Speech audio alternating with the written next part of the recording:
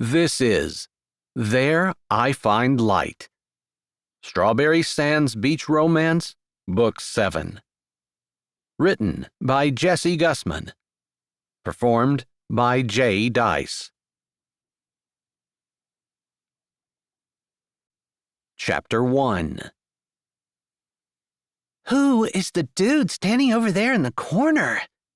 Norma Jean asked Eleanor Landry as they stood by the punch bowl at the first annual Strawberry Sands Christmas Barn Dance. Eleanor glanced over the rim of her cup. "That's Peter Slessing. He's the brother of the business partner of my sister's husband, Noah." "Oh my goodness! You're related to him?" Norma Jean said with her mouth hanging wide open. Maybe that was a little confusing. She could understand how Norma Jean didn't quite get it, but she didn't know how else to explain him because Peter wasn't exactly a part of Strawberry Sands. "He just bought a farm outside of town this year, so he's kind of new around town." "I thought you said he was related to you." Norma Jean slanted him another glance out of the corner of her eye. Eleanor knew what that look meant a mile away. Norma Jean was interested in the handsome farmer. Eleanor could understand why. The man was attractive, with his square jaw, the dark stubble on his cheeks, and the cowboy hat that sat low on his forehead. Of course, he was wearing a button-down plaid shirt along with jeans and boots. Eleanor was a sucker for boots. But Norma Jean was interested, and Eleanor wouldn't have anything to do with the man who someone else had already declared as a love interest, especially when that someone was the cousin of her best friend, Sally. "He doesn't seem to want to date any of the girls in town, though," Eleanor said, wanting Norma Jean to be informed. "Is this the guy that you were telling me wasn't interested in anyone?" "Yeah, different people have approached him, and he's just been kinda standoffish." She was going to stop there, but she thought maybe she should give the man the benefit of the doubt. "My mom says he's just busy getting his farm ready for winter, but—" She looked around the barn. She had been in charge of making sure it was decorated for Christmas, with wreaths hanging up on the doors, twinkle lights hanging from the rafters, and festive ribbons and bows everywhere, along with 4 different Christmas trees, complete with presents underneath them. Christmas music played out of portable speakers, and there was a jovial, happy atmosphere. She had to say, she was pleased with her handiwork. "Winter has more than descended," she said. "Maybe I can figure out how to get him to be less standoffish." Norma Jean wiggled her brows. "Good luck with that. I'm surprised he's even here. Probably Franklin dragged him along with him." "Franklin?" "He's a businessman from Chicago and partner to my sister's husband." "Oh, so that's how the family connection comes in." "Yeah, a connection, but no relation." Eleanor hadn't spent too much time getting to know Franklin. He'd been around, and she knew him to recognize him, but he always seemed preoccupied with whatever it was he did in Chicago. Her sister Sunday indicated that he might be moving to Strawberry Sands, and in fact had bought property along with Noah, her husband. But Franklin didn't seem as interested in moving to a small town. Eleanor allowed her eyes to drift over the crowd until she found Franklin standing in the corner. He had been talking to Noah earlier, but she saw Noah following along behind his wife as she led him to the dance floor. Now Franklin stood by himself, his head down, scrolling on his phone. She got the feeling that he would rather be anywhere other than where he was. "I'm going to ask him to dance," Norma Jean said, draining the last of her punch and setting her cup down at the end of one of the picnic tables set up by the refreshment table. "Wish me luck." Eleanor couldn't get any words out before Norma Jean walked away. She wanted to tell her to come back. For some reason, neither Franklin nor Peter seemed like the marrying type, or interested in a small-town girl type. Maybe that was more what she meant. But then, Norma Jean wasn't the kind of person who sat back and allowed life to happen to her, unlike Eleanor. Eleanor shifted, not liking the direction her thoughts were going. She didn't want to be the kind of person who life happened to. She wanted to be the kind of person who grabbed life by the horns and fitted it to suit her. Well, she wanted to do the Lord's will, too. But she didn't think God wanted her sitting in a corner, wishing her life was different, rather than going out and making it different. If you were going to do that, you'd walk over there and ask Franklin to dance with you. That was true, but she didn't want to. He might say no. And what's going to happen to you if he says no? Good question. Nothing. Other than she'd be embarrassed, and the next few times she saw him at any kind of town or family get-together, she'd want to hide in a corner. Why? What's so terrible about asking someone to dance, having them decline? It doesn't mean anything. You simply found out they weren't interested. It's not like you were going to risk your life or anything. She didn't like the little voice in her head. Well, she appreciated it, because it was trying to get her out of her corner and into a more active lifestyle. She knew her mother worried about her, and Eleanor hated to add that extra burden to her. Her mom had been so good to her, and she wanted to return the favor.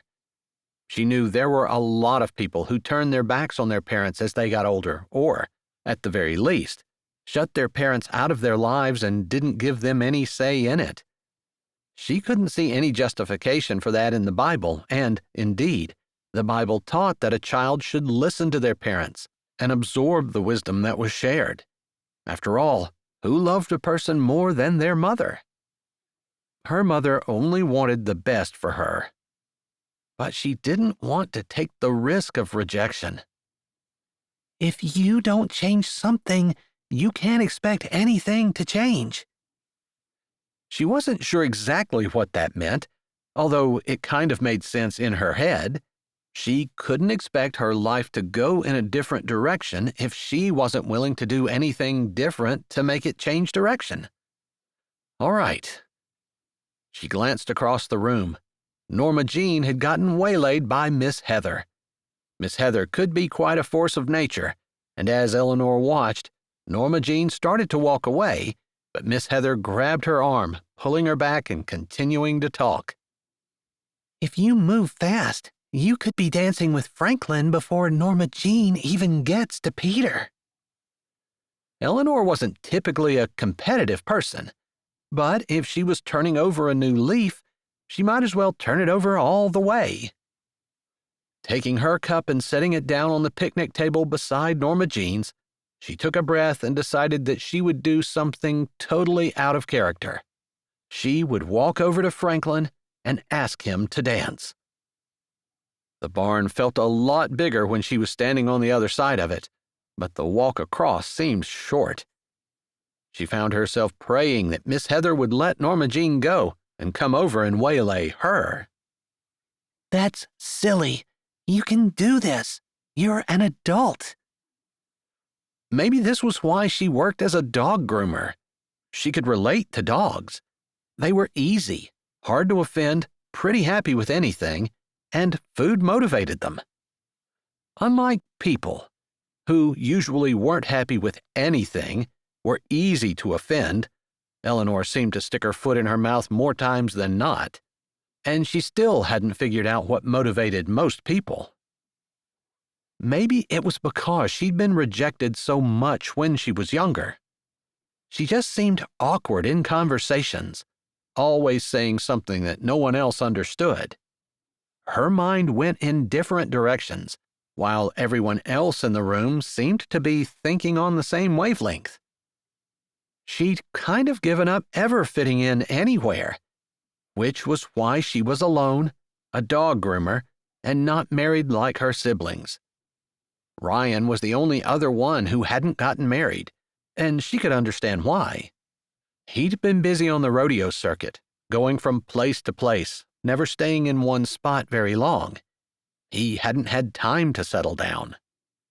But now that he was back in Strawberry Sands to stay, she was sure he'd be married before the end of next year. But she was pretty much hopeless. Except she was turning over a new leaf. It was practically spinning since she was going to go over and ask Franklin to dance. He would say yes, and they would have an engaging conversation while they danced without stepping on each other's toes to a whole big pile of Christmas songs that would become their new playlist after they got married 2 Christmases from now. Yeah, and if Franklin had any idea what she was thinking, he would run in the opposite direction as she walked toward him. She should just take it moment by moment. Live in the moment. Wasn't that the advice that everyone was given? She'd never been able to do that either. She had her whole life planned out. Of course, nothing had gone as planned, especially after her longtime high school boyfriend, who also happened to be her boyfriend through 2 years of college, had broken up with her. And it wasn't just that he had broken up with her. After he walked away, she found out from different people that he had been cheating on her the entire time they'd been together. She felt like an idiot, and at the time, she vowed never to have another relationship. But that seemed like a stupid thing to do. She just hadn't been able to get back in the game. Or maybe she hadn't developed the skills necessary to play the game. Or maybe there wasn't a game. After all, dating wasn't really necessary, was it? It was a modern thing.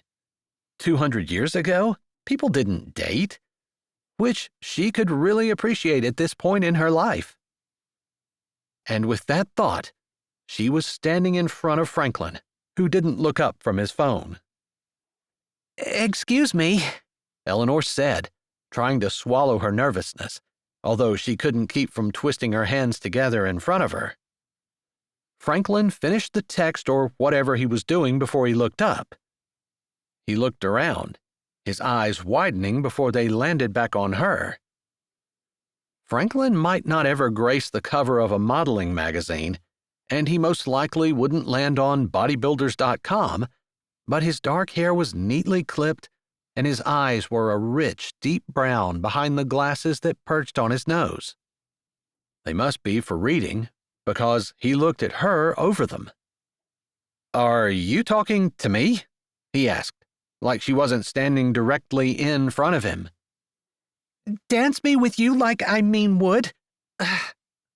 The words came out of her mouth, but even she was confused about what she was trying to say.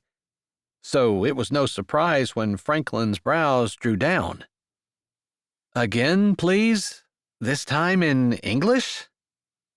She wanted to fall through the floor. Had she ever been more embarrassed in her entire life? Probably.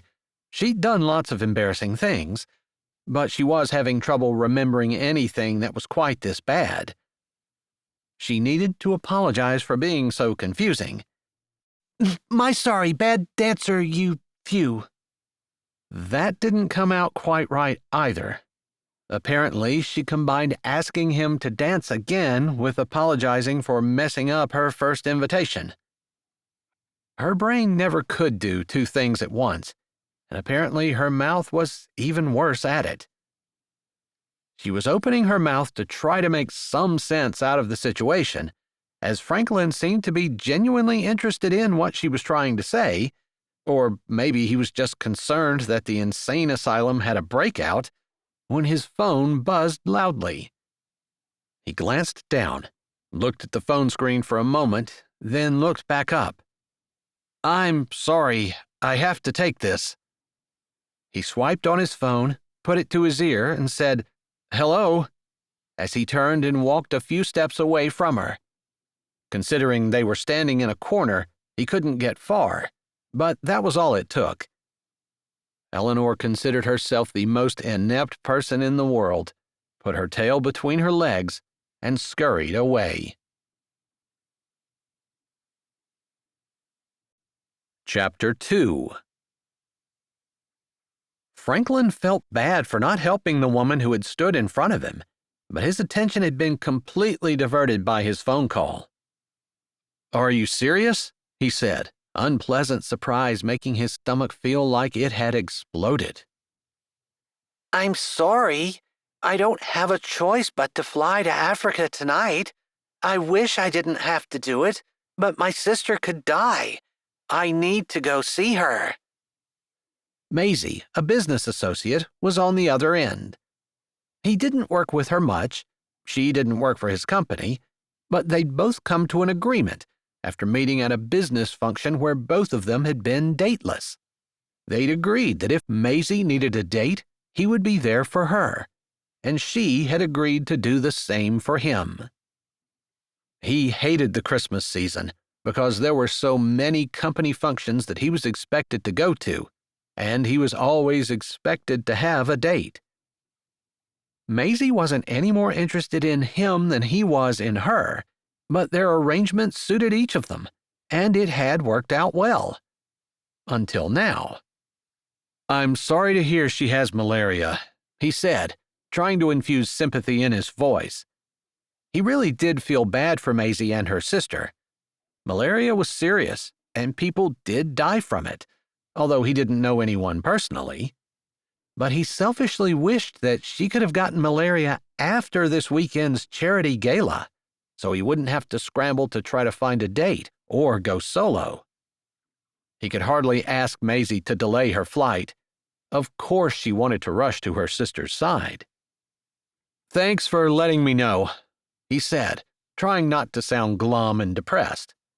He could show up without a date. He supposed people had, although it usually didn't happen. It was the kind of place where it was nice to have someone at his side, and he would stick out like a sore thumb if he didn't. If he didn't sit on the board of directors for that particular charity, he would weasel his way out of it. But he could hardly do that. He was in charge of the silent auction for the evening, and he had assumed his date was going to be helping him. Maisie always did. The charity benefited a local Chicago dog shelter, and it was very popular. It was always a point of pride with his company on how much money was raised. That was why he handled the auction himself. "I can hit up a couple of my friends and see if any of them would be able to go with you, but I can't do it right now. I'm actually on hold with the airline. They're trying to get me bumped up to an earlier flight. I need to go." "Sure, thanks." She murmured something else, and then he swiped his phone off. He didn't know what he was going to do, but he did know that he wasn't going to be able to fix the problem right now. Maybe one of her friends would come through for her, and maybe he could figure something out. But in the meantime, these people had planned this party partly because of the hotel he and his partner, Noah, had built. And while he had to respond to a few urgent inquiries earlier, he wanted to do his best to mingle with the people in town, show his appreciation, and enjoy it. So far, the hotel was a smashing success, and he was grateful to Strawberry Sands for all their wonderful support. Franklin looked around, trying to find the woman who had come over and been speaking gibberish to him. He'd been grateful for the call because he had no idea how to handle that. It wasn't that he was suave and sophisticated, far from it. And he'd grown up in Strawberry Sands, so he wasn't exactly a big city guy, although he enjoyed living in Chicago. It was just, he was much happier with his head buried in numbers, talking business, strategy, sales projections, and that type of thing. He would rather talk about inflation or taxes than have some woman, who was quite pretty, standing in front of him leaving him speechless. He looked around again and saw her standing over beside the punch table, guzzling a drink. He actually kind of liked her a little, but he didn't feel that it was right for him to come into Strawberry Sands and start dating the local girls, especially when he had no intention of leaving Chicago permanently. And from his experience, Most of the time, girls who lived in small towns didn't want to go to the big city to raise a family. Although he had bought ground in the area and had gotten all the approvals and paperwork done that he needed in order to start building, he hadn't yet broken ground. Maybe that was because he hadn't yet decided whether or not he actually wanted to move to Strawberry Sands. Noah had fallen in love, and that had made his decision easy. But for Franklin, he missed the excitement of the big city, the noise, the convenience, and the feeling that he was never alone. Sometimes Strawberry Sands could feel lonely.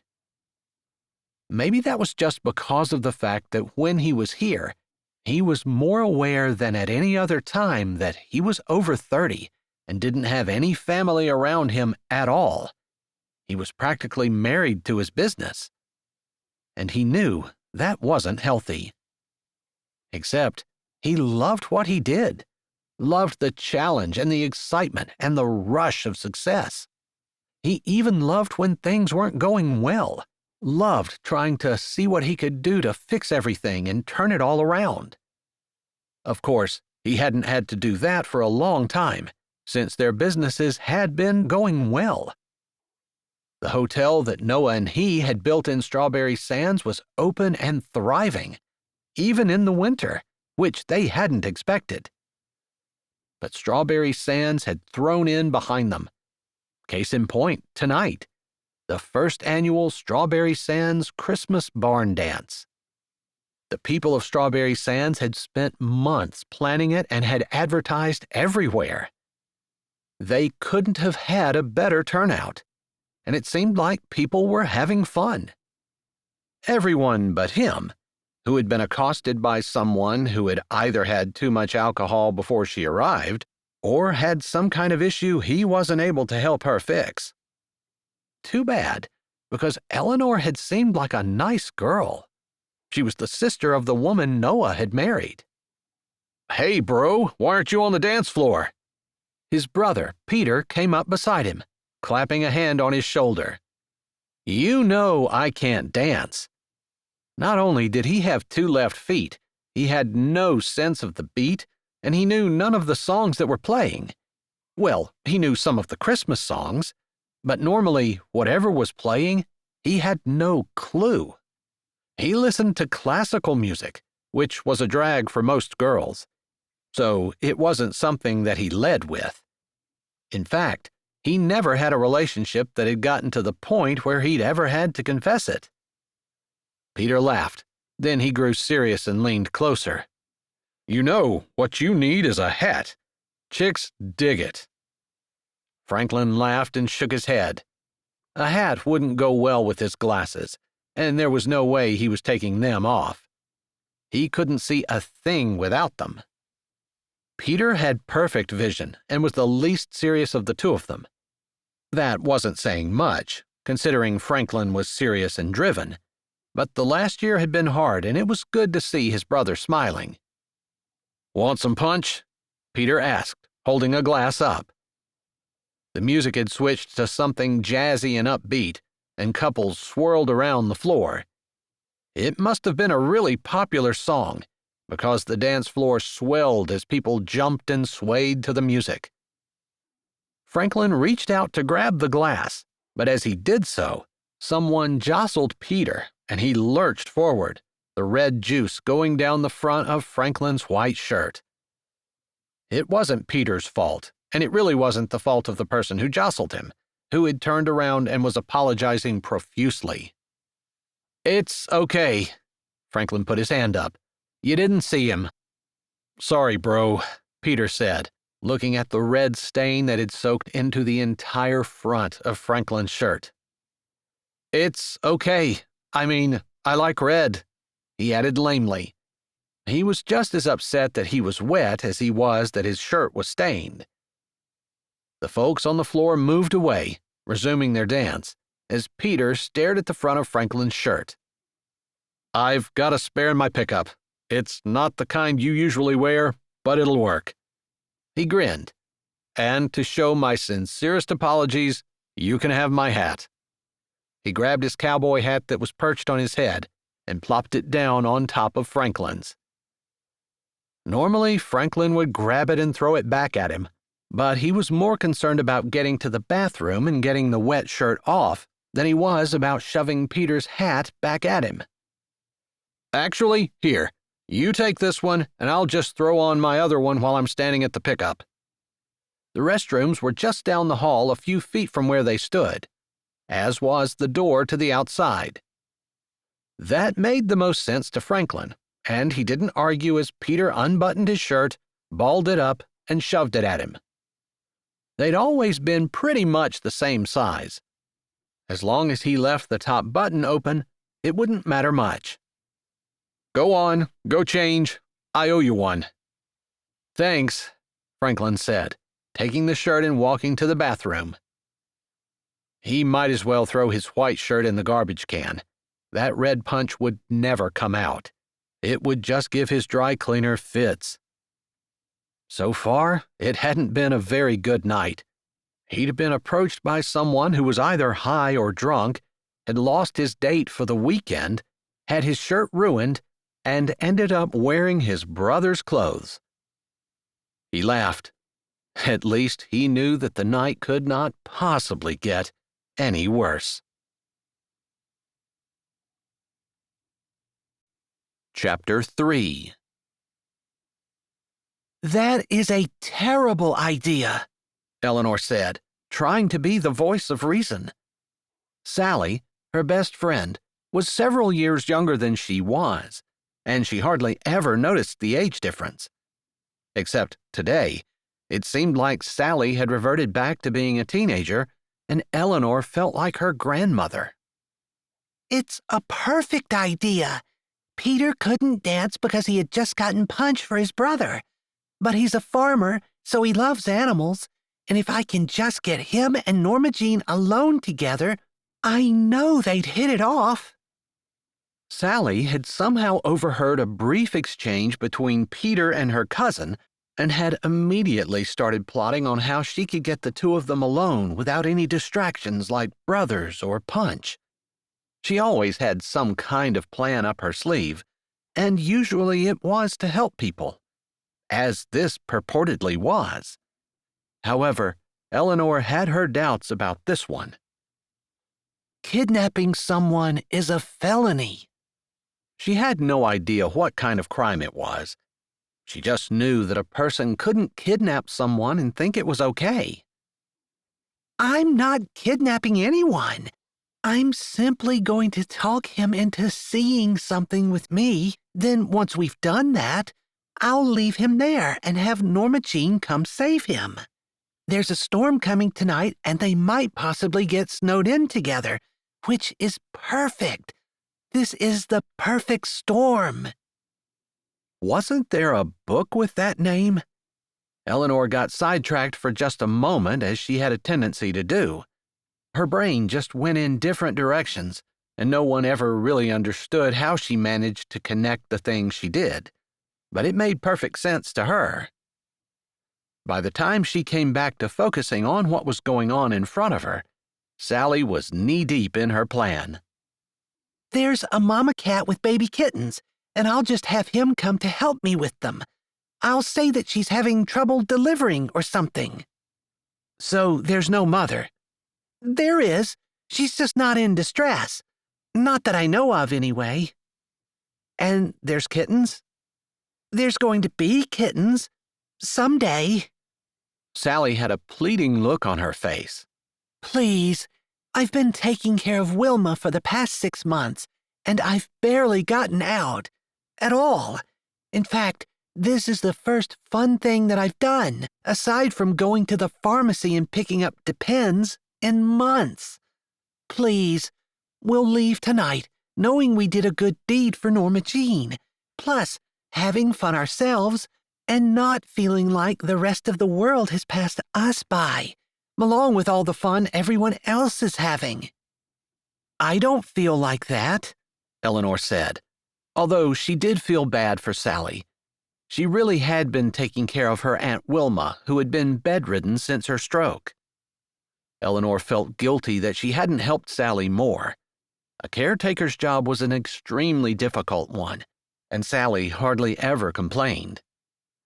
Eleanor hated to turn her down for this one small request. Actually, kidnapping a grown man was a rather big request. But still, she sighed. Was this just a part of her never wanting to do anything fun personality? Wasn't she just thinking earlier that she needed to turn over a new leaf?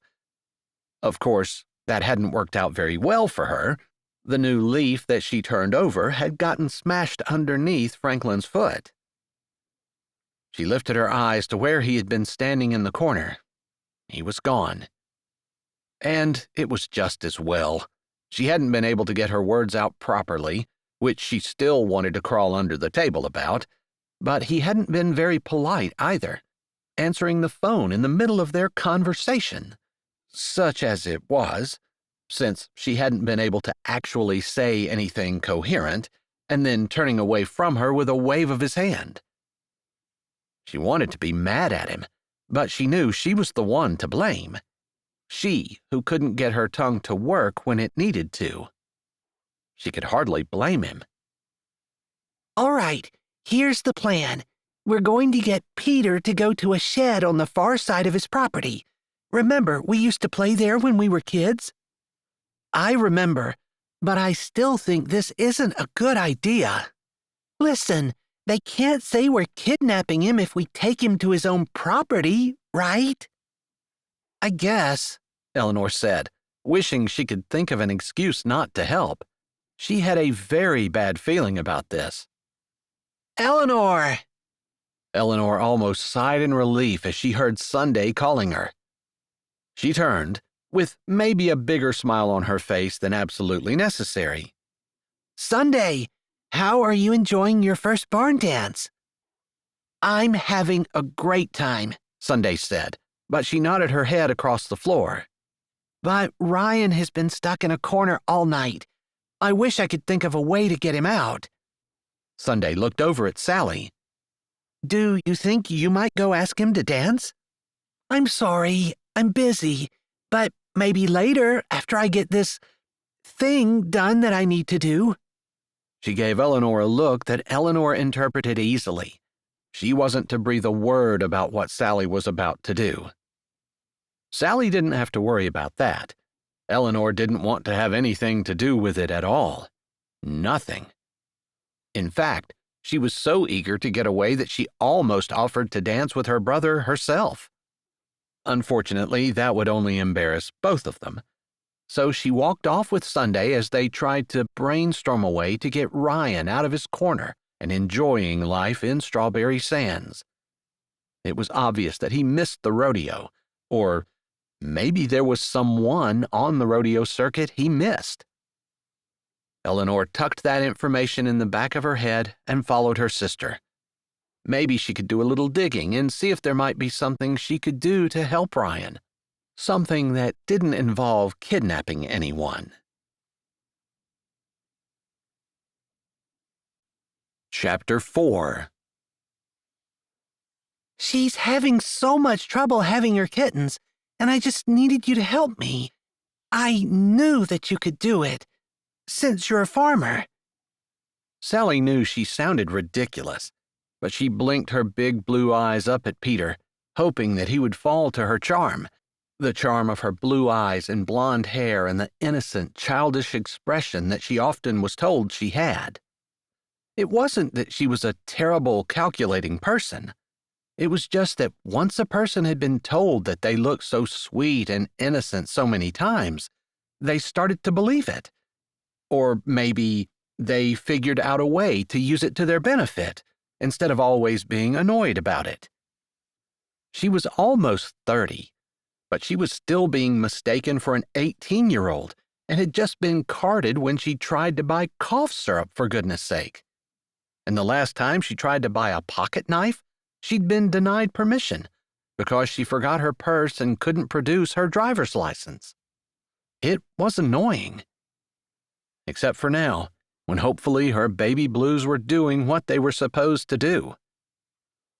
Peter looked down at her from underneath his cowboy hat. His blue button-down contrasted nicely with the dark brown of his eyes. She hadn't seen too many people wearing a cowboy hat and glasses at the same time, but Peter pulled the look off. "So I put on a cowboy hat and everyone thinks I know everything there is to know about animals?" Please, I don't want to bother anyone else. Strawberry Sands doesn't have too many fun times, and this is the biggest thing that's ever happened in our town. I hate to drag anyone else off, but I was standing in the corner and didn't look like I had anything else better to do. Peter finished her sentence for her when she paused. She wasn't going to put it quite like that. Honestly, that wasn't exactly what she was thinking. She was thinking more along the lines of that it had turned out that her cousin had a huge crush on him, and she thought they could really hit it off if they spent time together. So she was going to kidnap him and trap him in a shed with her cousin so they could have the opportunity to get to know each other. But she just did her best imitation of a simper and nodded, blinking her best features again and trying to look at him like she admired him and knew that he could do it. She heard from somewhere that men were suckers when a person thought they could help. But Peter didn't seem too eager to run off with her. please, we're supposed to get a really bad snowstorm, and I'm afraid she'll die if we don't take care of her now. There was a cat in the shed, and it was pregnant. She hadn't wanted to lie, so she'd borrowed the cat that they'd found living in the barn when they'd cleaned it up in preparation for the dance. She was just stretching the truth since it wasn't in labor, stretching it out of shape, for the most part. But she tried to push that aside. She was doing a good deed for her cousin. I guess I might as well, even if I really have no clue of what I'm doing. Don't farmers deal with animals all the time? She asked, blinking again and grabbing onto his arm as he pushed off from the wall. She didn't want to lose him. Thankfully, they were close to the back door, and she guided him that way. I'm not... Careful, she said as she skipped out of the way of an unruly dancer. Really, the community should have dances more often. The folks in Strawberry Sands were so out of practice that they got a little wild with their dance moves. He put his hand on her back, and she appreciated how he steadied her, but she skipped away as soon as she could. She didn't really like people touching her, especially strangers. It was true that she was doing this for her cousin, but it was probably also true that someone ought to stage an intervention for her. She was pretty hopeless. But not tonight.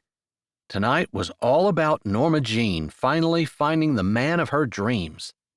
She'd always wanted a cowboy, and this cowboy came complete with hat, boots, and that plaid button-down shirt that made her cousin's heart flutter like a butterfly's wings.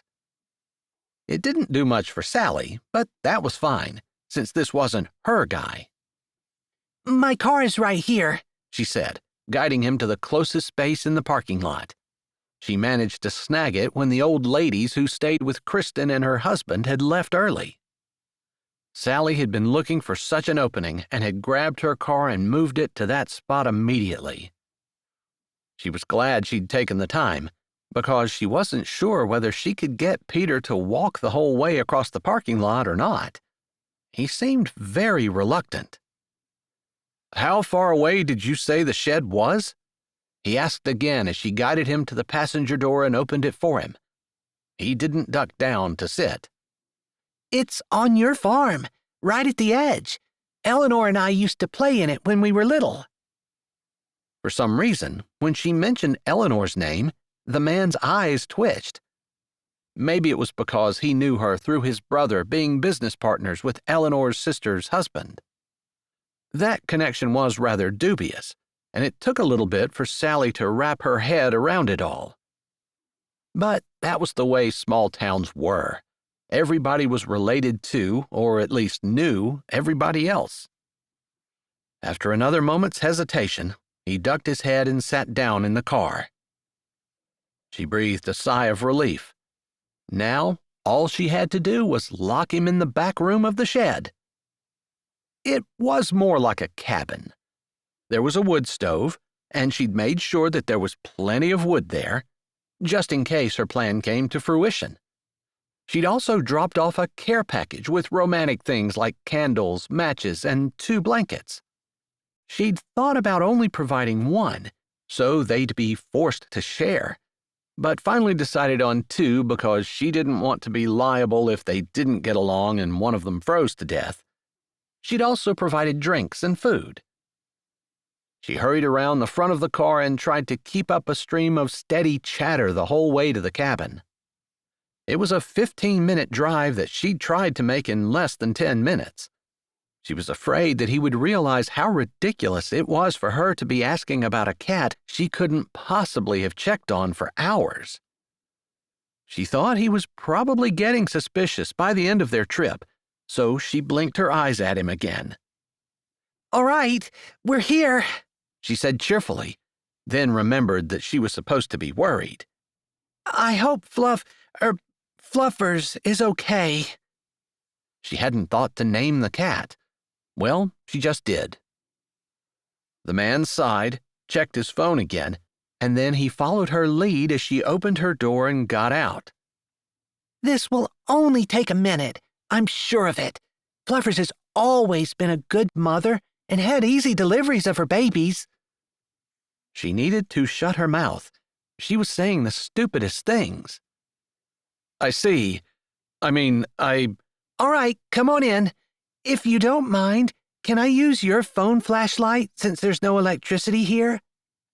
This was a long shot, but if she could get him to give her his phone, she'd have a better chance of him not getting anyone to come help him get out. She felt some guilt, but reasoned in her heart that it was for a good cause, and he'd thank her on his and Norma Jean's wedding day. "My phone flashlight?" the man muttered, pulling it out of his back pocket and turning the flashlight on. He handed it to her, and she shined it around the cabin, hiding her satisfied smile.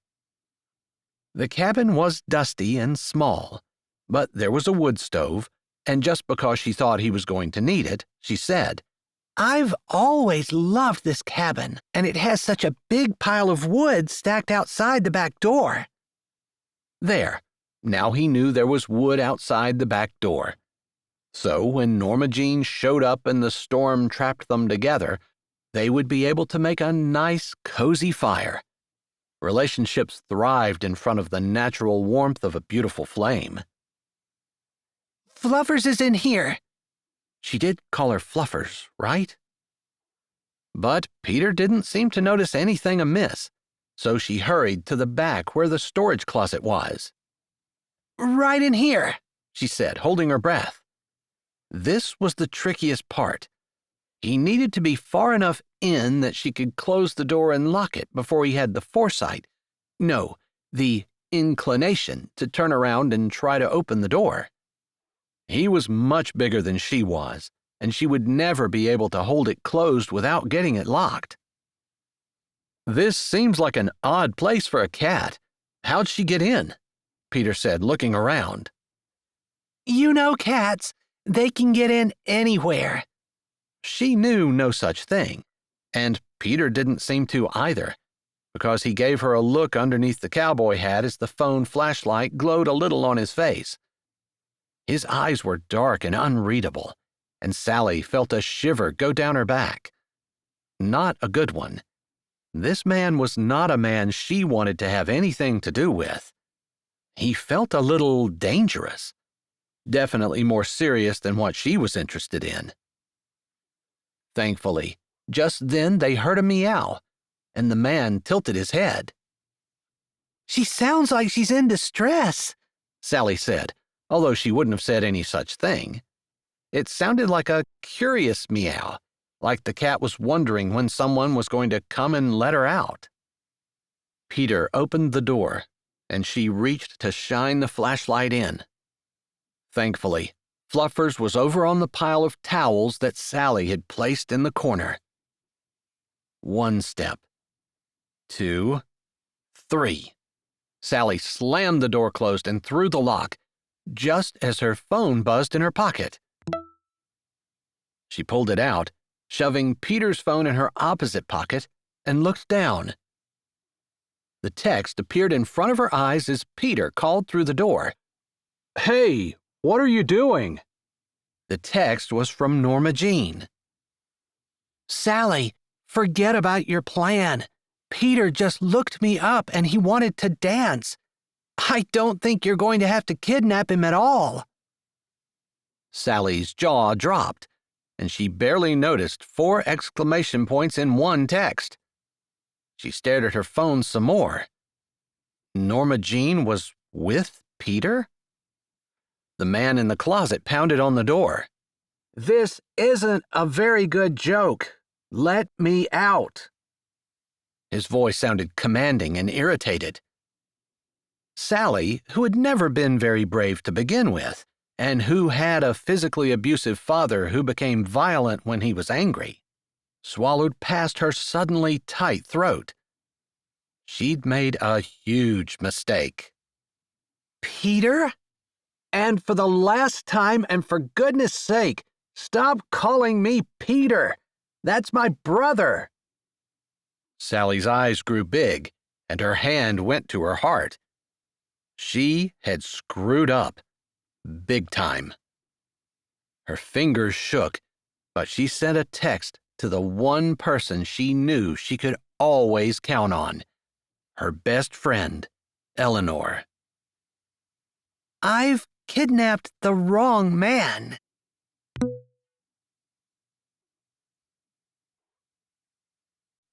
Chapter 5. Eleanor looked around the dance floor. People were having a great time. The lights sparkled. Christmas music poured from hidden speakers. People were smiling and laughing, and the atmosphere was just perfect. She would have thought it couldn't have gotten better, and would have bet that nothing could ruin the evening. But she would have been wrong. Sally had gone ahead with her crazy plan, and not only gone ahead with it, but had kidnapped the wrong man. If that wasn't bad enough, she panicked and was even now driving back to the barn dance, leaving the man locked in the back room of the shed. She'd stopped answering Eleanor's texts, so Eleanor assumed she was driving. Her last text said she was scared to open the door because she was afraid the man would get mad at her and hurt her, even though Franklin had never been violent with anyone that Eleanor knew of. Sally had grown up with an abusive father, so it made sense to Eleanor that she was scared. It didn't make sense to her that she had driven away from the cabin completely, though. Surely she could stay and at least keep the man company until Eleanor managed to get there. She finally found her mother in the crowd and walked toward her, focused and thankful that no one tried to stop her to chat. "I need to leave for a bit, Mom." Her mom, standing behind the raffle table where everyone was buying tickets for the big Christmas cookie tray giveaway, where proceeds went to the Blueberry Beach Humane Society, looked up in surprise. "You're leaving? Are you okay? Are you sick?" Her mom poured the questions out, the way a seasoned mother would do, her brow furrowed in concern, knowing that Eleanor had put a lot of work into making the barn dance a success and wouldn't be leaving for a small reason. "I just have something I need to do. I probably won't be gone long, but don't worry about me. I can't really tell you what's going on. It has to do with Sally." Her mother's lips formed an O, and she started nodding in understanding. Sally had created more than a few issues Eleanor had to straighten out over the years. "All right, but I want a full report as soon as you're able to say." She smiled and nodded at her mom. Her mom understood the value of friends and the importance of keeping a confidence. She appreciated that and the fact that her mom didn't try to micromanage her life, as tempting as it probably was. She was almost 30 and hadn't gotten married, didn't have any prospects, and was totally content with her small dog grooming business. She wasn't super happy about her lack of romance, and her mom knew it. She probably wanted to try to matchmake, but she refrained. At least, as far as Eleanor knew. With that thought, she hurried out of the barn, hearing the waves of Lake Michigan crashing in the distance and smelling the scent of horses on the wind. It was cold, and a storm was brewing, would be there any time. In fact, as she hurried to her car through the parking lot, the first snowflakes were dribbling down. The barn dance would soon be breaking up, and people would be going home. No one wanted to drive in the kind of snow that they were supposed to get. High winds, low visibility, and snow totals reaching up to 2 feet. It would be tomorrow afternoon before the snow stopped, and probably the next day before most roads were plowed out. Everyone was probably planning on staying home tomorrow if they possibly could. Even though they lived in Michigan and were used to this kind of weather, snow was always more enjoyable when one wasn't trying to drive in it. She pulled out on the road, but an orange glow made her look down. Shoot, with all the dance preparations, she'd forgotten to get gas. Her car was almost out. Then she remembered the last time her light had come on. It had barely been another 20 miles before she'd been sitting along the road. Thankfully, Peter's farm wasn't that far away, and she should be able to get Franklin out fairly quickly. Regardless, it made a curl of anxiety go through her, and what had been just a routine save the dude who was kidnapped from the shed and bring him back to the party, soothing his ruffled feathers and making sure he wasn't going to sue anybody, had turned into a hope she wasn't stranded along the road in the middle of a snowstorm out of gas. That probably wouldn't be worse than being sued in the long run, but in the short run, she couldn't think of too many things that she would not want more. This was probably going to be about the most awkward thing in the world, since she'd just asked the dude to dance, only hadn't done it in a coherent manner, and not only had he not understood what she was asking, but she'd scared him away. Sure, he'd gotten a phone call, but still, he had made no effort to continue to talk to her. Not that she could blame him. Pulling off the road with a cautious eye on her gas gauge, which showed she was less than empty, she pulled down the mostly grass drive toward the shed. Maybe once upon a time, it had been well used on the farm, but until Peter had bought the farm earlier that year, it had been pretty much abandoned. There wasn't even a house on the farm anymore. It had fallen into disrepair and had been bulldozed by the previous owner. As far as she knew, Peter was living with his brother in Strawberry Sands over the old diner. There'd been rumors around town that both of them were planning on building houses near Strawberry Sands, but if they had, she hadn't heard about it. Knowing that this was going to be one of the most awkward and embarrassing things that she'd ever endured in her life before, after the unfortunate encounter at the dance where her words wouldn't work, Eleanor put her car in park and held onto the wheel for just a moment, staring at the shed. If this were her, would she be upset?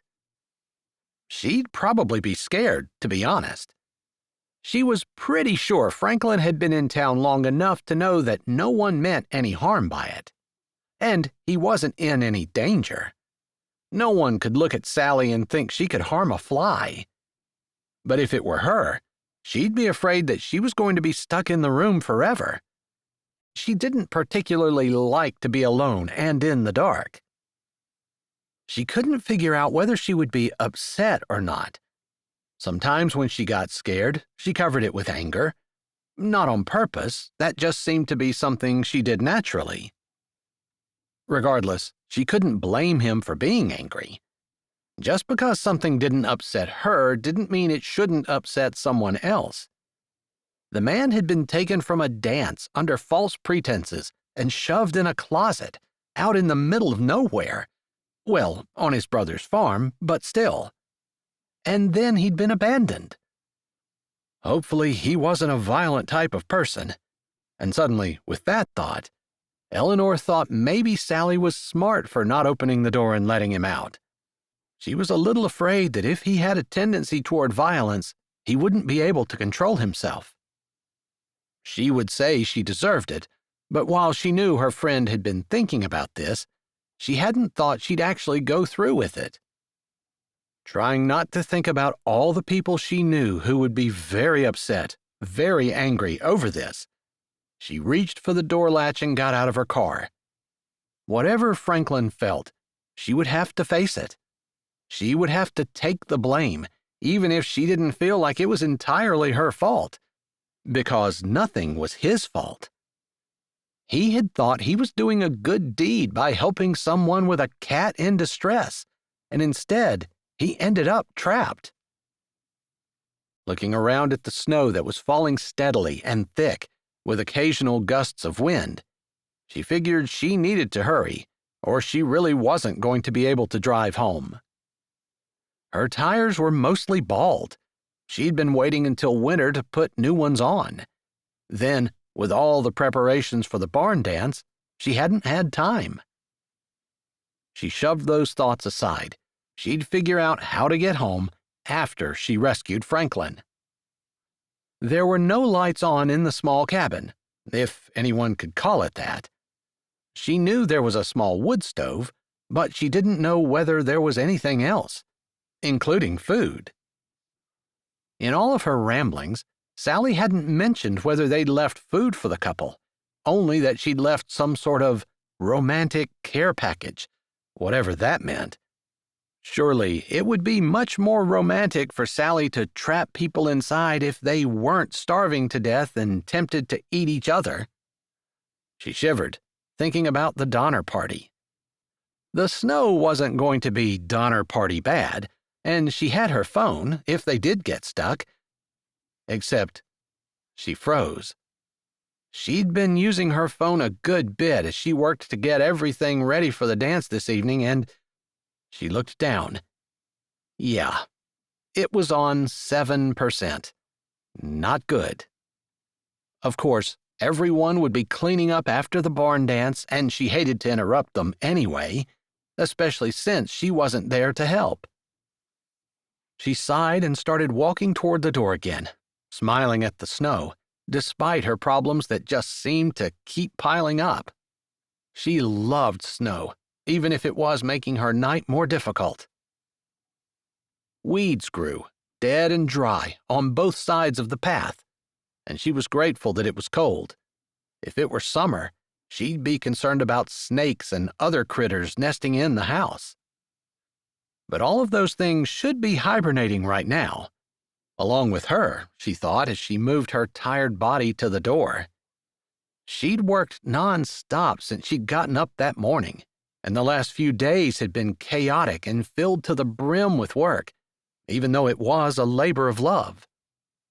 Her back hurt, her ankles hurt, and her stomach growled. She should have eaten more at the dance. Twisting the knob, she stuck her head in and looked around. It was dark, and she couldn't see much of anything. "Anyone here?" she said, wondering if she had been the one that had been set up. It did seem a little odd that Sally had slammed the door shut and run away, now that she thought about it, even though Sally had grown up in an abusive home. "Back here," a male voice said, with confidence and command in the tone. It came from the back corner where she knew there was a small room. Maybe that was the door Sally was talking about. Back when they were kids, they played in the shed, so she had an idea of what it was like, but her memories were fuzzy. They'd spent more than a few hours hiding in the tall weeds and pretending the cabin was their house. Good memories. Although most of her childhood had been spent at the lake, this had been a favorite spot when they were old enough to start riding bikes and could get a little farther away from town. "I'm sorry," she said as she hurried over to the door, using her hands to feel to make sure she didn't run into anything. "I'm sorry that you're locked in here." You came back?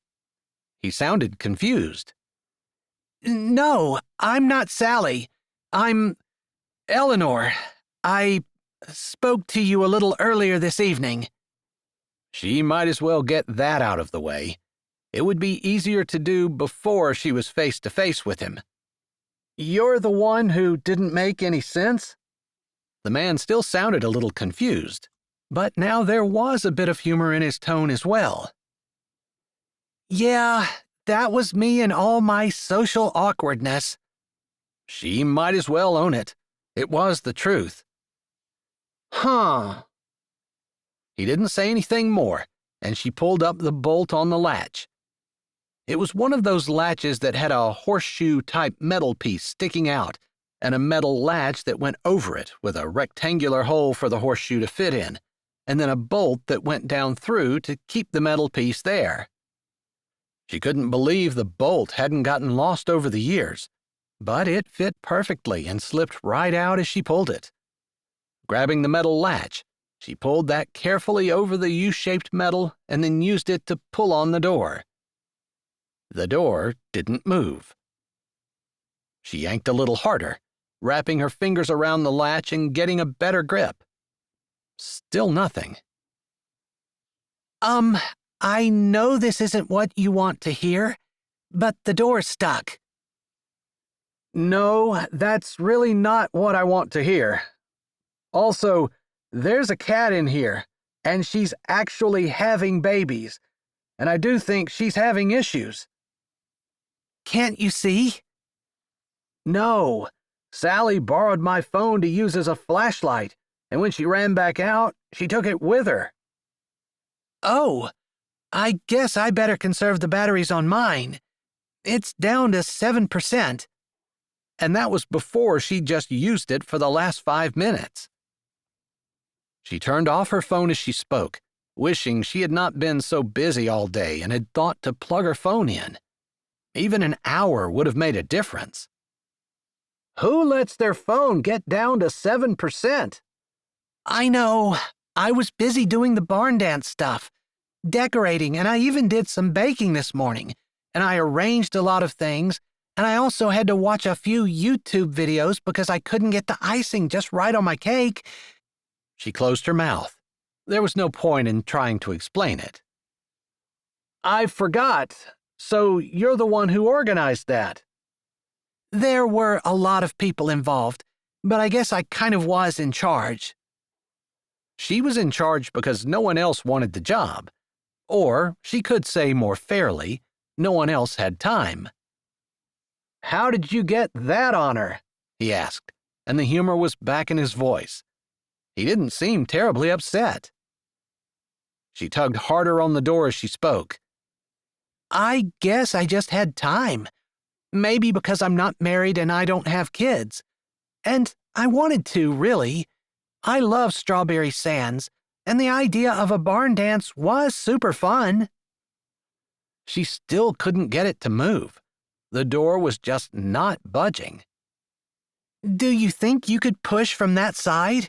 I mean, I don't want you to worry about stepping on the cat wherever she is. There are some rags or something over in the corner, and that's where she was. That's where I hear her meowing. Is it normal for a cat to meow while she's having babies? I'm not sure. She bit her lip. She did work with animals for a living, but mostly dogs and never while they were having babies. If he had a question about how to clip a dog or what the best shampoo to use was or which brush would fluff the hair best, she could give him some advice. I suppose if we get the door open, you can come in and use your phone flashlight to see what's going on. Maybe it's completely normal. Yeah, she said, remembering that her phone was at 7% and they wouldn't have much time to use the flashlight at all. She didn't remind him. I'm pretty sure the door comes this way. I mean, that makes sense, right? Surely she hadn't been trying to pull the door when she was supposed to push it. Yeah, I think so. It latches on that side, so that would make sense. He sounded like he was thinking about it, and Eleanor figured as a businessman, Franklin wouldn't have had much opportunity to open doors like this one. She shivered. She hadn't realized how cold it was. At the barn dance, she'd been active the whole time, bustling around, trying to make sure everything worked just fine. She'd taken a few minutes to rest, mostly when she'd been talking to Sally, and the one time when she went over to ask Franklin to dance with her. Otherwise, she'd been busy most of the night. Now that she was standing around, the cold was starting to get to her. Her fingers felt it the most, but the rest of her shivered. "I don't want to smash the door into you," he said, and it sounded like he had come even closer. Maybe he was leaning his head down, fiddling with the latch. His voice was just right there. "I can move back if you want me to." "How about you do that?" She let go of the latch and moved back into the side, so when the door opened, she would be well away from it. And from him, in case he came crashing through. "All right, I'm ready." There was a thump, and she assumed it was his body hitting the door. "It didn't budge," he mumbled, and he sounded surprised. Eleanor couldn't help smiling a little to herself. She didn't feel quite so bad if he couldn't even get the door open. If he had opened it on the first try, she would have felt like she was being inept or something. Another thump, and still the door did not open. Another, and another. Finally, he said, "What did she do to it?" He sounded out of breath. "She didn't tell me that she did anything special. She just said she was afraid to open it because, well, Sally had an abusive father, and when she does something that she knows is going to make people mad, sometimes she panics. It's just maybe PTSD."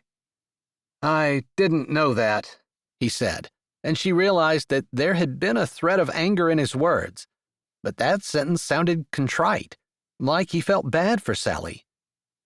She loved what that said about him, about his compassion and his concern for others. It was gratifying to know that he didn't hold it against Sally, and maybe even understood. "I wasn't saying that to try to gain your sympathies. It's the truth. Maybe she shouldn't lock people in rooms if she's afraid of their anger after she does so. But if it makes you feel any better, she didn't mean to lock you in."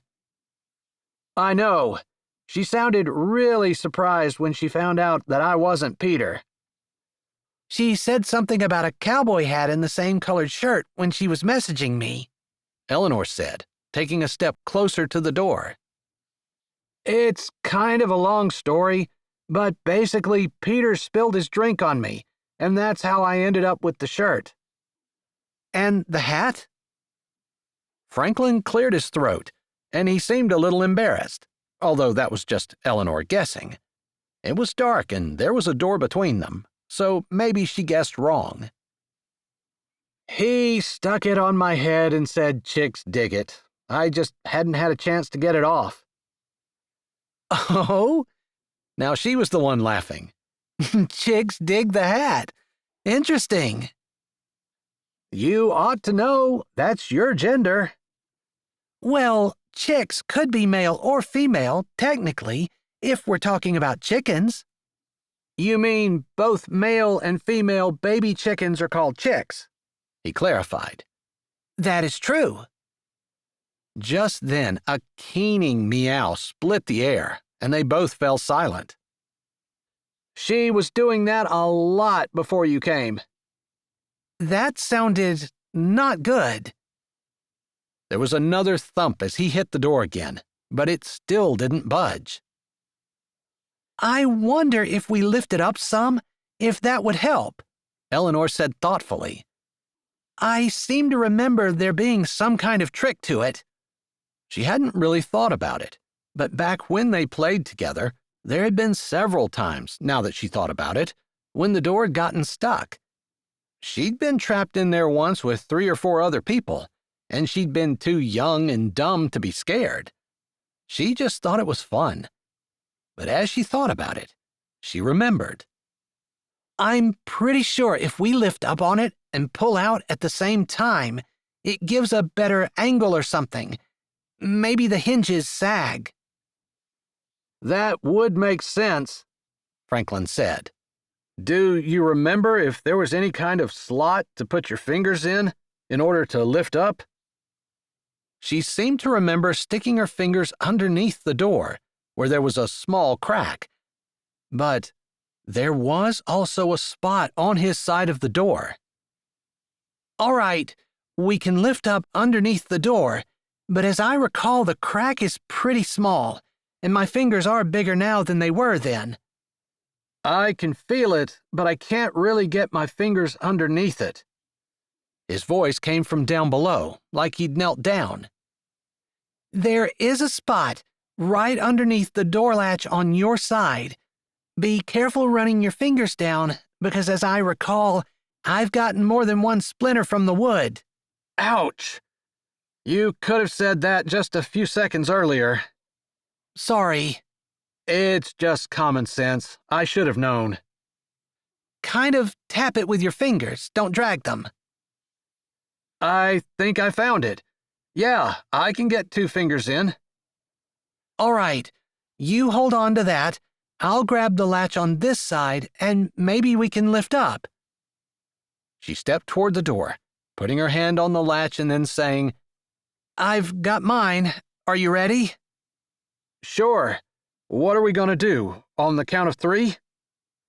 "Yeah, and I don't think you need to push quite as hard as you were. I'm pretty sure it will slip right out, as long as we lift up the right way." All right. You don't want me ramming the door into your face. Got it."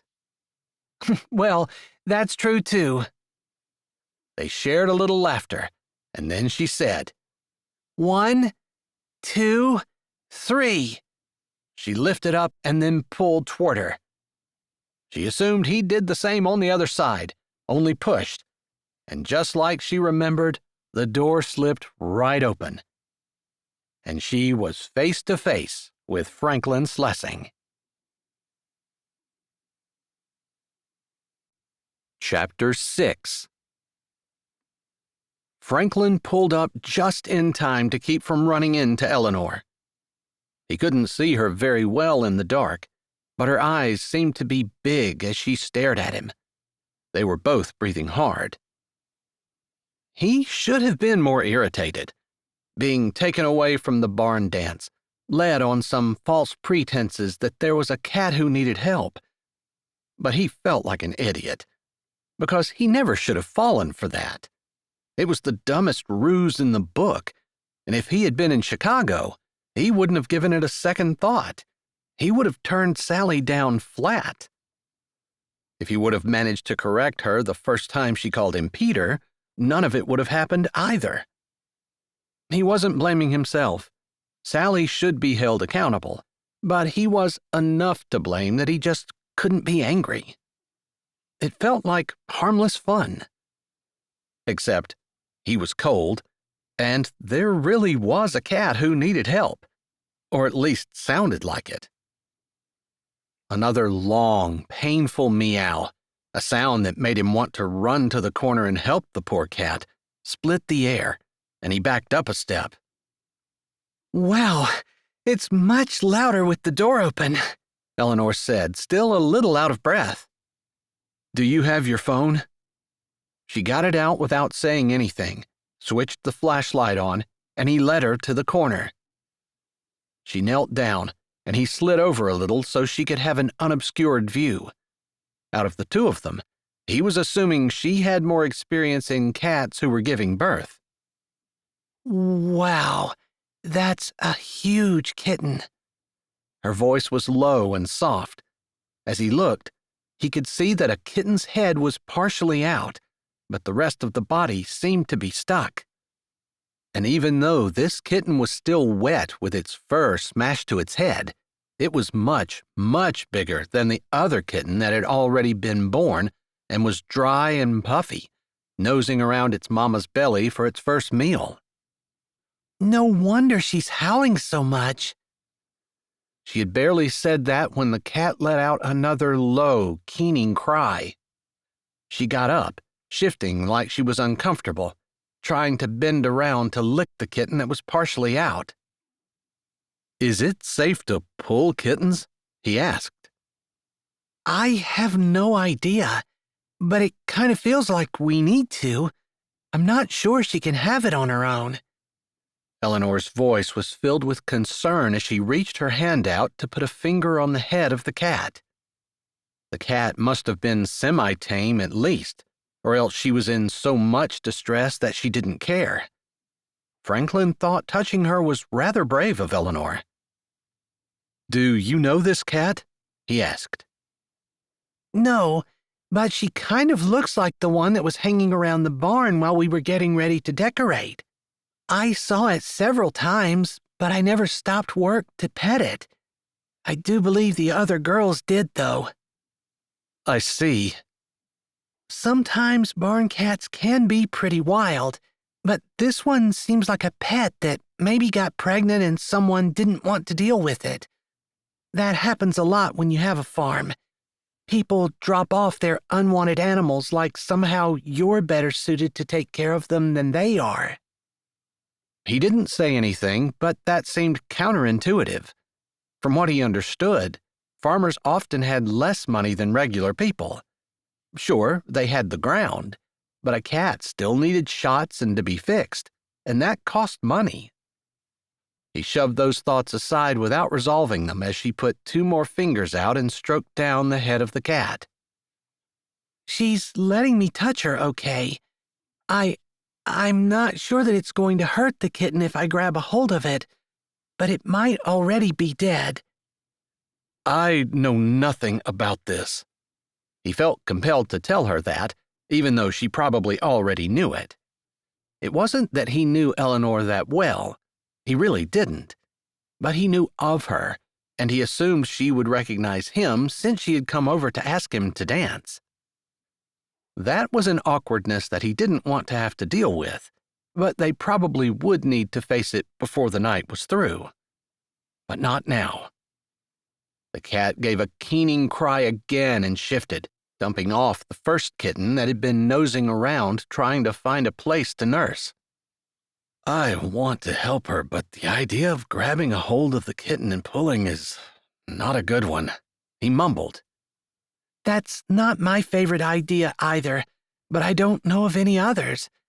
I think from kind of watching that as she pushes, I haven't seen the kitten move out at all.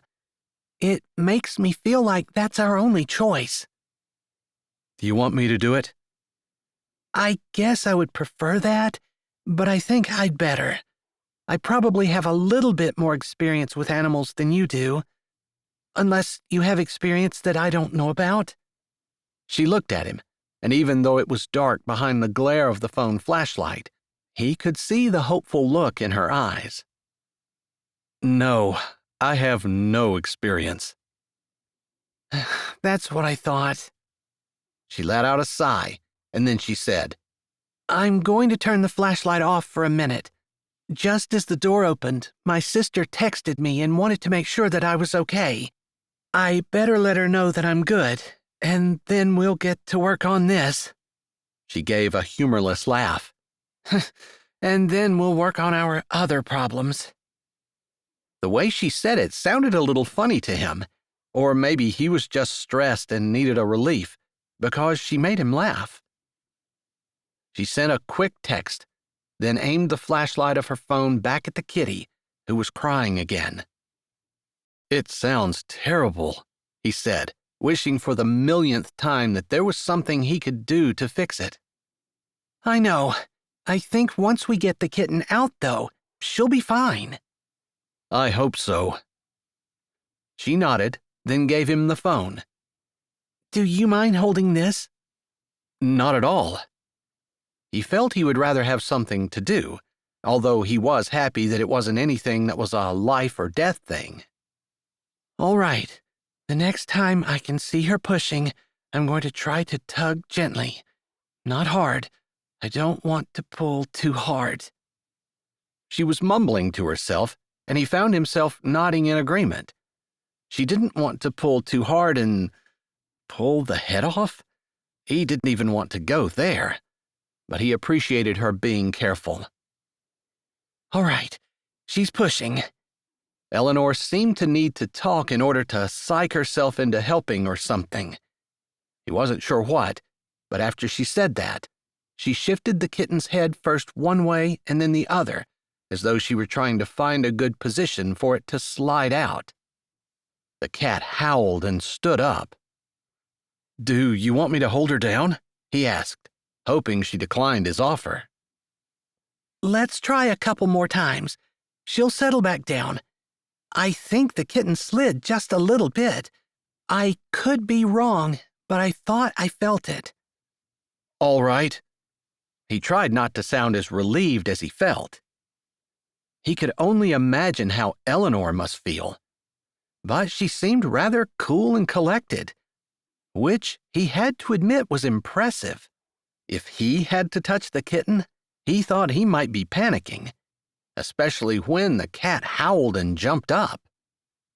At least she didn't run away, Eleanor murmured as the cat settled back down, making noises in the back of her throat. And she's sniffing the other one. Looks like she'll take it if she can. He'd heard that animals sometimes rejected their babies.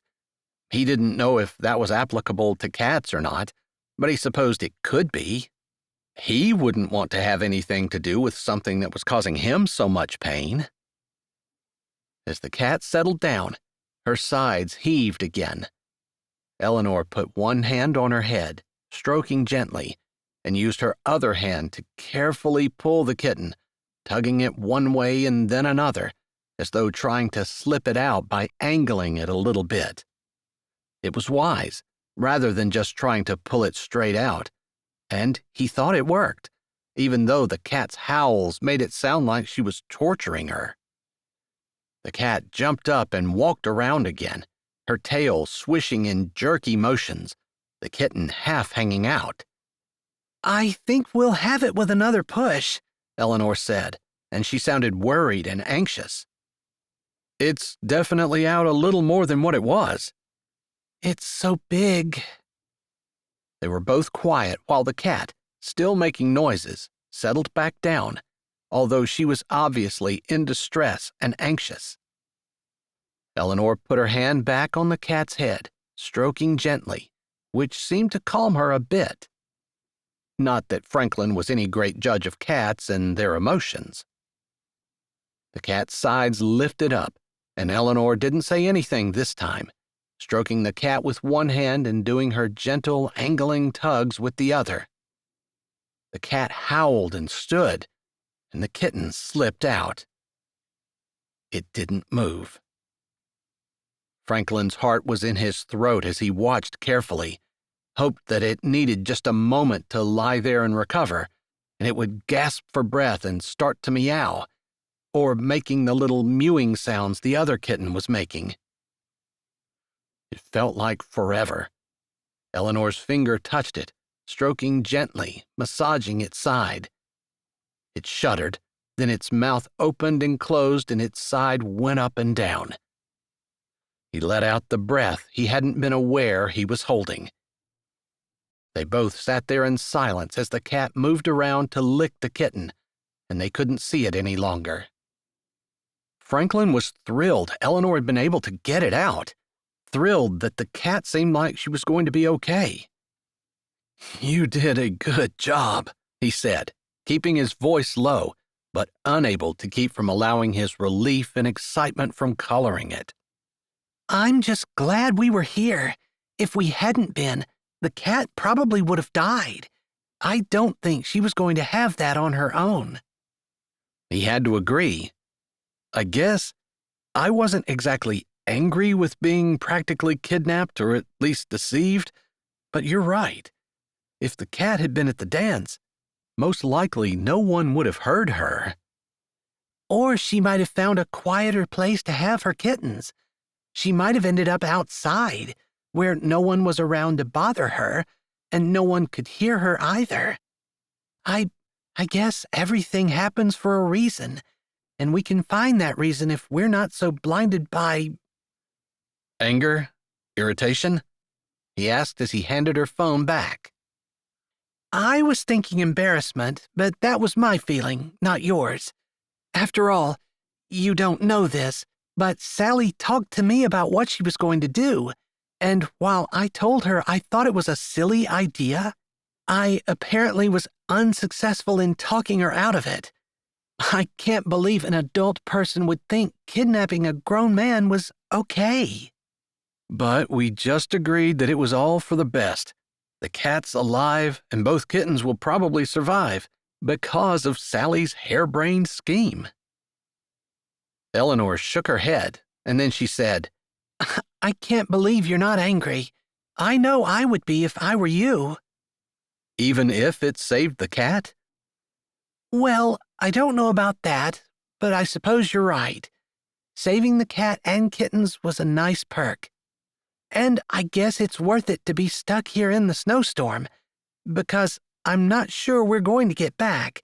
It was snowing pretty good when I walked in, and I can't imagine it got any better.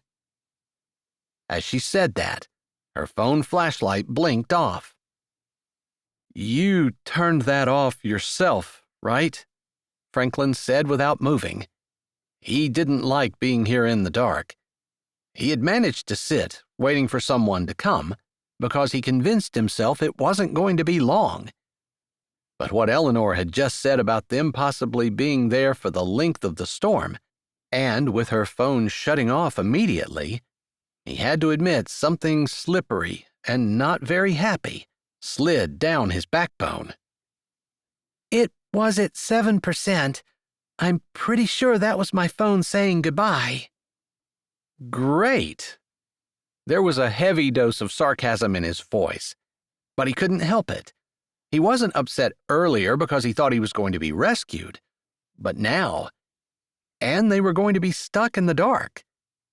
And then he thought about the cold.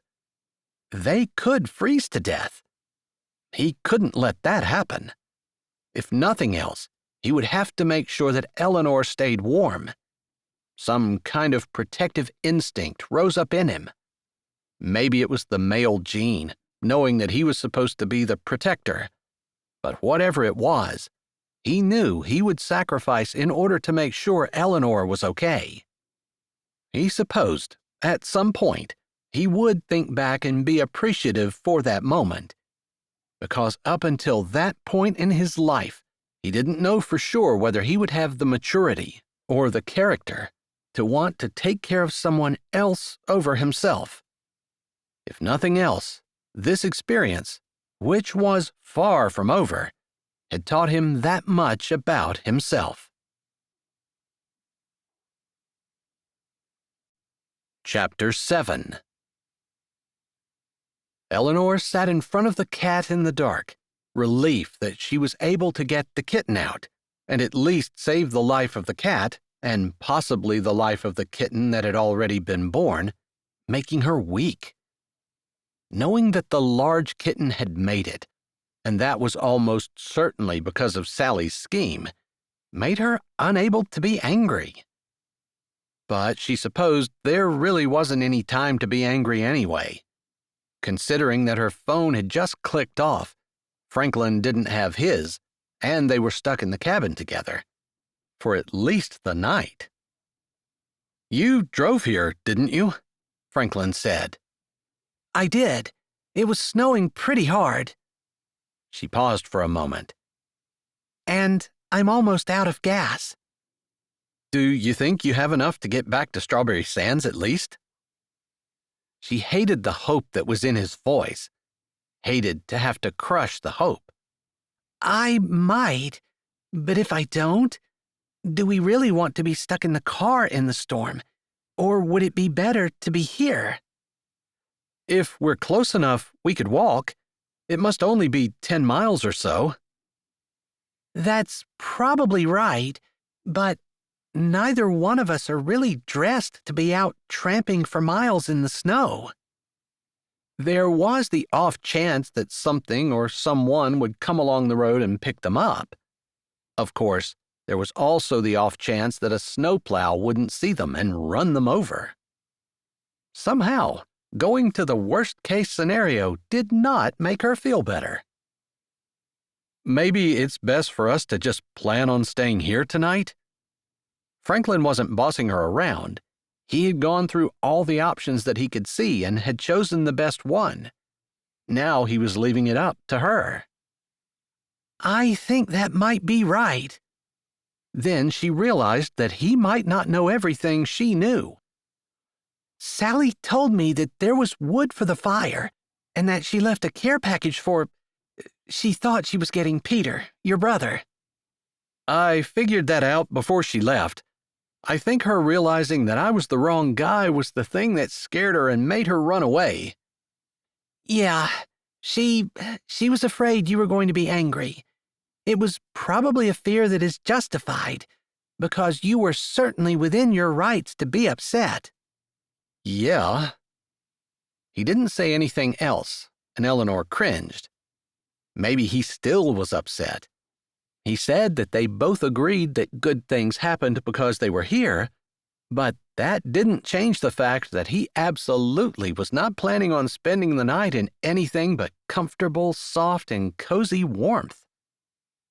Sally said there are supposed to be blankets and maybe a few other things. I'm not sure what she did with it. Maybe she shouldn't have mentioned it until she found it. Maybe Sally had been so upset that she hadn't thought to bring it in. She hoped not. She didn't really mind staying in the shed, but she didn't particularly want to be cold. And the only way to get warm would be to snuggle with Franklin. He didn't seem like a very snuggly type of guy. That would be really nice. Do you have any idea where she put it? There was relief in his voice, and she was happy to be able to ease his mind a little. He was probably more upset than she was, because even though he'd grown up in Strawberry Sands, which was definitely a small town, he'd spent a lot of time in Chicago. Even his early years in Strawberry Sands would not have prepared him for roughing it in the middle of a Michigan snowstorm. Not that she exactly had that kind of experience either, but she was definitely not as used to being pampered as he probably was. Let's hope there are candles or something in it, she murmured as she straightened to her feet, hearing the contented sounds of the mama cat purring as she licked and cared for her babies. Eleanor couldn't see her at all, but hopefully she was snuggled down with them, and they would stay nice and toasty warm. She'd seen plenty of kittens born outside and thrive, and she actually thought it was probably better for kittens to be born in the winter rather than the summer. There were a lot more predators out, plus the heat had a tendency to help diseases thrive. She wasn't in this room at all, was she? She asked, knowing that there weren't very many places to search, but if they could narrow it down, that would make it easier. I think she led me in here. Franklin's voice sounded thoughtful. It won't take long to look. I assume it's a bag or a box or something? I'm not sure, she said. As they moved through the room, the thought came to her that Franklin, with his easygoing, laid-back personality, would be a great man to be with. If something like this didn't upset him, didn't turn him into a raving lunatic, then she couldn't think of too many situations that he wouldn't have a cool head in. They finished searching the room and turned up nothing. Let's hope she dropped it out here. Eleanor put her hand on the door and pushed. It stuck. Oh no, she said, panicking a little and shoving on the door. It did not budge. Oh no, as in, this is very bad, or oh no, as in, something really terrible has happened, like the door is stuck again, only both of us are on this side of it and no one's on the other side to lift up the latch and help get it unstuck. The second, Eleanor said, using her fingers to try to find the little depression in the door that she had described to Franklin. Hopefully, when we got it unstuck earlier, it was all you, not me. He laughed. I'll take credit for that, but I'm right with you there. She chuckled, even as her heart beat fast. It was one thing to be stuck in the shed for the duration of the snowstorm, but it was a completely different thing to be actually stuck, as in they couldn't get out. Especially considering that it was dark, cold, and her last text to her sister had been telling her that she was fine and not to worry about her, even if she couldn't get through since her cell phone was almost out of battery. "I found a place to get my fingers in. Are you ready?" he asked after a few seconds. "Yeah, I have mine in the depression below the latch." "All right. On the count of 3. 1, 2, 3. At first, she didn't think they were going to get it, because nothing happened when she lifted up. Then, as they lifted and pushed, the door broke open, and they both stumbled forward. He ran into her, then reached out to grab her to keep her from falling, which she appreciated, since her fingers were still stuck in the depression.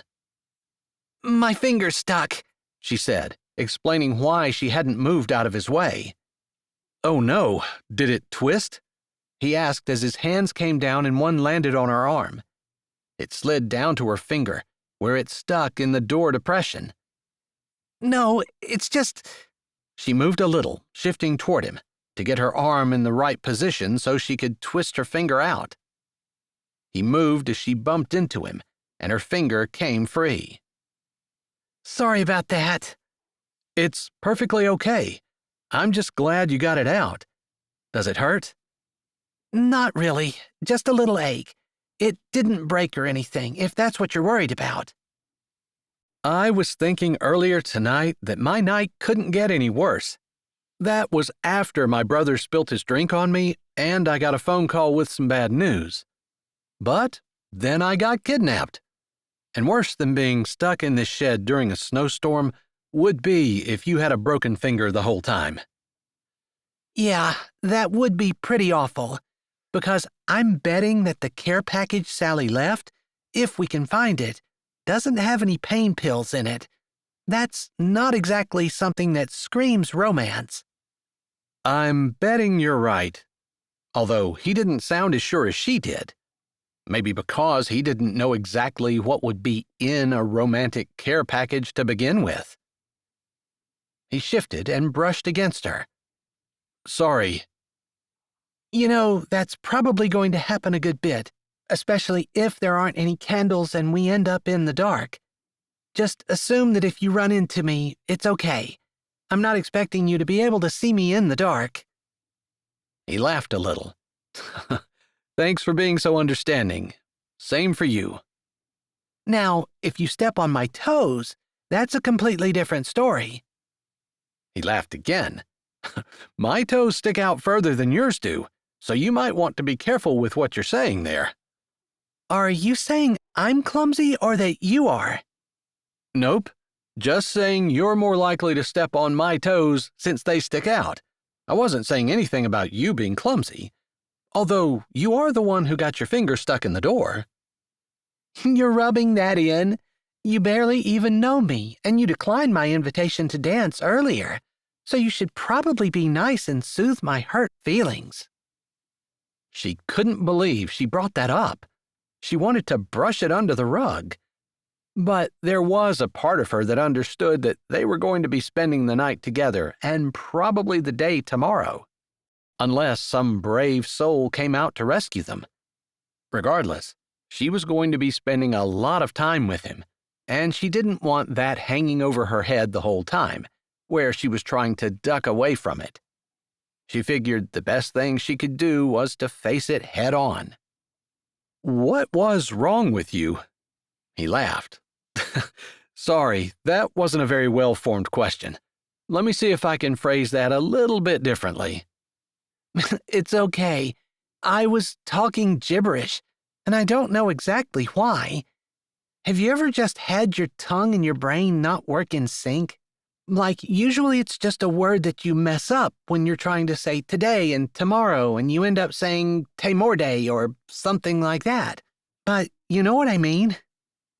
That didn't exactly explain everything that was going on. It was a start. Kinda? I was nervous, and that made it worse. She was glad it was dark and he couldn't see her face. Glad they were having this discussion where she could hide under the cloak of invisibility. I suppose I've never had trouble quite that bad, though. And when you explain it like that, I understand what you're saying, but to see you in front of me not making any sense, I wasn't sure whether you were just being a goof-off or if you had a serious problem. I guess you could have thought I had a stroke. Something like that, although that didn't occur to me. I escaped from the insane asylum? I thought I knew who you were, so I thought that, and I hadn't heard you'd been arrested or taken into custody for anything, or that probably would have been my first thought. Nice. I'm super happy that I made a great impression on you. She rolled her eyes. She couldn't have been any more embarrassed. Well, I can't really argue with that because, yeah, you were more scary than attractive, but your second impression was pretty darn good. Where I opened the door and got you out of the room? Kinda forgot about that. Unbelievably. I was thinking about you delivering the kitten. That made a good impression.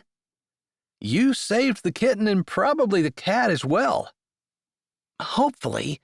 I don't know if helping to deliver it will cause any problems or not, but I'm hoping not. As they talked, they'd been moving around the room.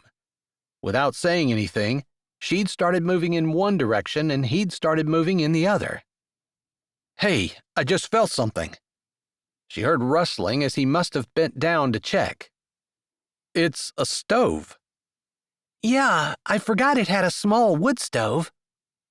I heard we had wood outside in the back, so if we can just find some matches or something, we'll have heat. She was hopeful. Even if they didn't have matches, what else did they have to do all night other than rub 2 sticks of wood together, right? Was it actually possible to start a fire like that? She wasn't sure. She'd never done it.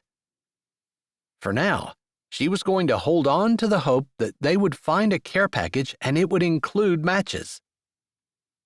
Her foot touched something, and her heart stuttered. She stopped carefully and bent down in the dark, slowly so she didn't bump into anything. I think I found something. It was just to the right of the door, like Sally might have thrown it in quickly. It didn't feel huge, and it wasn't particularly heavy. As her fingers moved around it, it felt like a duffel. I feel a zipper. This is like a backpack or a duffel bag or something. Awesome. I'll keep looking. Maybe she had 2. She smiled, but didn't allow the laugh that tickled the back of her throat to come out. She thought it was funny that he thought the more the better. She appreciated his optimism, though, and hoped he was right.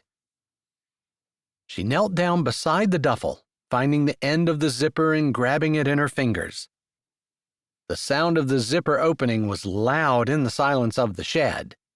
Using her fingers made her realize how cold they were. Lord, some matches would be really, really nice. He knew what they needed, and if they were supposed to spend the night without fire, God knew. Her fingers touched something cool and hard and round. A candle? If there was a candle, there was almost certainly matches. I think there's a candle, she said as she became more sure. The top had a stopper on it, and she used both hands to pull it out, then she loosened the lid and pulled it off. Yes, it's a candle.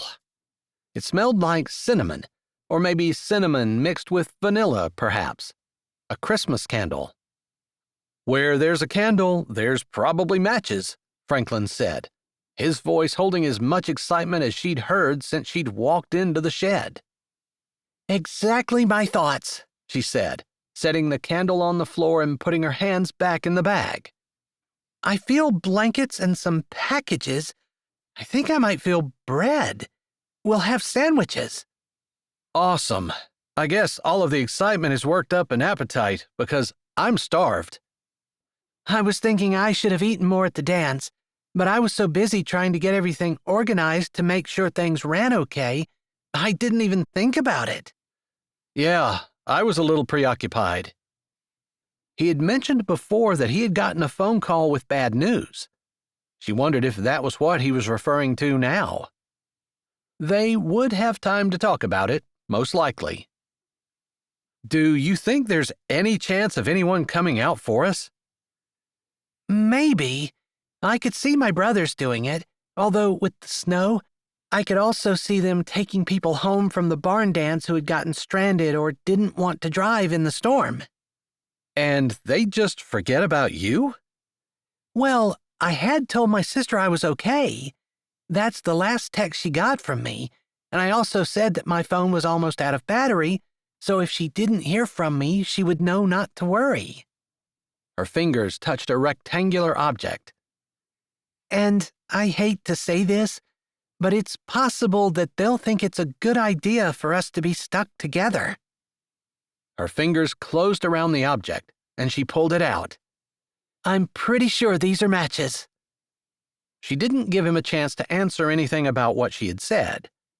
She was going to be mortified if she had to explain to him that her family, particularly her friends, might think it was a good idea for her to be trapped with some man for an entire night and possibly a day, because that just sounded like she was desperate to get married and would do anything to have that happen, even though he would know that it had nothing to do with her, that she hadn't instigated it in any way.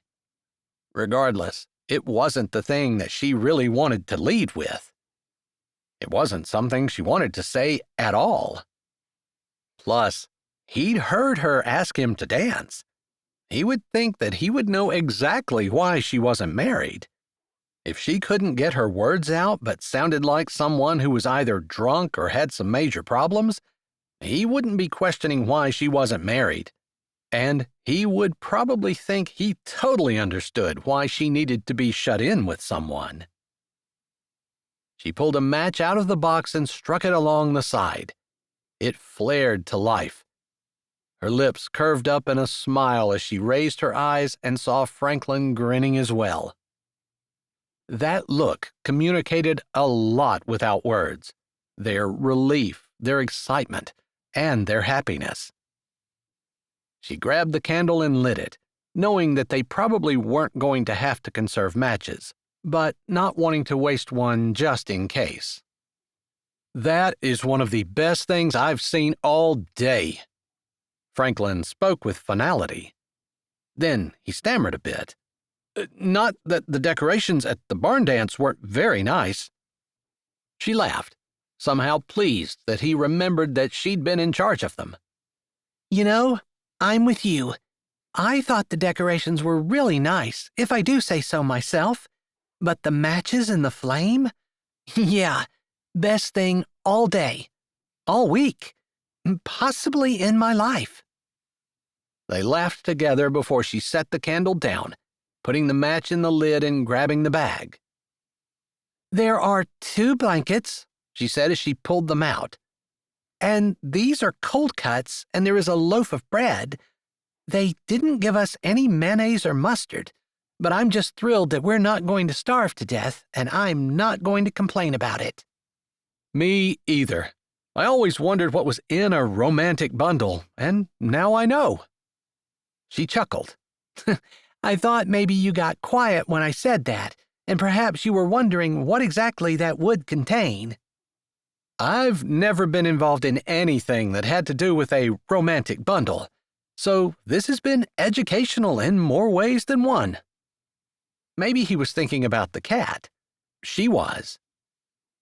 "We could probably save some cold cuts for the cat," he said, his voice holding a bit of a question. Yeah, I couldn't sit here and eat without making sure that she got something as well. "Then I guess the next thing we need to do is to start a fire." It was another question that was said more like a statement as he moved across the room and stopped beside her. I think that's right. I'm pretty sure we'll have to bring wood in from outside. He didn't say anything else but walked to the door and opened it, Everything was white. Where there had been just a few flurries starting to come down when she arrived, the entire world was now blanketed in white, and there were at least 2 inches on the top of her car. "You were right about it coming down fast," he said, his eyes widening. "I have to admit I held out some hope that we would be able to go home." We can still try if you want to, but my tires are bald. I've been meaning to put on the winter tires before winter, but with all the planning that I was doing with the barn dance, I just ran out of time. Plus, it was kind of expensive, so I was putting it off as long as possible. She almost didn't admit that last part, but she didn't see any reason to try to pretend that she was anything that she wasn't. Money was tight for a dog groomer, and she would be silly to pretend otherwise. "Well, I wish that it had been different, but I think at this point, we're better off staying and making do with what we have, which is food and heat, and maybe we can figure out a way to melt some snow and get some water." Actually, I think there are a couple of bottles in the bottom. I assumed it was water, but I just didn't say. She should have gotten all the things out and lined them up. "Anything else?" he asked, looking back toward the duffel. I think there might have been some chocolate in there, too. At least, it felt like a box that's long and low, and I assumed it was candy. But being that getting the matches and the blankets and the food was so exciting, the candy kind of slipped my mind. "Candy is food." True, she said, laughing. It was funny. She wouldn't have thought being trapped with Franklin would be fun. Maybe it wouldn't have been if he had been angry. The fact that he'd taken everything so calmly, that he hadn't gotten upset, that he wasn't railing against her friends or telling her how stupid she was, or anything like that. He'd absorbed the fact that his evening wasn't going the way he planned, and he'd been a great guy to be around. She was actually having fun. If she were being honest with herself, she thought she might actually be disappointed if they got rescued. Wasn't that sad? It probably said something about the state of her life more than anything else, although it was most likely a huge compliment to Franklin as well. Probably he was surrounded by women eager for his attention when he was in Chicago. That might have been another reason that he found her so distasteful when she stood in front of him at the barn dance. She squirmed a little at the thought. I'm pretty sure the wood is behind the shed. That's where it always was, and if we're lucky, it'll be nice and rotted, and there'll be some kindling at the bottom of the pile. All right. I think we should leave the candle in here. Yes, it should be light enough to see without it. I could be wrong. Sometimes when it's snowing, the cloud cover makes everything really dark, but usually the white reflects any light that's out there. He nodded, then walked out the door. She followed, thinking that the least she could do was to try to make him as comfortable as possible, since he had responded in the very best way anyone could have to the circumstances. It made her a little sad to think he might not be enjoying himself quite as much as she was, and if there was anything she could do to make being stuck with her more fun for him, she would definitely give it a try. Chapter 8. Franklin held the match to the small pile of rotted wood and hoped it would catch quickly and easily. He knew that was probably a little far-fetched, but it would be really nice to have a fire. He wasn't cold exactly, but once they had a fire, he felt like he could relax. They wouldn't freeze to death, and they definitely weren't going to starve overnight. There had been water at the bottom of the bag along with candy, just as Eleanor said, and they were pretty much set, as long as they had a fire. Eleanor had gone back out for another armful of wood, and it was a little surprising to him, since they hadn't been together very long, but he missed her presence. She didn't have to be talking just to make him feel less alone. Maybe that was just because they were out in the middle of nowhere and it was dark and cold, so it was nice to have another human around. He could say that to himself, but he knew it was a little bit more than that. He didn't know too many other women who would have been able to do what Eleanor had. Not just in delivering the kitten, but in staying calm and not panicking. She wasn't hanging on to him, begging him to save her, but she wasn't being bossy and acting like she knew it all either. Most of all, she wasn't having hysterics, but had a cool head and was helping with their survival, if he could use that term, although it made it seem like they were on the verge of dying. Perhaps they would be if they didn't have a fire. They still might, he thought to himself, as the flame didn't catch. I was hoping it would just catch, and a big fire would start to roar and everything would be okay, he said as she came in the door and he reached back to grab another match out of the box. I think it will. I really don't think it's going to be hard, but I could be wrong. She'd been right about most things, and he had a good mind to trust her. She knew a lot more about this kind of stuff than he did, but she wasn't acting like it, which he appreciated. It turned out she was right about the fire catching. It took 3 matches, but on the 3rd match, the wood started to flame, and it continued to flame after the match went out. Carefully, he blew on it, then added a few more small pieces, and soon he had a small but cheerful fire. Well, that's very Christmassy, Eleanor said as she watched the flames dance in the doorway of the stove. He laughed. I wasn't thinking Christmassy, but I suppose that's an adjective that would suit. What were you thinking? Warm? Life-saving? Yeah, pretty much a lifesaver. I don't think we would have frozen to death, but I'm pretty sure we would have gotten to know each other a lot better than we do now. She laughed, like the idea didn't bother her at all. He kind of thought it didn't, although she'd been careful, after they'd run into each other opening the door, not to touch him. After all, they were practically strangers. I guess we really don't have water to wash our hands, but I wouldn't mind a sandwich. They might as well eat, then see if they couldn't get some rest. I washed mine off a little bit in the snow. My fingers were already freezing, and I figured it wouldn't hurt to get a little bit colder, especially after I touched the kitten. Do you want to check on her? They hadn't done that yet, but in the back of his mind, he wanted to see, wanted to be sure that the kittens and the cat were all okay.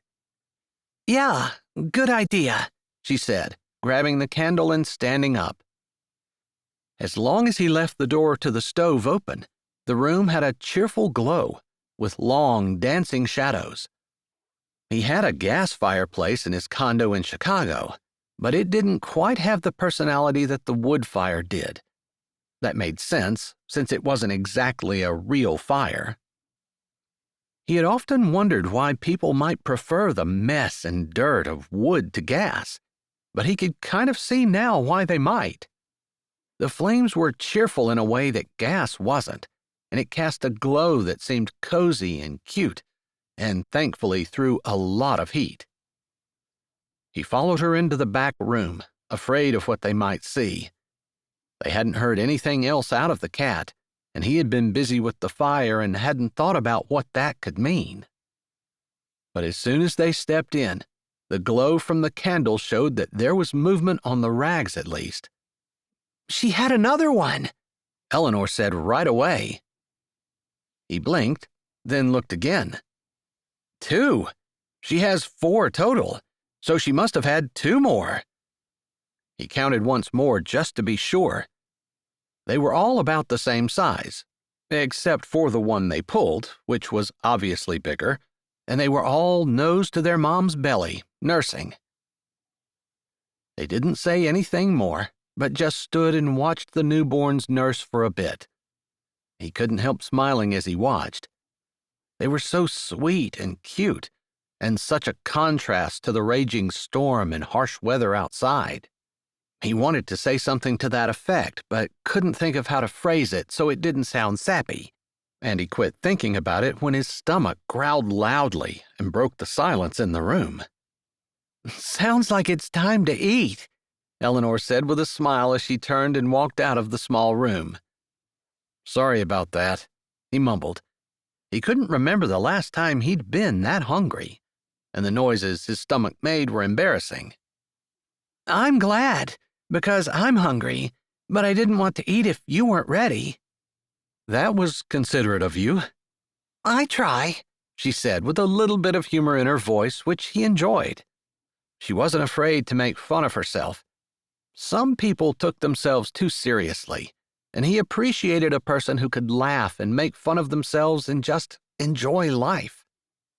He supposed he had a tendency to be too serious, and part of the reason he'd agreed to work with Noah at building the hotel and possibly moving to Strawberry Sands was so that he could slow down and enjoy life a little more. They ate their sandwiches in silence, sitting on the floor in front of the stove. He had his about half gone when Eleanor said, "So, I've been trying to figure out whether it's better for both of us to get a blanket, and we each have our own blanket, or whether we should share. Please don't take it wrong. I just figured I'd throw it out there so I can stop worrying about it." "If you're worried, we'll just do whatever makes you feel okay." "Well, not worried about it exactly. It's kind of an awkward thing that I didn't want to suggest we share, but if I'm being honest, the fire is nice, but I'm freezing." "All right, we'll share. And being that the stove is so small, I don't think we're going to be able to get a fire that's much bigger, and there's no insulation at all to keep the heat in." "I agree. I'm just happy that there actually was a wood stove in here. I suppose if it happens again, we could request a bigger stove." "This is not going to happen again." He said that firmly, but with a smile. Seriously, how many people in their entire lives got stuck in a shack in a snowstorm? "You know, we belong to a very elite group." "Huh?" she asked, not following him at all. "How many people have gotten stuck in a shack in a snowstorm? We have to be one of what? Hundreds? Thousands? If there are 8 billion people in the world, that puts us in a small group." "Well, I think probably the thing that sets us apart is the fact that I have friends who would actually think that this was a good idea. A good trick, for lack of a better word, to play on someone." "That's true.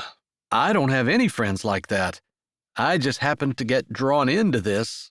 I want to say it's because of you, but it's really because of Peter. I suppose we can just blame everything on Peter."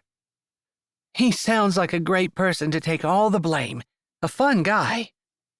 That's what everyone thought. Franklin was the stick in the mud, and Peter was the fun one. Figures that Eleanor would feel the same way. "Did you think I was Peter when you asked me to dance?" He didn't really mean to ask that question, but it came out anyway. Her eyes grew big, and she glanced at him. "No, not at all. I knew who you were." Her brows drew down. "Why? Did you think that because Sally got confused?" "I guess." "Well, you were wearing his cowboy hat when she saw you, right?" He nodded. After he made the fire, he'd taken it off and set it down on top of the duffel bag. "I also have his shirt on. After he spilled his punch on mine, he gave me his because he had an extra one out in his truck." "I can see how she'd get confused. Your hair is the same color, and with that hat on, you guys have the same chin shape." He understood what she was saying and agreed. "I didn't know that taking my brother's shirt was going to cause such a problem." He almost said that if he had to do it over again, he would refuse the shirt and wear the dirty one. But while he had been annoyed at first, especially after Sally closed the door and ran away and he was alone, he couldn't be upset about the way the evening had turned out. Maybe, Maybe if the storm was really bad and they ended up stuck and freezing to death, he would be more upset, but he couldn't believe how chill he was about it. Part of him whispered in his ear that it was because of Eleanor. He hadn't been impressed with her when she had asked him to dance, apparently, but there had been something kind of enjoyable about the evening. You know, I don't have too many opportunities to do life and death situations in my life, if this situation can even be called this. It could be. If we hadn't had a fire, I think I would have suggested that we try to get back to town. It's going to get really cold overnight as the storm moves through, and hypothermia and freezing to death is nothing to mess with. I guess I'm not as upset as what I would have thought I would have been, and it's surprising me. I suppose I'm with you a little bit. I wasn't locked in, and I had a choice about coming, so I'm not trying to compare our situations. But I was pretty upset at Sally for doing something so dumb. But I have to admit, I've kind of been having a good time. He smiled at those words. She was basically saying the same thing he was, and it was hard to believe. He would never have thought in a million years that he would actually enjoy something like this. He should be angry, demanding to go home, complaining about Sally, and longing for a do-over where he could keep his own shirt on. But he almost felt like maybe he should go home and thank Peter for spilling that punch. If he hadn't, he wouldn't have been here. But there was the small matter of how they were going to spend the night. He watched as she grabbed the blankets out of the bag and shook them out. This one is slightly bigger. Let's give that to you. She held up the darker of the two blankets. He thought the color was blue, but with the orange flames, he couldn't be sure. I'll take the smaller one. No, it makes more sense for me to take it, since I'm smaller. He took the blanket she handed him without further comment. He didn't want to make suggestions on how they should sleep, since he didn't want to make her uncomfortable. Maybe if they were both curled up under their blanket next to the stove, they would be okay. This is a little awkward, she said as she bit her lip. Same, he said, relieved that she was going to admit it, and maybe they were going to talk about it, instead of just ignoring the fact that somehow they were going to have to figure out a way to sleep with a total stranger tonight. Only she really wasn't a total stranger. They'd known each other a little since he'd started building the hotel, and after the last few hours, they definitely were no longer strangers. So, I guess I'll just say I think probably the best idea is for us to lie down side by side and share both blankets. I'm not trying to hit on you or anything like that. I didn't think you were. And that was what I was thinking too, but I didn't want to suggest it because I didn't want to come off like that either. She gave him a relieved look. I think we'll be okay. Truly, but I do think it's smart to share the warmth that we have. This shed is not insulated at all, and the heat from the fire is going to blow out. I'm assuming we'll probably have to get up and throw wood on the fire several times as well. I agree. And maybe we should bring in a few more armloads of wood, so no one has to go outside in the middle of the night. She bit her lip and looked at the flue pipe where it came up from the stove and then went into the wall. What's the matter? He didn't like the look on her face. I don't really have any experience in flues or fires. We've always had some other kind of heat source. But I think I remember hearing about people cleaning their flues, and I was just trying to remember what makes a flue catch on fire. If this catches on fire, it's going to go pretty fast. It is, and I was just a little worried about it, that's all. We could take turns staying up.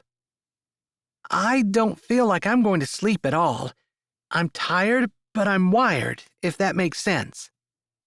Typically, when I lie down, I can sleep pretty much anywhere, So while I should say that I'm not tired, I know once my head hits the pillow," he laughed a little, "the floor in this case, I think I'll be out pretty fast."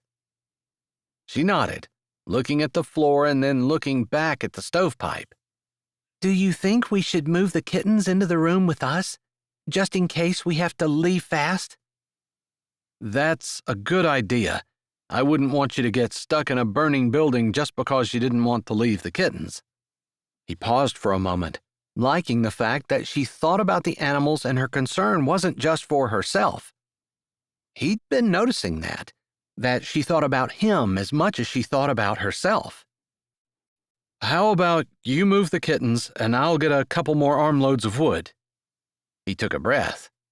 "You don't think moving them will make the mother not take them or anything, do you?" He wished he had more experience in that. Or, even more, he wished he had his phone so he could Google it. But they were just going to have to go with what they knew, which was a little different than normal, since they could typically look anything up on their phones at any time.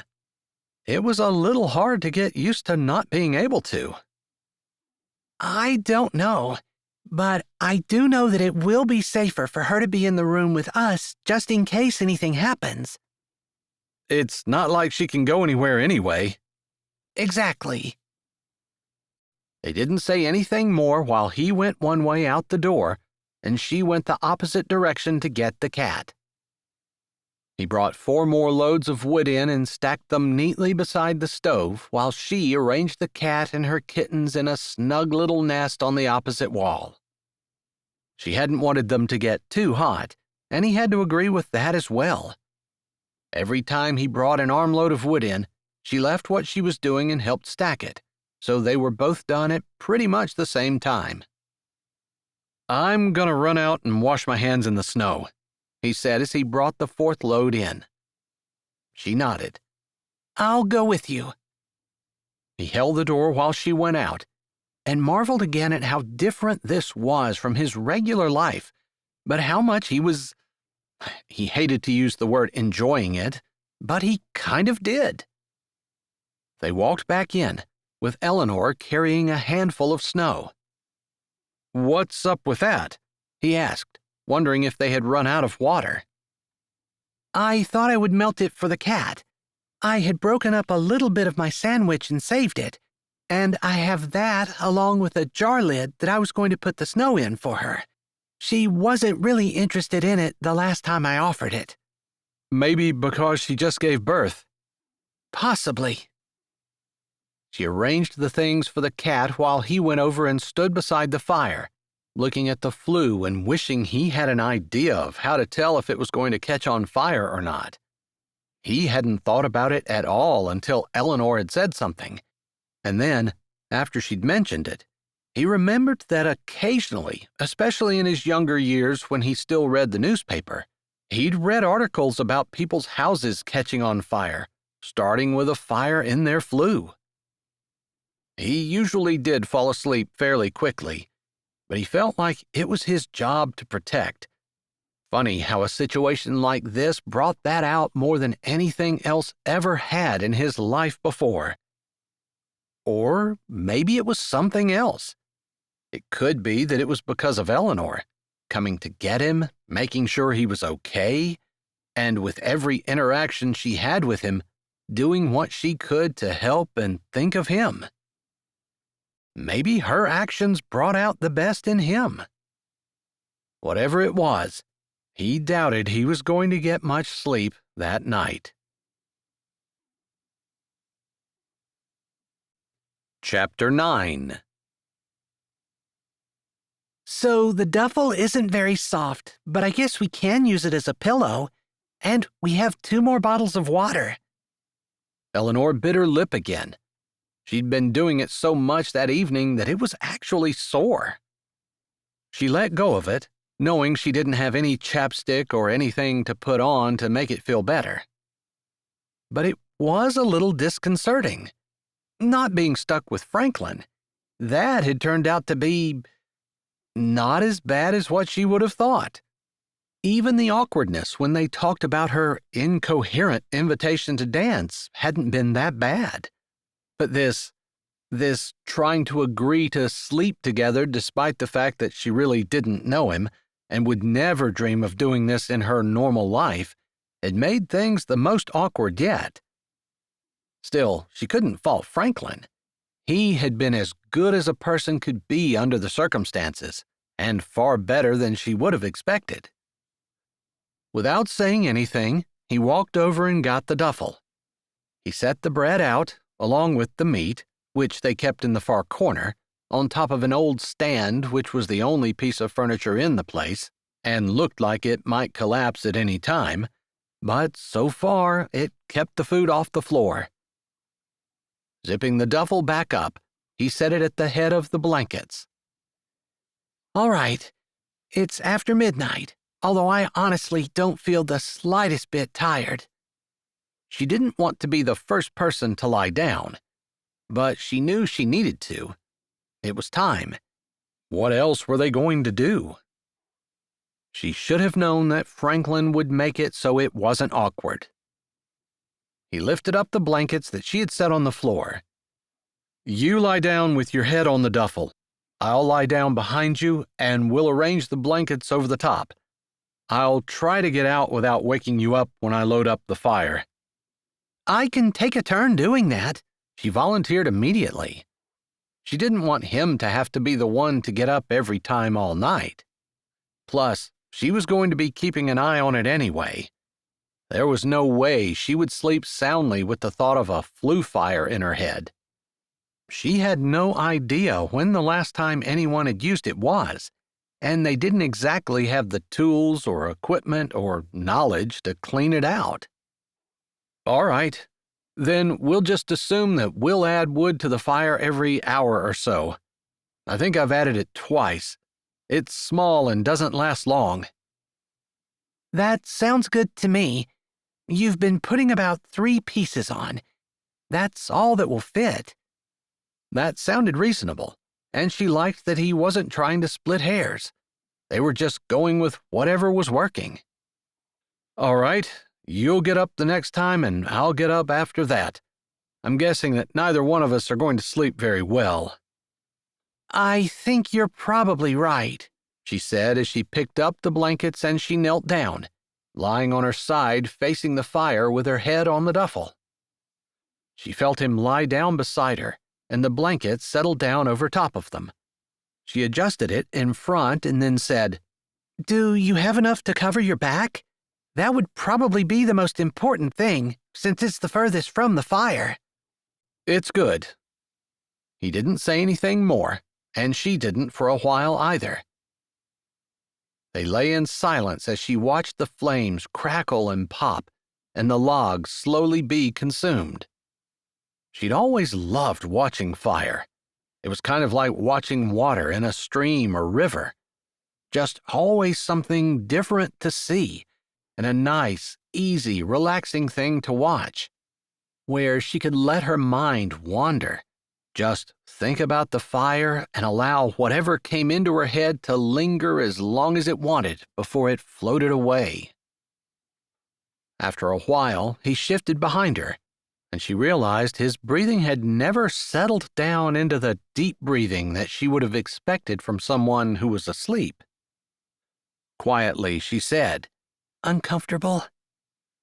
He breathed out a puff of air. Yeah, it's the floor in a duffel. I wasn't expecting to be comfortable. You just said that you fall asleep really easily, so I kind of thought that you would have been asleep a long time ago. I usually would have been, but what you said about the flu made me realize that I probably should be keeping watch. Still, I'm not deliberately trying to stay awake. Me either. Maybe I'm just too keyed up to sleep, or maybe it's the hard floor. Whatever it is, I've been lying here daydreaming, but not the slightest bit sleepy. Same. You're not scared, are you? He asked, his voice quiet but low and rumbly, and with vibrations that were not unpleasant against her back. No, I guess I could be, But rather than focusing on the what-ifs, I try to focus on the what I can do right now to fix things. That's smart. It helps me keep my mind running over the things that I can do to help, rather than getting myself worked up and afraid of things that might or might not happen. That's a good way to look at things. A great way to shape your brain. It didn't used to be like that, She said softly. He paused for a moment, as though that surprised him, and then he said, "No?" It was a question, an invitation to say more if she wanted to. Normally she would let that drop, if she had even said that much. But considering their close proximity and the fact that they were going to be spending the night together, and neither one of them would probably be sleeping much, or maybe it was just late and she was tired and didn't have as much self-control. Or maybe she trusted him. Whatever it was, she found herself talking about something she normally didn't. I struggled with anxiety. Pretty bad anxiety, actually. It started when I was in high school. High school can be pretty harsh. There are a lot of expectations and a lot of pressure. Sometimes it's really hard to handle everything that gets thrown at us. The pressure for grades and to perform and to get into the right college and to do well in every subject, even subjects we're not good at. Yeah, I guess. Maybe it was that my dad left too, and Mom was alone. No one else seemed to really notice, but I was kind of sensitive to it. I remember that, vaguely, he murmured. He had been there, grown up in Strawberry Sands, and they went to school together, although not in the same grade. Still, the town was small enough that everyone knew everyone else, and he would have known about her dad leaving. Mom did such a good job of holding everything together, but I guess I was just worried. I don't know, but I know that I had all the things that could go wrong running around my head. That's probably what the problem was. It's never helpful when we worry. No. I thought I remembered you having a boyfriend, so you eventually just got over it? She didn't know whether he was asking to make conversation or if he was really, truly interested. I did. I hid behind him, to some extent, I guess. The anxiety became overwhelming when I didn't have him to use as a crutch. I got to the point where I didn't even want to leave the house.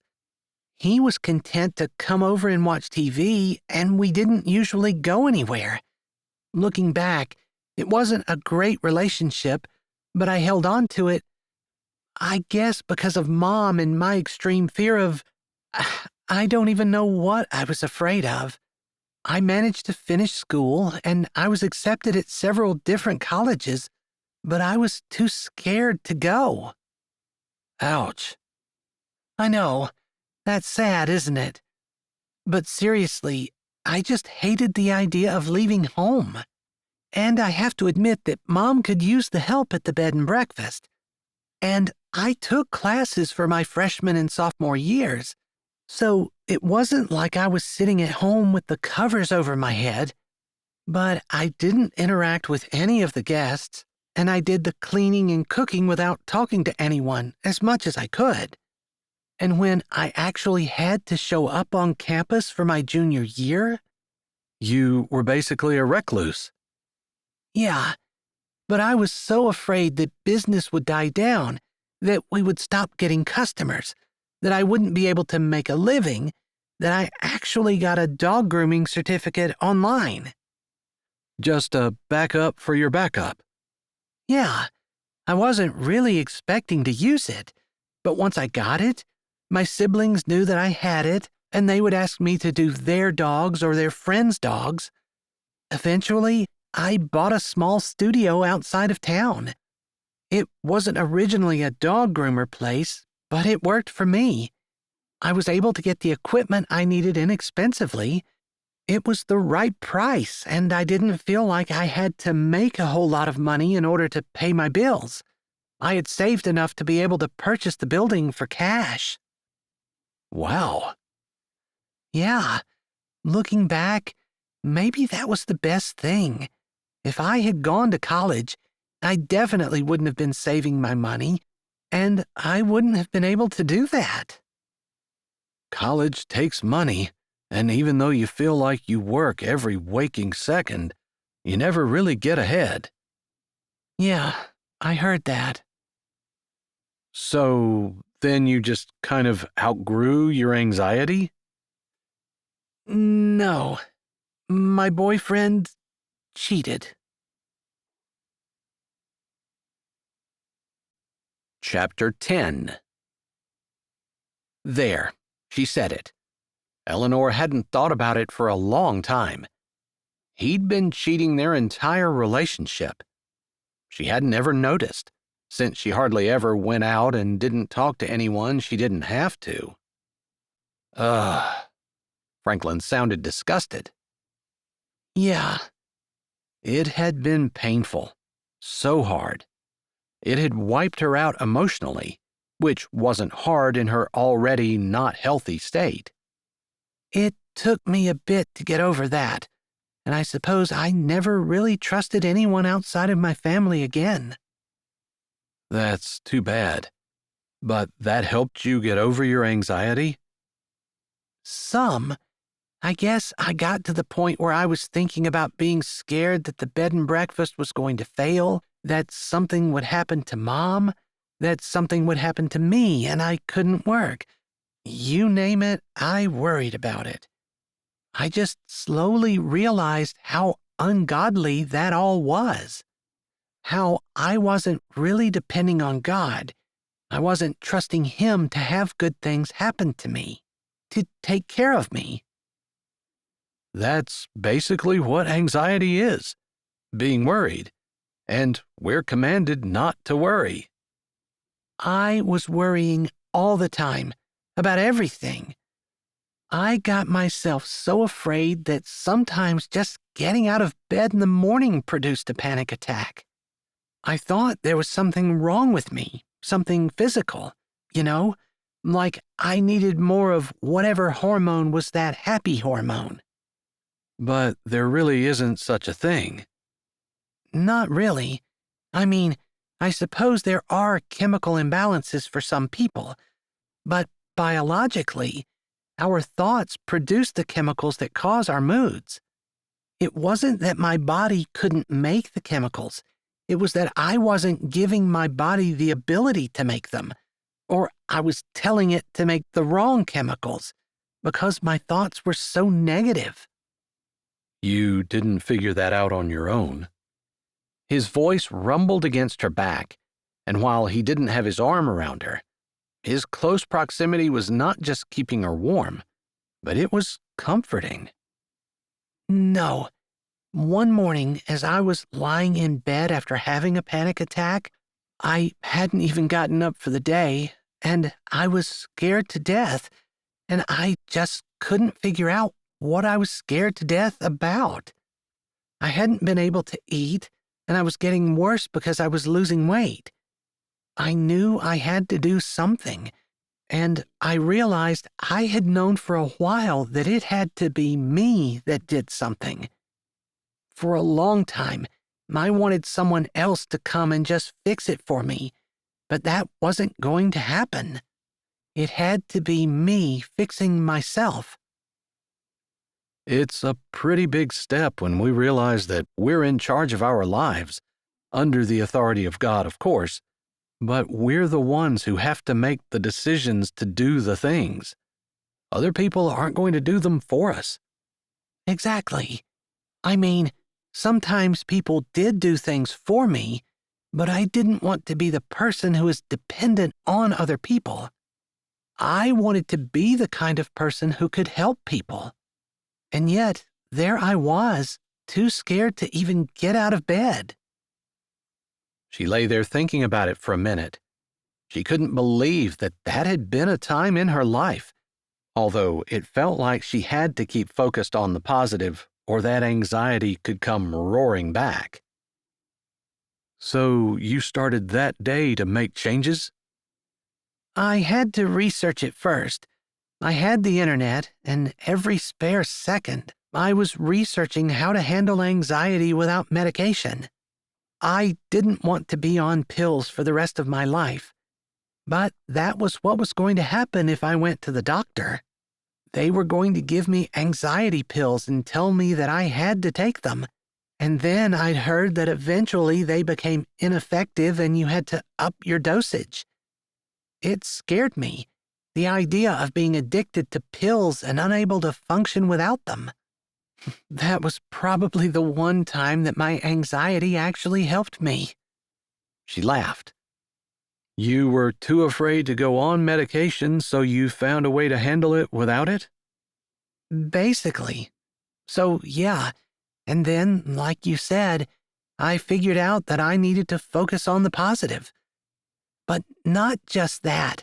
I wanted to do it in a Christian way, in a way that acknowledged that God was in charge, which kind of makes me scared because I want to be in charge, and I want to make things happen the way I want them to happen.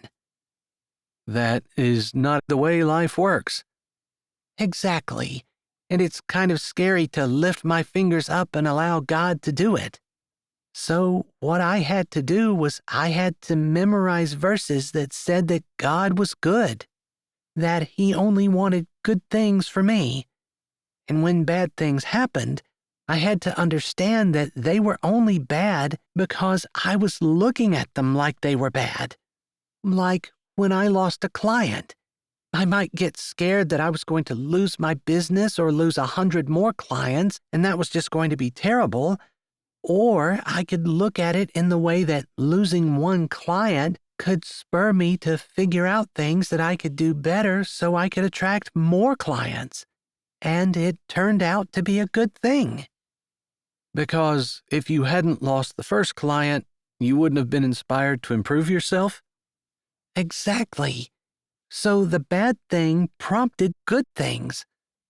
And I tried to shift my mindset where I wasn't scared if my income went down or if Mom would lose the bed and breakfast. I would just say, God's going to help me figure something else out. And then I would try to let it go. It wasn't easy at first. It's so hard to change our thoughts. It is. I kept a thankful journal, though, and every night before I went to bed, I tried to write down at least 5 things that I was thankful for.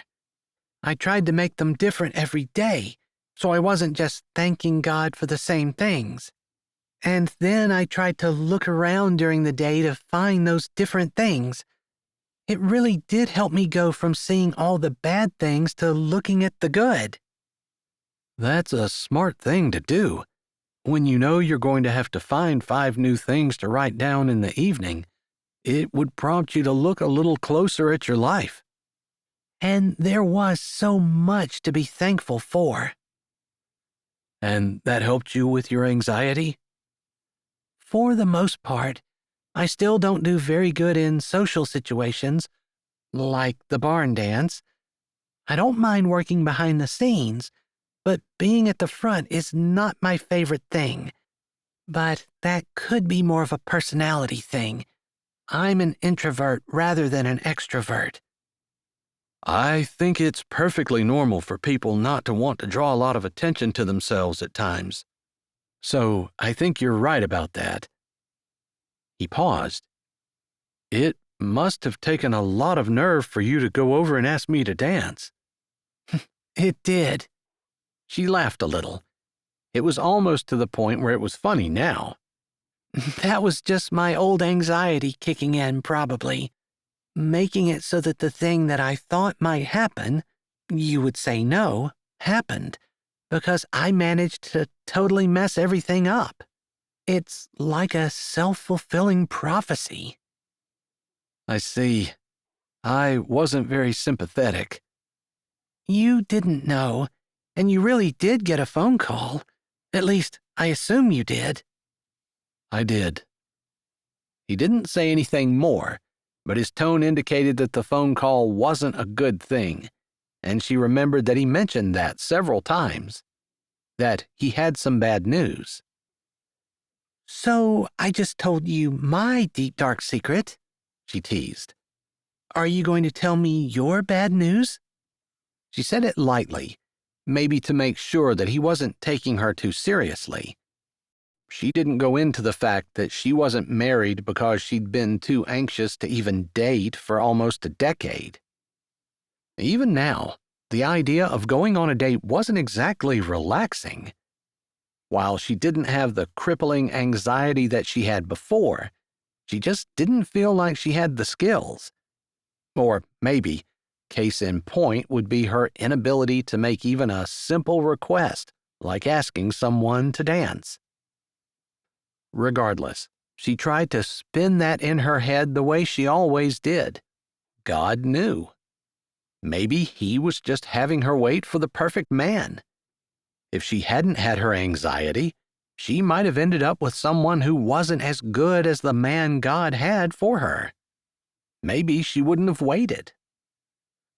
She didn't know, and she wouldn't know for sure until she got to heaven, if that was the type of thing they talked about in heaven. Regardless, the idea was to trust God and allow Him to dictate her life.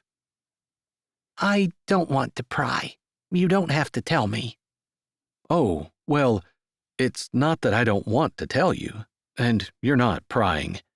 You just told me something that I'm guessing that a lot of people don't know.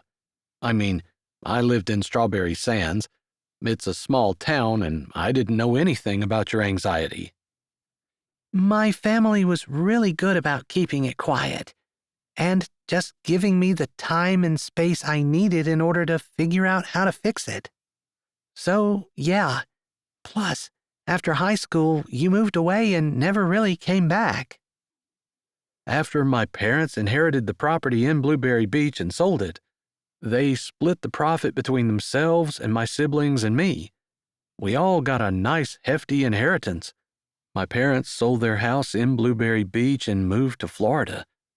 Apparently, they liked the winters down there better. She laughed at the humor in his voice. After all, if they were in Florida rather than in Strawberry Sands right now, he wouldn't be trapped in a shack with a winter storm blowing all around them. "I guess tonight might be a good argument for Florida." "No, I'm not upset about it. I mean, if they do it again, I guess I'd request an air mattress or something. Or two. More blankets." "They probably put such a sparse amount of blankets in there just to make sure that the couple they were trying to get together actually had to do what we're doing right now, rely on each other for heat." That might be. Still, if they're going to get the wrong people, they need to have more preparations for the contingencies. They laughed a little, and it seemed cheery and cozy, rather than cold and dreary. It wasn't hard to forget that she was lying on the hard floor and probably wouldn't get any sleep. Somehow, it felt like not a magical night, but a good one. The phone call was from a business associate. She doesn't work for my company. We knew each other from seeing each other around various business functions. "Okay," she said as he paused. "We met at a business function that we both attended dateless. We got to talking, and while we didn't hit it off romantically, we made an agreement that if we didn't have a date and we needed one, we'd be each other's go-to person. She's a nice lady, and I like her okay, but not like that." "And she feels the same about you." "Yeah, exactly. It's a no-pressure situation." "Well, that is nice. So the phone call, it was her changing her mind? Or finding someone new?" "No, I guess that would be kind of a bummer too, but her sister has malaria and she's in some African country, Zimbabwe or something. Anyway, Maisie was telling me that she needed to go to her sister immediately. not just because she was sick, but because the hospitals aren't that great in those third world countries, and she wanted to make sure she was getting the best care possible. Of course, I understood that. Of course. She could die. Exactly. So I feel a little guilty because I felt annoyed because the reason she was calling was because I have my company's annual Christmas charity event this weekend, and she was going to be my date. I'm the head of the company, and I'm going to be in the public eye a good bit. Now, I'm going to be dateless. She wasn't just a date, but she also helped me a lot. So I lost my help and my date, and now I'm stuck here and can't really do anything to fix it. That's terrible. She didn't know what else to say. She didn't really know much about company charity events or big galas or anything of that nature, but she did understand the idea that it was easier to face something like that with someone reliable beside a person. Someone he could count on and depend on. Someone who would make things a little easier for him. It's not the end of the world, although I don't really have anyone else to ask. I've been thinking that I'll probably just go by myself, but it's going to be a lot harder. She really helped me with the silent auction especially, and that is our big fundraiser for the year, where we donate all the proceeds to the Chicago Midtown Humane Society. Sounds like something near and dear to my heart, she said, smiling a little.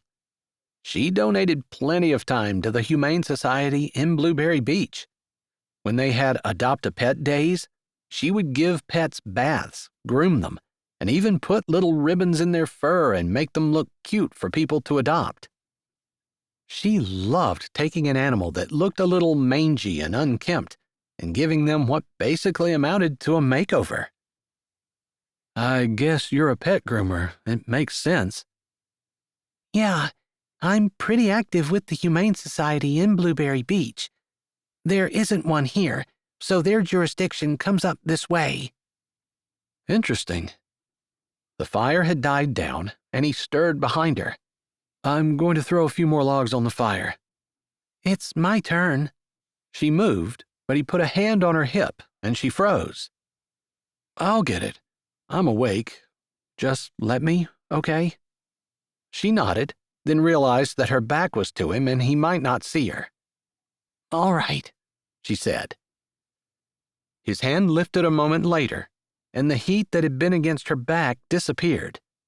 The covers fell back down as he stood, and he arranged them so that she was not uncovered, but it wasn't the same. She missed his warmth. Not that she was cold. She'd been nice and toasty since they lay down.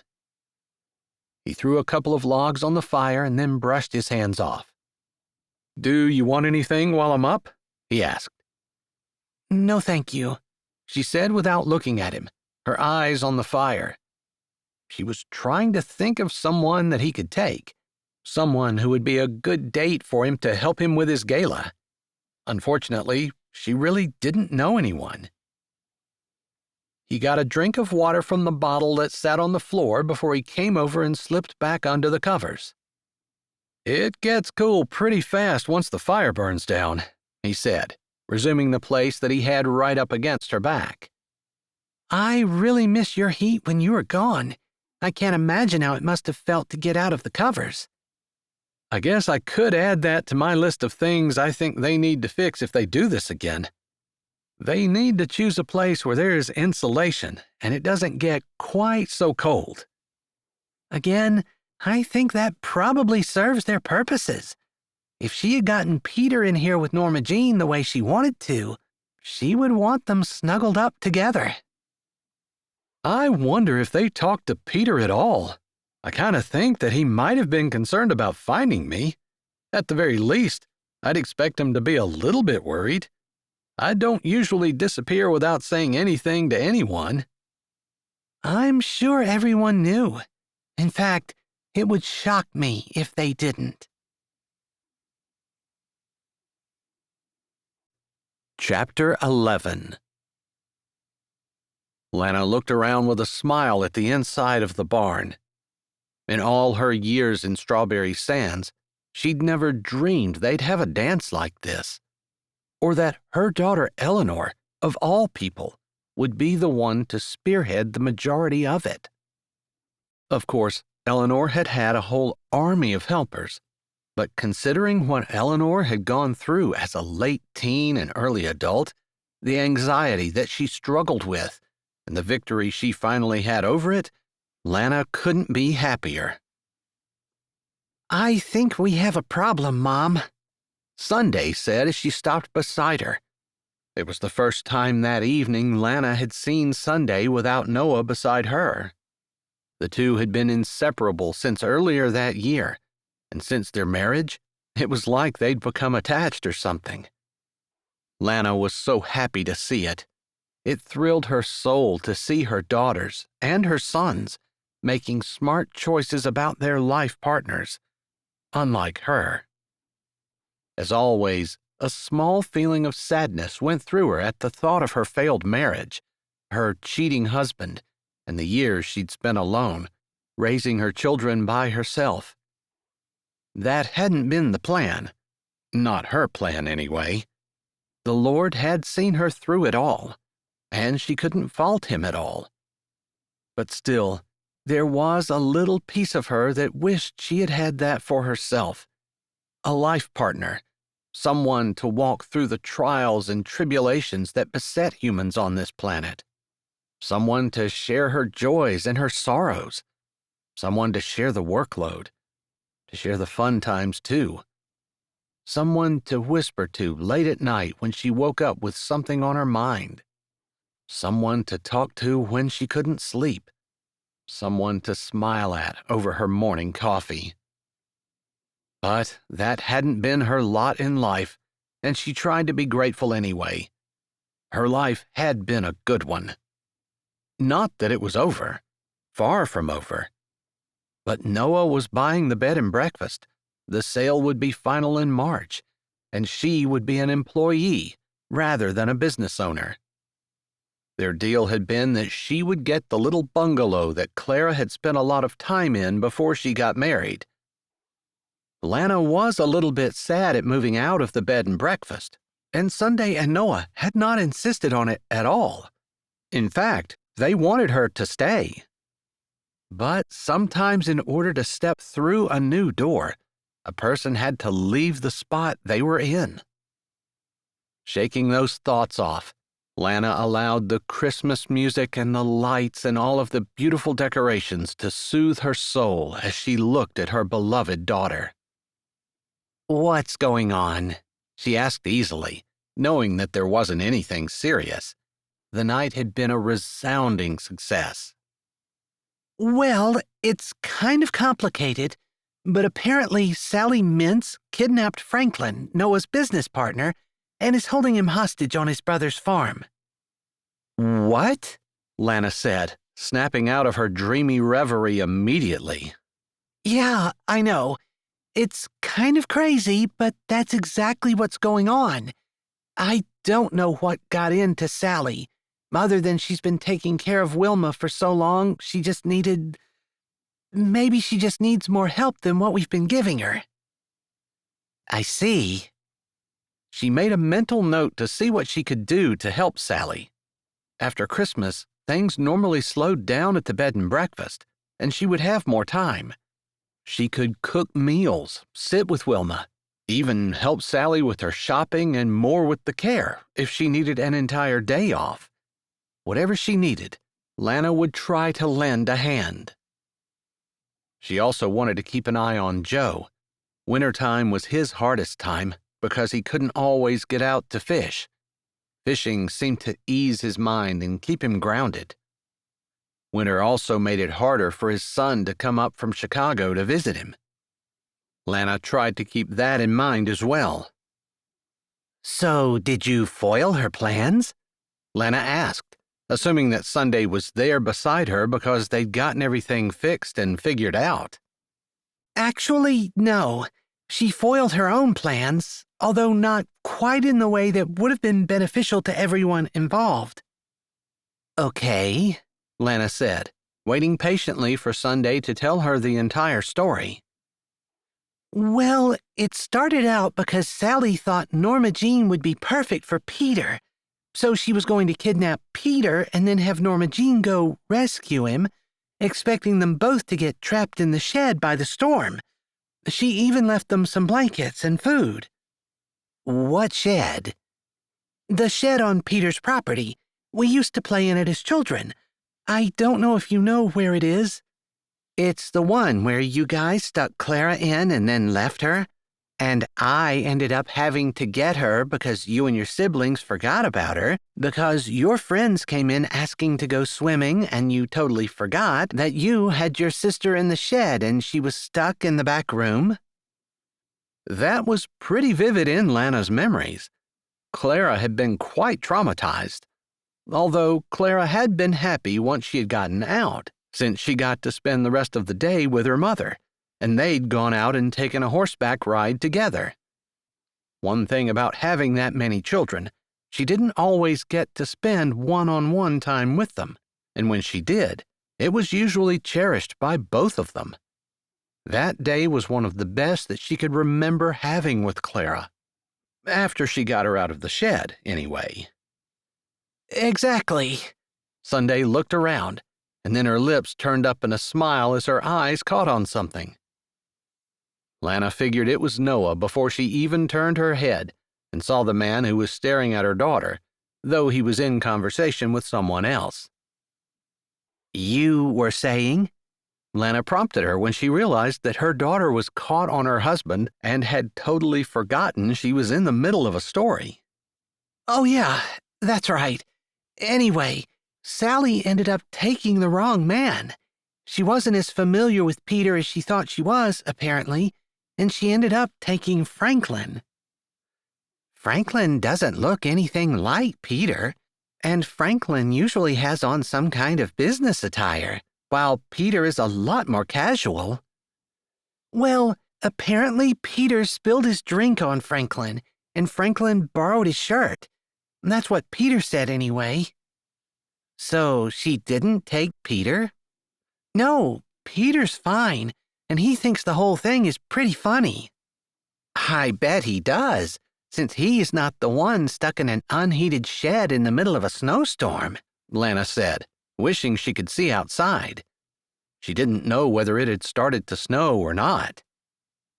Anyway, Franklin had on Peter's shirt, and I guess Peter stuck his hat on his head too, and he says they have a very similar jaw outline. It was probably an understandable mistake, especially considering that Sally has to be overtired and overworked. Being a caregiver is hard. That's what I've heard. Anyway, what ended up happening is Franklin got stuck out in the shed. Well, someone needs to go out and let him out then, is all I can think of, Lana said, thinking that was pretty straightforward, even if it was starting to snow. That's the problem. Sally panicked, came running back, and sent Eleanor out to get Franklin. I see, Lana said, becoming more thoughtful. Eleanor, of all her children, was the most sensitive. A little bit on the quiet side and always thoughtful. She was the one who was least likely to get married. Lana had worried about her some, and then she had given her over to the Lord. It wasn't always in God's plan for people to get married. Maybe Eleanor was one of those people. She'd made it through her anxiety, and she had a deep, strong grounding in the Lord. Lana supposed that was really all a person needed. Even if Lana did want to see her married, happily, with a family of her own. The last text Eleanor sent me was that she was fine, everything was okay, and her phone was almost out of battery. And you haven't heard from her since? I'm assuming her phone went dead. So you're assuming she's at the shack with Franklin? Yes, I believe she was looking at a cat when she sent me the text, which Sally said there was a cat there that was pregnant, which is how she got Franklin to go out in the first place.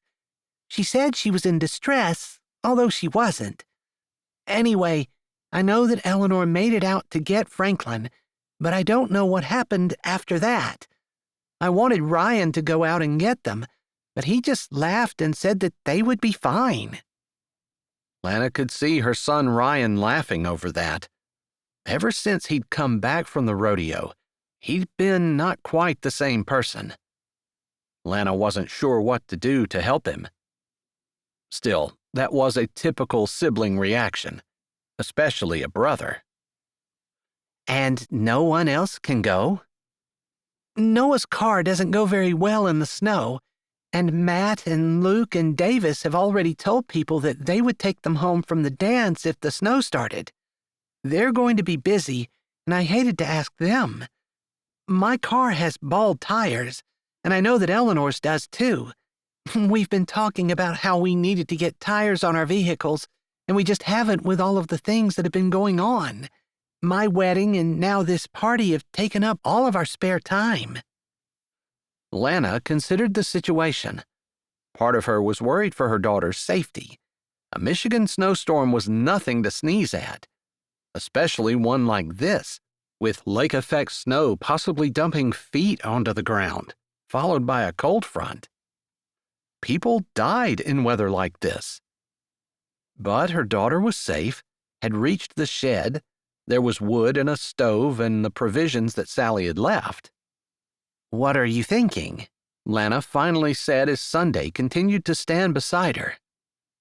"Well, I said something to you because, honestly, I feel like we should just leave her there. I mean, Eleanor probably wouldn't be with Franklin on her own, and this might be good for her. Not that I want anything to happen to her. You know I love her more than life, but I think she'll be fine. Sally and Peter both said, when I questioned them separately, that the shack had been outfitted with wood and there was a stove. Peter said he had the stove cleaned since he'd been planning on selling it. He hadn't done anything with the piles of firewood, which were stacked against the back of the shack. Sally said she had food and water and matches and blankets in the pack that she left. I feel like they're going to be okay, but I wanted to come talk to you, because I can go get them if no one else can. Or Noah will. He'll do that first. I know he will if I ask him." Lana nodded. Normally, she wouldn't even consider leaving them there. But they would be fine. They had plenty of food, plenty of water, and plenty of wood for a fire. If she didn't think that Eleanor was perfectly capable of taking care of herself, she would be more concerned. But while Eleanor wasn't the most socially adept person, she was very scrappy and was very good at figuring out solutions to problems. She had no fear for her life or her welfare. And if they really wanted to get back, Eleanor could drive in the snow, even with the bald tires. She took a breath and blew it out, knowing that if she made the wrong decision, she could regret it for the rest of her life. "Lord?" Sometimes God told her plainly what to do, and she didn't worry about making the wrong decision. But right now, she wasn't sure what decision was the best one, and she didn't feel any particularly strong guidance from the Lord. She should have faith in her daughter's skills, and in her daughter's abilities. "I think they'll be fine." She nodded, thinking to herself that she would drive out, just drive around, making sure that things were okay, before she came back. She trusted her daughter, but she was also a mother, and while she believed that Eleanor would be okay, she'd feel a lot better if she made sure of it. Still, she wouldn't mention that to Sunday, because then Sunday would insist that Noah drive or she drive, and Lana could just slip out and do it on her own. "That's what I thought too, but I just wanted to run it over with you. After all, Sally was going to leave Peter and Norma Jean there by themselves." "Well, I definitely think that Sally needs to get out more. That was a crazy, harebrained scheme. and one that could have backfired in a big way if she didn't make the proper preparations. She's just trying to help. She wants to be a blessing to people, and I think maybe she feels like she's stuck in the house with Miss Malone, changing bedpans and cooking vegetables and not really living life at all. But what she's doing is a blessing. Sometimes it's just hard to see it when it feels like only one person is benefiting. Plus, you grow a lot when you have to take care of someone else. Lana nodded. Sunday sometimes was wise beyond her years. It was a great party. I'm a little bit disappointed that Eleanor isn't here so I can congratulate her on it. She did an excellent job of organizing it. I didn't help her nearly as much as I wanted to. With the wedding and then just settling into married life, I just didn't find time. Eleanor didn't complain, and whenever people couldn't help her, she just went ahead and did it herself. If this is a success, she definitely deserves all the credit. Lana nodded, glad that Sunday could give credit where it was due. Her children, perhaps because of her husband leaving, had grown up close to each other, without the typical jealousies and rivalries that siblings sometimes had. Maybe that was another blessing of her husband leaving. She supposed the loneliness that she'd endured had been worth it, worth the lessons her children had learned, the work ethics they had acquired, and the compassion for other people that they displayed. If her husband hadn't left, maybe her children wouldn't have been like that. You know, Mom, you should probably consider yourself lucky that you aren't the one she was trying to kidnap. I've heard Sally saying that she needs to find a man for you. Sunday bumped her arm and winked before she strode off. Lana didn't have a chance to reply, as she wasn't sure what she would say anyway. Go ahead and kidnap me? She chuckled to herself. No, she didn't want to have to sleep on the hard floor or be uncomfortable. After all, she passed 50 a few years ago, and her bones weren't as flexible as they used to be.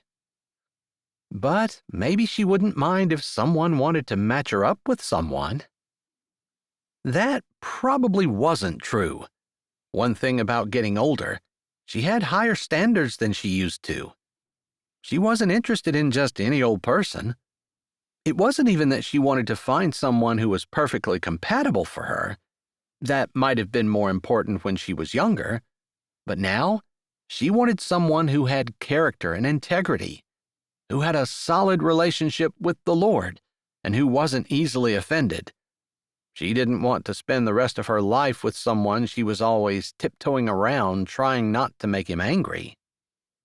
She wanted someone who was going to love her the way she was, not expect her to be a model on the cover of some magazine somewhere. She wanted someone who thought about others more than they thought about themselves. Where was she going to find such a paragon of virtue? She laughed again. She probably wasn't going to find that. Any man who was like that had already been snatched up. Plus, she wasn't sure that she had matured to the point where she would be a good wife to someone like that. After all, if he was as good as she wanted him to be, he deserved a wife who was on his level, not someone like her, who still had so many rough edges that needed to be shaved off and filed so that she was more like Jesus. She certainly had a tendency to think of herself more often than she should, and to worry about things that she didn't need to. She got offended over things as well, although not like she used to when she was younger. And she had the baggage of having her husband cheat on her and leave. Probably a person never really got over something like that, and it would be hard for her to trust again. She would want her husband to let her know where he was and what he was doing, and at her age, a man probably already was set in his ways and didn't want to have to answer to his wife for everything that he did. She wouldn't want there to be any secrets between them. Not on his computer, not on his phone, not on any piece of electronics. They would share passwords, and they would know what each other was doing, at least in her perfect world. Yeah, she was better off not being trapped with anyone. Her standards were way too high, and she would never find anyone who met even some of them. And she wasn't going to get married only to be miserable for the rest of her life. She might as well be alone. Chapter 12. Franklin lay on the floor, not wanting to get up. He'd dozed off and woken up twice to Eleanor crawling out or crawling back in bed after fixing the fire. The last time it was fixed, he'd gotten up, and when he'd crawled back in, she'd turned over in her sleep, putting a leg over his and an arm around his waist, snuggling into his chest with a sigh. He hadn't slept a wink after that. And she was still there. After a little thought, he'd put his arm around her and tucked her in closer, putting his chin over top of her head and telling himself he enjoyed the warmth. He enjoyed the feeling of closeness and companionship as well. He would never have guessed that she was a person who had struggled with anxiety. She looked so calm and collected every time he'd seen her. Usually that was from afar, and often at the diner in Strawberry Sands. Even when they'd been in high school, he wouldn't have thought that she had any issues. Just goes to show that sometimes people's issues didn't manifest in ways that he would expect them to. Still, he'd been running that over and over in his head, the thought that she'd decided that she was going to conquer it, and she had. She was one determined person who knew how to get things done. She might not be loud and might not seek a lot of attention, but she had a way of making things happen. After all, she'd kept her business going while she planned the barn dance. He'd no sooner thought that than an idea popped into his head. She could help him with his gala this weekend. She could be beside him, doing all of the things that Maisie usually did. She could organize the silent auction, mingle with guests, and just be there for him, helping things run smoothly, as she had done this evening at the barn dance. He didn't know why he hadn't thought of asking her last night, but the idea hadn't even crossed his mind when he had been telling her what his phone call had been about. And now, the idea of trying to bring the subject up again and ask her if she'd go with him made his stomach twist and squirm. What if she said no? Could he laugh it off? After all, she'd asked him to dance and he brushed her off, and somehow they'd made things work after they'd gotten stuck together. Surely they could do the same thing with that. And it was a little bit of a challenge for him. If Eleanor could gather up the nerve to ask him, knowing that she had issues she had to overcome, surely he could gather up the nerve to see if she would go with him to the gala. Of course, if she had been interested, she could have offered, and she didn't. He had to struggle to get past that. She wouldn't have thought to offer any more than he would have thought to ask her. A gala must be as foreign to her as a barn dance was to him. She stirred, sighing a little, her arm tightening around him as her head nestled a little deeper. And then she froze. He smiled. She must have woken up with a jolt, wondering where she was. He resisted the urge to tighten his arm around her, to stroke her hair and tell her that it was okay, because it wasn't really his right to do that. They'd agreed to lie down together just because they needed each other's heat. It wasn't anything more than that, and for him to stroke her hair or hold her close seemed to cross a line that he hadn't realized he was close to. Her arm slid from around his waist, and her body moved back a fraction of an inch. He grinned a little, and then he said, "I'm awake. It's okay. You rolled over the last time I got out and came back again, and it was actually nice because your leg over top of mine is keeping me warm." She jerked, and her legs snapped off his. and this time her whole body jerked back too, taking the blanket with it. And now my back is cold. He added that in the same tone he'd been talking to her in, just a casual, everything is A-OK kind of tone.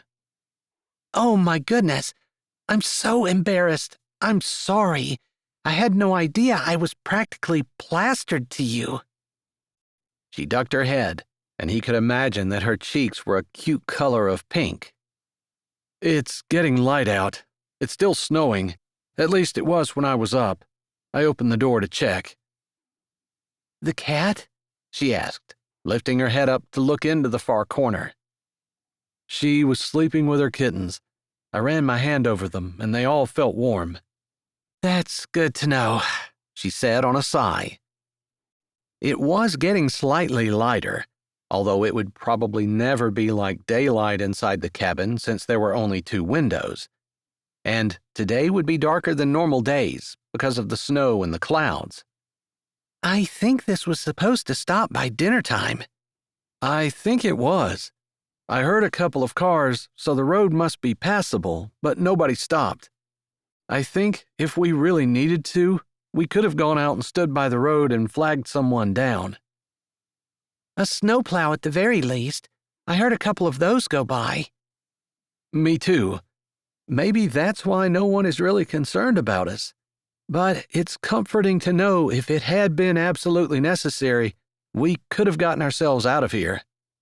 I'm happy with our decision to stay, though. I hope you don't regret it. I really am sorry for throwing myself at you. You didn't.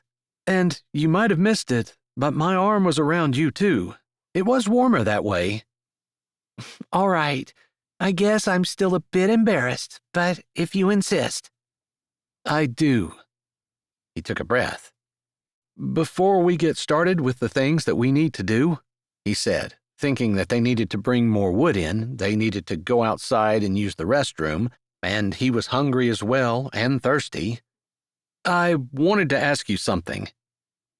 Okay, she said, sounding a little bit more awake and relaxed, like she'd accepted the fact that it wasn't her fault that they'd ended up snuggled up together. Do you remember the phone call I told you about, and the gala I talked about, and how I don't have a date for it? Yeah. He realized his heart was beating fast and his hands had started to sweat. He really cared about her answer. Would you be interested in going with me?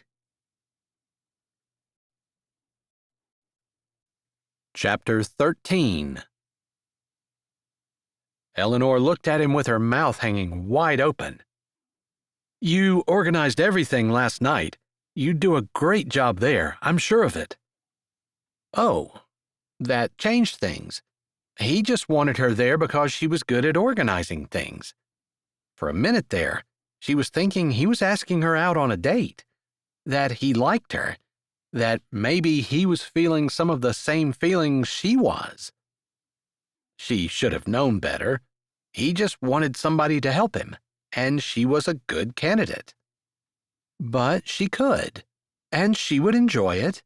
It would be a chance to get out, and she could be friends with Franklin. Maybe she was feeling like she wanted something more, but if friends was all he wanted, she could do that. Don't feel like you have to.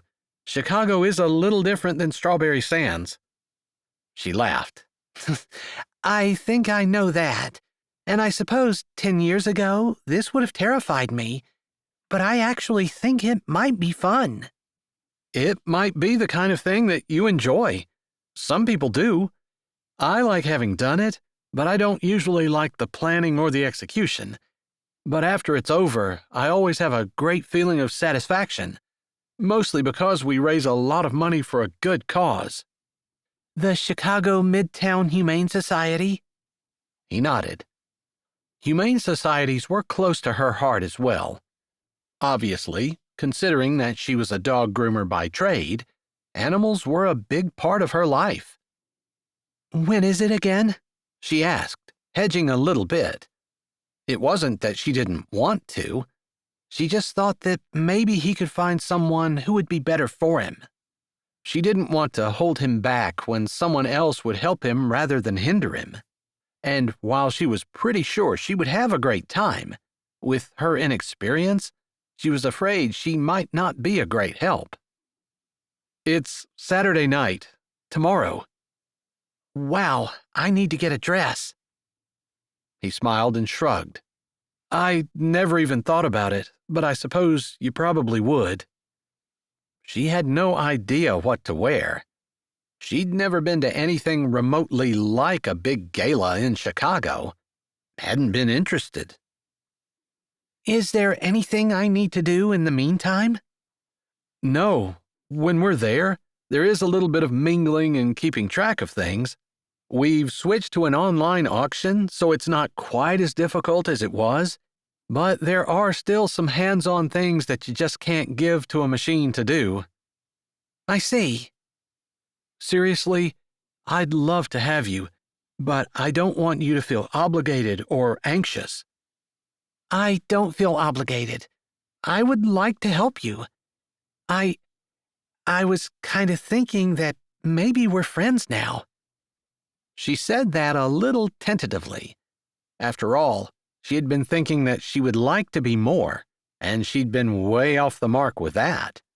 Maybe he was still thinking of them as barely acquaintances.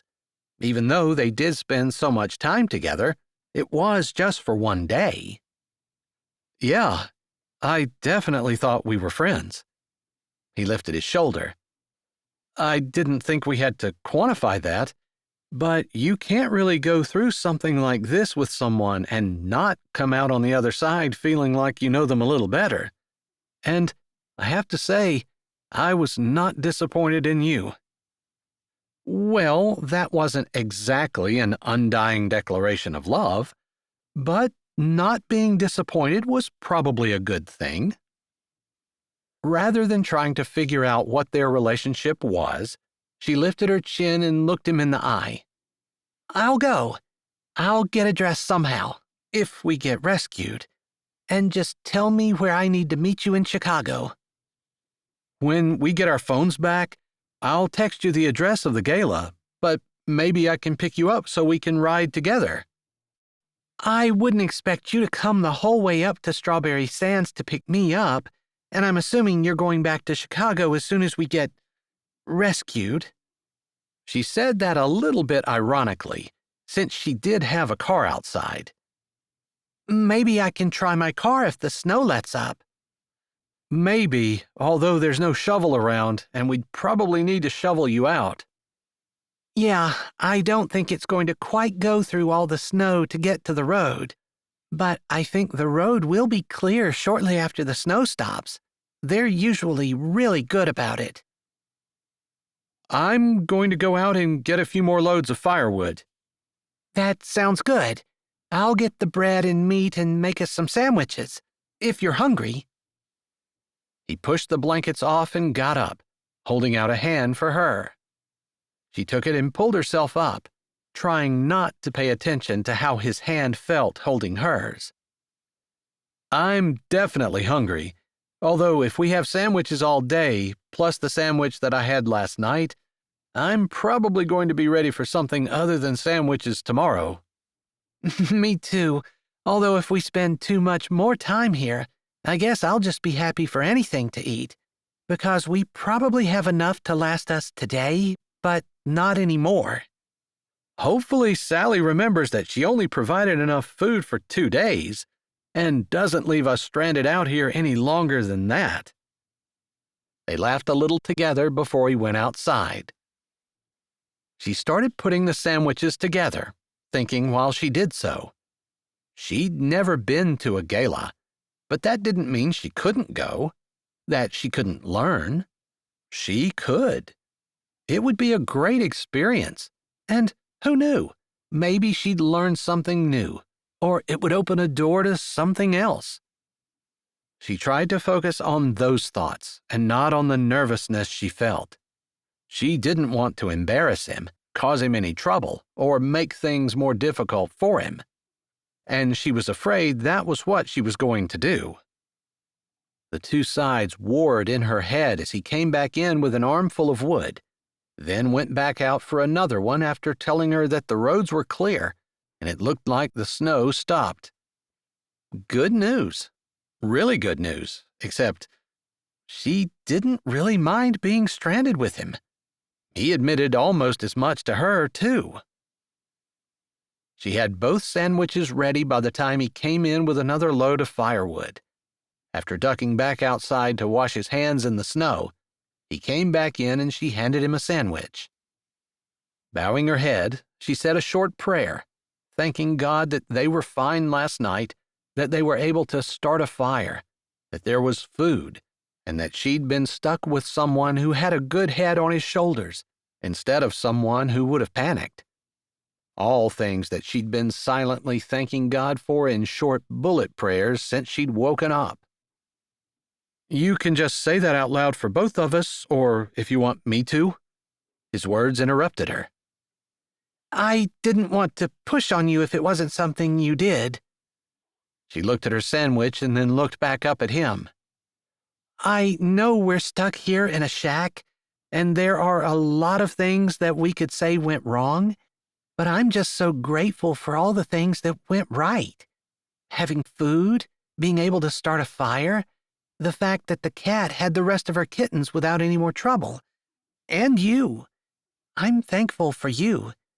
It would have been terrible to be stuck here with someone who complained the entire time, or even worse, to be stuck with someone who was scared to death and panicked. I could say the exact same thing. I've been thinking over and over this morning how grateful I am that it was you that I was stuck with. I can think of a lot of people, male and female, who wouldn't have been nearly as reasonable and fun. It's been fun. She laughed. I was thinking the same thing. I think we talked about that a little bit last night, and this morning too. On the one hand, I want to get out of here. I haven't been without my phone for such a long time in forever. It's a little bit of withdrawal. I want to make sure everyone is okay, and I want them to know that I'm okay. But beyond that, I feel like I could stay here for a really long time and be perfectly happy. There's just a total lack of pressure or any kind of worry or fear. I'm not even concerned about people coming to get us. Someone will be here eventually. If I were you, I might be a little concerned about whether or not I'm going to make it to my gala. The thought had crossed my mind, but I know we're not going to be here that long. I also know that I have people in charge of making sure everything is ready. The only thing I have to do is show up and take charge of the silent auction. I've done it so much that I'm not worried about it at all. They ate their sandwiches, then he added more wood to the fire and she fed the cat. As far as she could tell, the kittens were doing well and the mama seemed fine. He walked over after he was done fueling the fire and crouched down beside her. She's purring just as loud as she can. You couldn't tell that she was in such distress yesterday. And the kitten seems to be fine, too. I guess that's one more thing to be thankful for. He nodded, and the look he gave her was a little bit thoughtful, even though there was a smile tripping up his lips.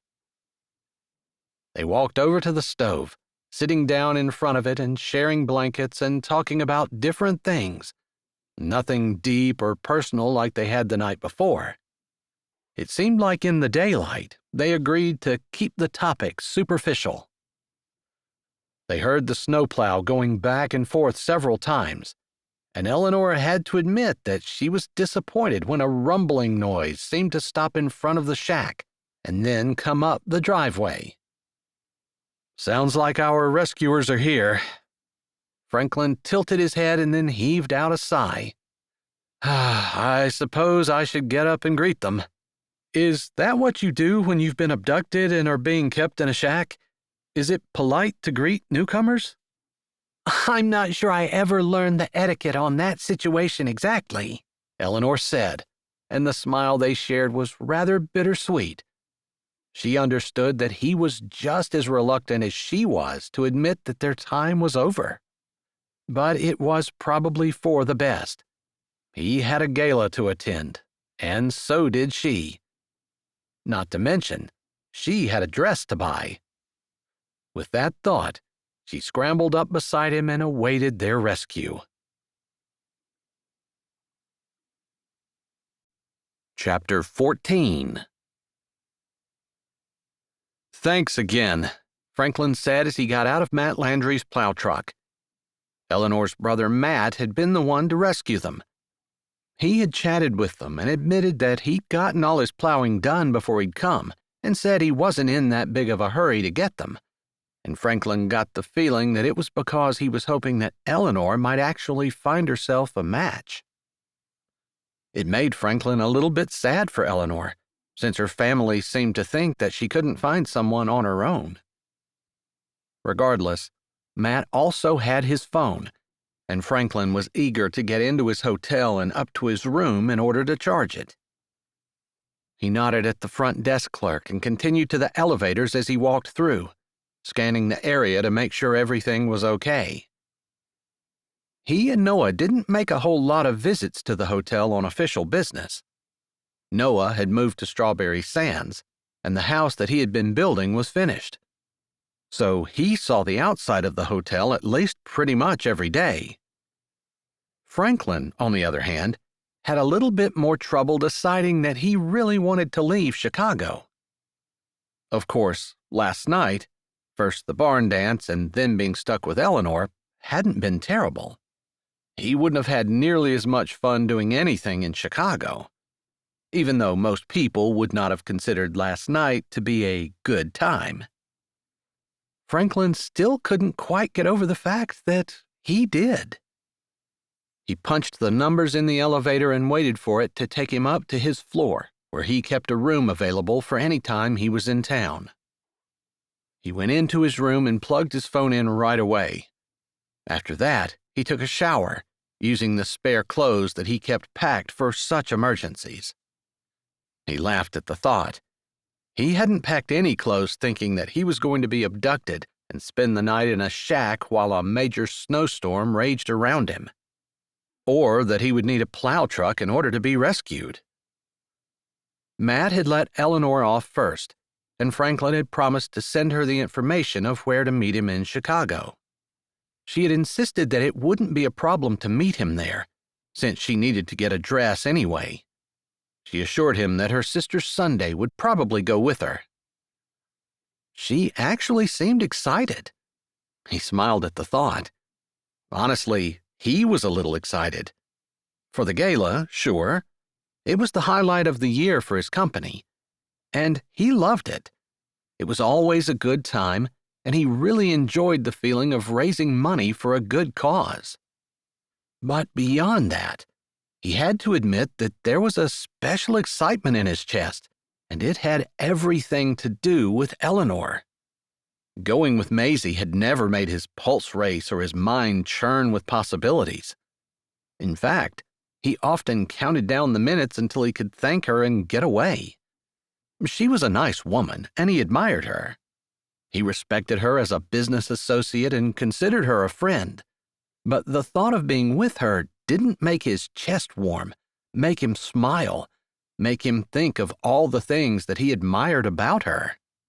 They got along okay, but he was always happy to part at the end of the night. He never felt like he wanted to spend more time with her or that he just didn't get enough. But that was the way he felt with Eleanor.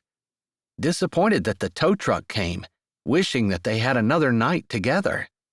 Not necessarily so that they could snuggle up, although he hadn't minded that at all, but more so that they could continue to talk. She was funny and smart without being arrogant or a know-it-all. She was easy to talk to, and she was interested in a lot of the same things he was. He put his clean clothes on, hung his towel up, and walked out of the bathroom. He should have known there would be 100 messages on his phone. It was ringing as he reached for it, and he saw it was Noah, his business partner and Eleanor's brother-in-law. Suddenly, he wanted to ask Noah 1,000 questions about Eleanor, but he held his tongue, swiped his phone, and said, "Hello?" "Hey, man. So, how was it?" "How was what?" he asked, smirking and playing dumb. "Being trapped in a shack with my sister-in-law? I can't think of a worse fate." "Your sister-in-law's pretty nice. Being trapped wasn't the best, but I'm not too upset about it. I could stay longer. As long as we didn't run out of food, I was good." "You're kidding. Mr. I can't leave Chicago because I love the city was happy being trapped in a shack in the middle of nowhere during the snowstorm?" "Yeah, I was fine." He shrugged a shoulder, walking over and standing in front of the window looking out at the parking lot. The snow had been plowed off it, cinders had been thrown down, and big piles of snow heaped up on either side. The lot itself was mostly empty, which was totally normal for this time of day. "I'm in shock. I thought you'd be complaining up a storm." He laughed at Noah's choice of words. "Why? There's no point in complaining, and it really wasn't that bad. I actually enjoyed spending a dozen hours or so without my phone. I should do that more often." "You could turn it off and walk away from it. You don't have to go quite to that extreme." "I know." He didn't want to say anything more about Eleanor, and he was hoping Noah would let it go. "It must have been the company. I'm going to have to call Eleanor. Sunday," he said to his wife, "you should get her on the phone." "Actually, she probably will be calling Sunday just as soon as she can. She's going to the gala with me tomorrow." "What?" Noah's surprise came through the phone loud and clear. "What about Maisie? You didn't dump her, did you?" "No, I can hardly dump her. We're not exactly a couple." "Everybody knows you go places together. We were just waiting for you guys to actually get together. You know she's in love with you." "No, she's not. She feels the exact same way about me that I feel about her. Someone to go places with. Something uncomplicated with no drama." "That's what you want to think," Noah mumbled. "That's what I know. Plus, her sister has malaria, and she was dropping everything and going to Africa. I had to find someone else, and I ended up stuck with your sister. She happens to be a dog groomer and is interested in the Humane Society, and she was willing to help me out. Plus, she did a great job on the barn dance." "She actually did do a great job on the barn dance, and she ended up doing most of it herself. She hangs in there and gets things done. You can definitely consider Eleanor dependable. I'm a little surprised, though, that she agreed to go to the gala with you." Franklin paused. Then he said slowly, "Because of her anxiety?" "Did she tell you about that?" Noah asked, sounding even more surprised than he had when Franklin told him Eleanor was going.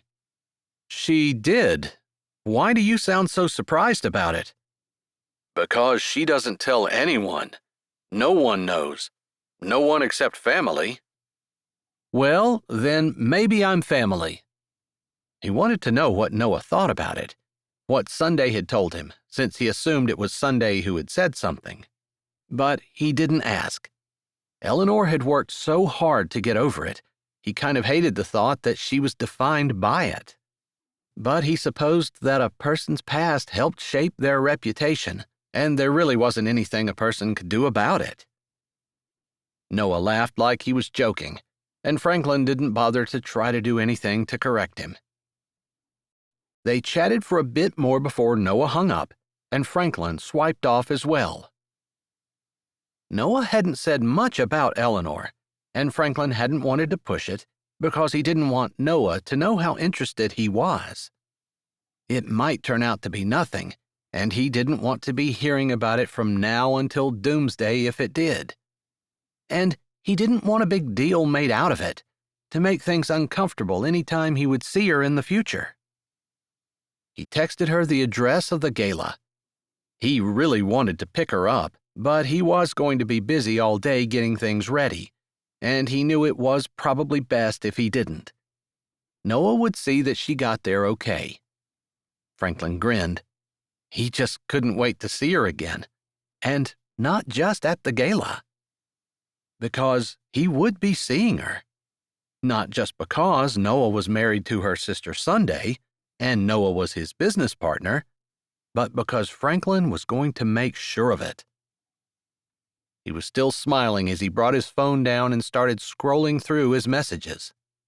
It took a few minutes to check to see that there was nothing pressing, and then he went to his voicemails and started listening. The second one was from Maisie. Hey, Franklin.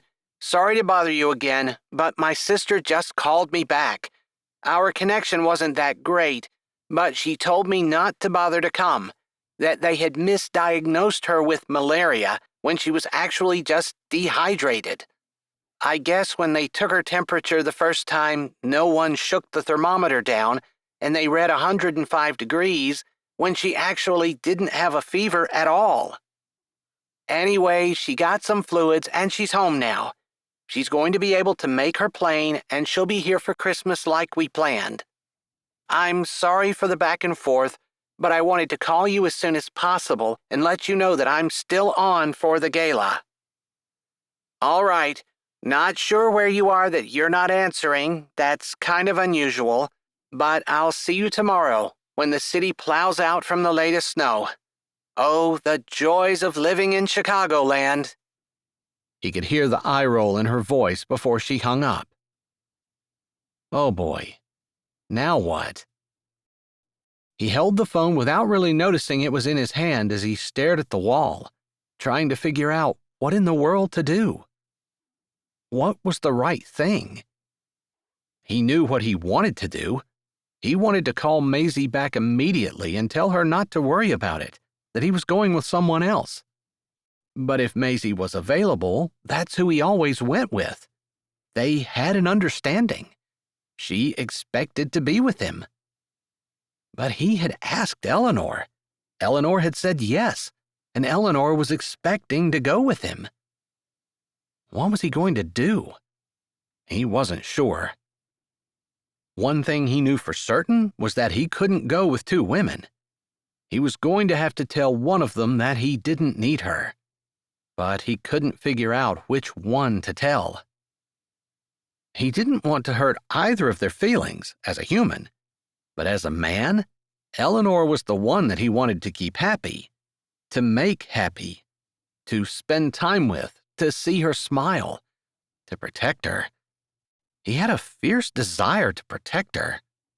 He couldn't believe how that had reared its head while they had been stranded together. But more than that, he just wanted to spend time with her. And if he told her that he didn't need her anymore, that Maisie was able to go after all, was she going to understand?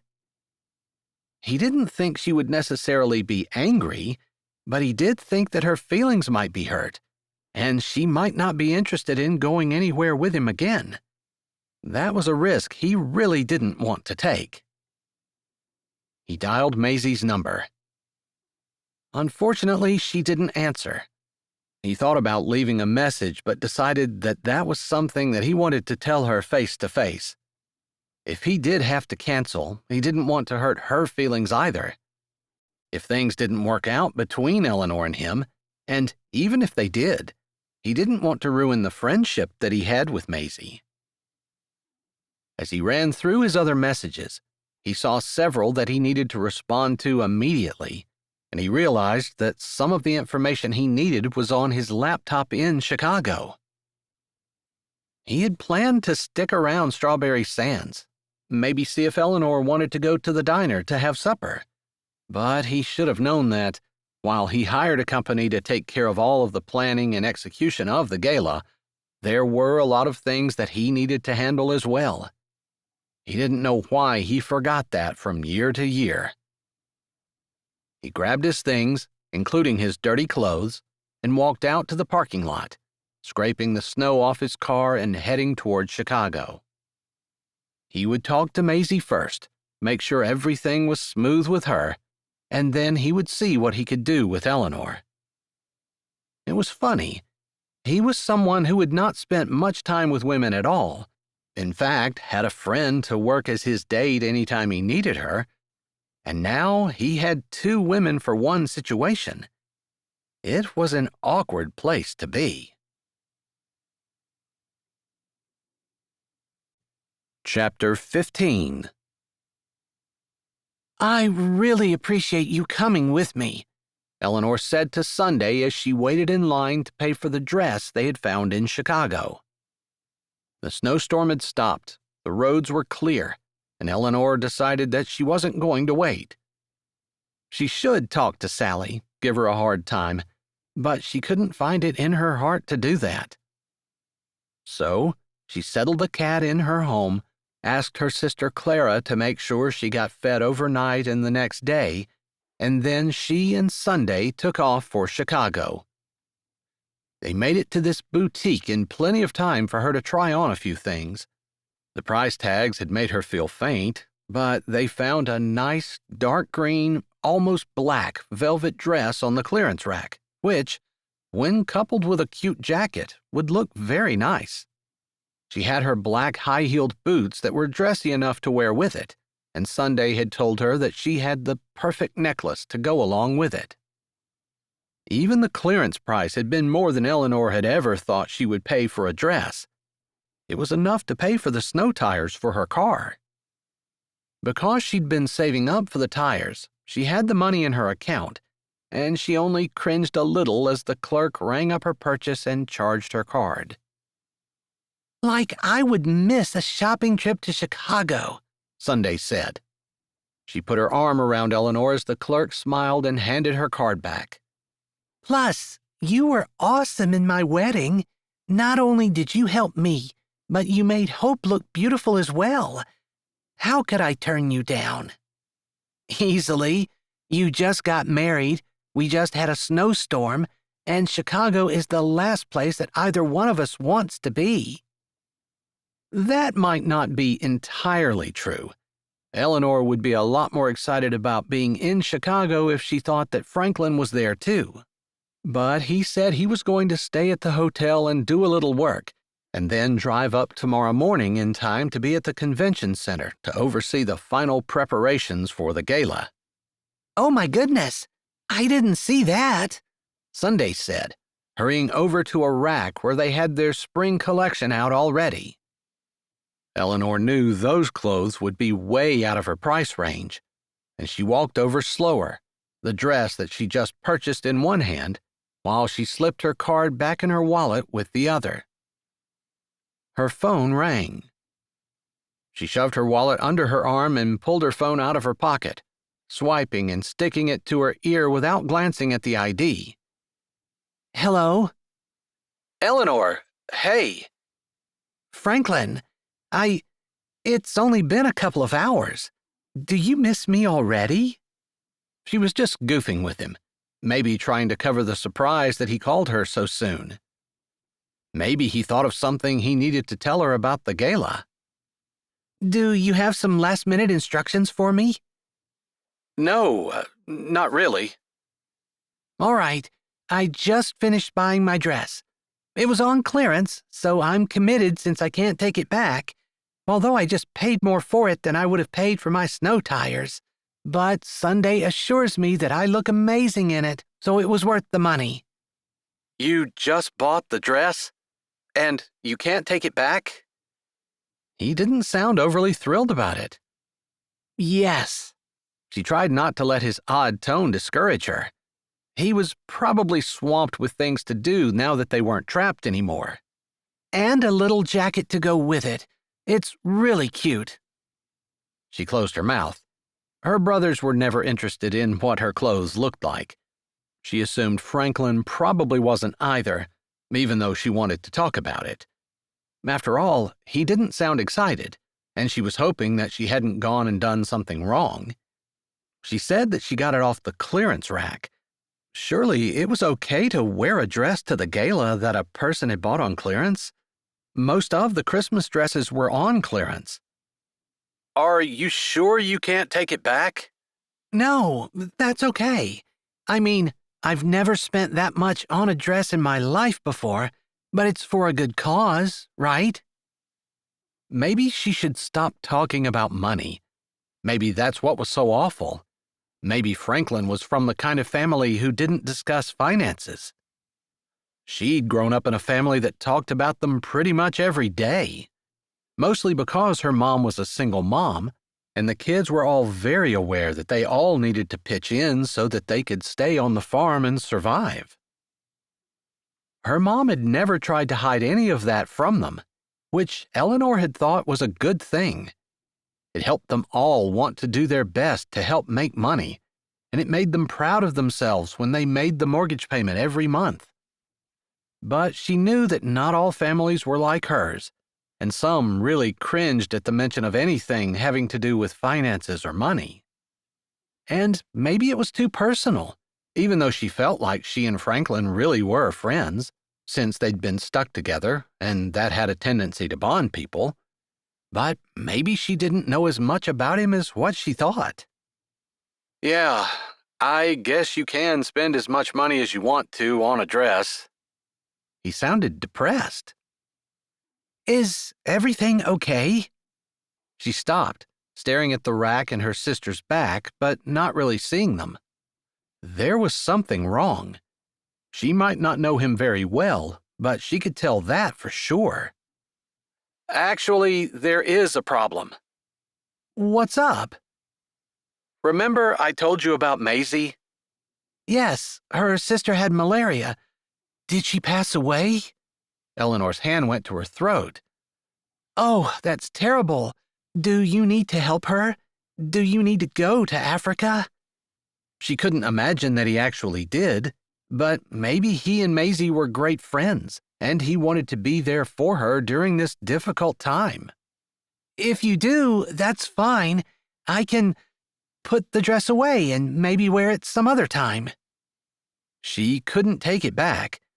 Even though she hadn't even set foot out of the store, the clearance sign clearly said that all clearance sales were final. No, nothing like that. She's actually better. It was a false alarm. Her fever wasn't as bad as what they thought it was, and it turned out that she just had a little bit of dehydration, I guess. That's awesome. I'm so glad. My goodness, I'm sure Maisie is relieved. Yeah, she is. And she's not going to Africa anymore. Eleanor froze. Oh, that was what this call was about. He didn't need her anymore. He had Maisie again. Okay, well, I see. So Maisie is able to go to the gala with you? She tried to infuse her typical cheerfulness back into her voice. And really, this made sense. Maisie had been the one to be his dependable date for years. He hadn't said for how long, but they had an understanding. He wouldn't want to turn her down and mess that up. He would want to take her if he could. Of course. I was just a stand-in. Now you don't need me anymore. That's fine. It's not like that. He said that quickly, which just made Eleanor's eyes draw down. It's not like that? She asked. So you aren't calling to tell me that you don't need me to go to the gala with you anymore? Did she totally misunderstand something? No, that's what I wanted to say. His voice still sounded like he didn't want to say what he was saying, but he had to. I just wanted to let you know about Maisie. I wasn't going to go with her if it was going to upset you. I mean, she's expecting to go with me and everything, but it's business. Upset her? He told her he was going with her and now just wanted to let her know about Maisie? Why else would he tell her about Maisie unless he wanted her to tell him it was okay for him to go with her? Her chest felt tight and hot, but she tried to ignore it and be kind, to make this as easy as possible for him. After all, wasn't that what she was supposed to do? Think of others over herself? Here was an opportunity to try to put Franklin first and herself last, as much as she wanted to be short or unkind. You don't need to call it anything other than what it is. It's okay. I'm a big girl and I can understand that. You definitely want to keep the good thing going that you have with Maisie. She's been faithful and dependable for years. It would be wrong of you to have to tell her that you're going with someone else. Plus, she knows everything she needs to do to help you. I didn't think you'd have a dress already. Of course she was going to have a dress. That was the first thing she thought of when he asked her to go. The gala was the next day. She wasn't going to go any longer than what she had to without purchasing something. Except now, of course, she wished she would have waited. She wished she would have bought the snow tires. She laughed a little. Always practical. Maisie probably was not practical. Or maybe she was. It didn't matter. She had a dress she didn't need instead of snow tires, which she did. Maybe she could find a place to wear it. That's okay. Sunday is here in Chicago with me, and we were already planning on staying overnight in a hotel. Maybe we can find a show or something to attend. She didn't want to go to the gala, not with Franklin going with someone else. That would be hard enough to watch, seeing him with someone else. Not that she was in love with him or anything, but she definitely liked him. More than she should, obviously, since this bothered her more than she thought it would. You can still come. Probably not, though. Thanks anyway. She didn't know what else to say. She'd never had this happen to her before, where some guy asked her to go somewhere and then decided to go with someone else. She knew it wasn't quite like that. Franklin's relationship with Maisie was a little bit more complicated, and definitely predated her own relationship with him. I appreciate your loyalty. Even if it's not directed at me, I appreciate the fact that you're loyal. I like that. There, that was true. She truly did appreciate loyalty, and Franklin was displaying it currently. If she were Maisie, she would definitely admire it. I didn't want to call you. I'm sure it was an awkward situation to be in, and I can appreciate the fact that this was a difficult phone call. Was there anything else you needed? She knew she probably shouldn't ask that last question, but she wanted to get off the phone. She didn't want to talk to him anymore. She just wanted to go and process things. Not with Franklin and not by speaking, because she didn't want to say something that might hurt him. It wasn't her desire to hurt him, even though her heart hurt. Not that he'd even done it on purpose. She knew truly that he hadn't. He made the best decision that he could. She knew that for sure, but it didn't make her hurt less. Seriously, I would like to go out with you. Would you be interested? She wasn't sure what he was saying. Not to the gala, she clarified just to make sure. She wasn't the slightest bit interested in going with someone who was already with someone. To be the second woman on his arm? No, thank you. No way. No, he said quickly. Some other time. Maybe we can find somewhere to go where you can wear that dress. I can reimburse you for it, he added, like he just thought of that. I don't think so. She liked him. She liked him a lot.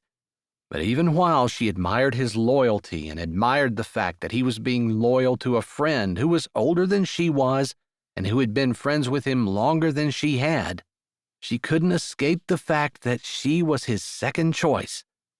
She didn't want to be with someone where she was his second choice. She didn't particularly want to be alone and didn't like being single, but she wasn't so desperate to have a significant other that she would accept being second. I think it's probably better if we just let it go.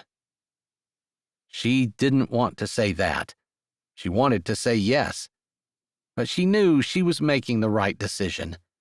If she allowed him to put her in second place now and went out with him anyway, maybe he would think that she would always accept second place. She wasn't sure if that logic made any sense at all, but God could have worked it out completely differently, and he didn't. Maybe when she had time to think about it, she'd figure out that God was saying something else.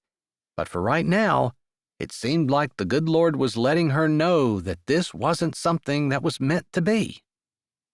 It wasn't exactly the information that she wanted, but she felt like she was saying the right thing. "I see," Franklin said, but he didn't sound happy. Hey, I hope everything goes really well tomorrow night. I hope you have a lot of fun. And I'm really pulling for you guys to make a lot of money on your auction. Let me know how much, okay? "I'm sure you'll see it on the news. But yeah, I'll let you know." They hung up shortly after, and Eleanor just stood there in the store. Shoppers walked around her, and Sunday was deep in discussion with one of the sales ladies, who was trying to talk her into trying on a dress. It looked like an expensive one to Eleanor, but she honestly didn't care. Sunday normally wouldn't have any need to wear a dress like that, but now that she was married to Noah, it probably was good for her to expand her wardrobe. And maybe that was why she eagerly accepted Eleanor's invitation to go shopping in Chicago. Their differences had never been more stark.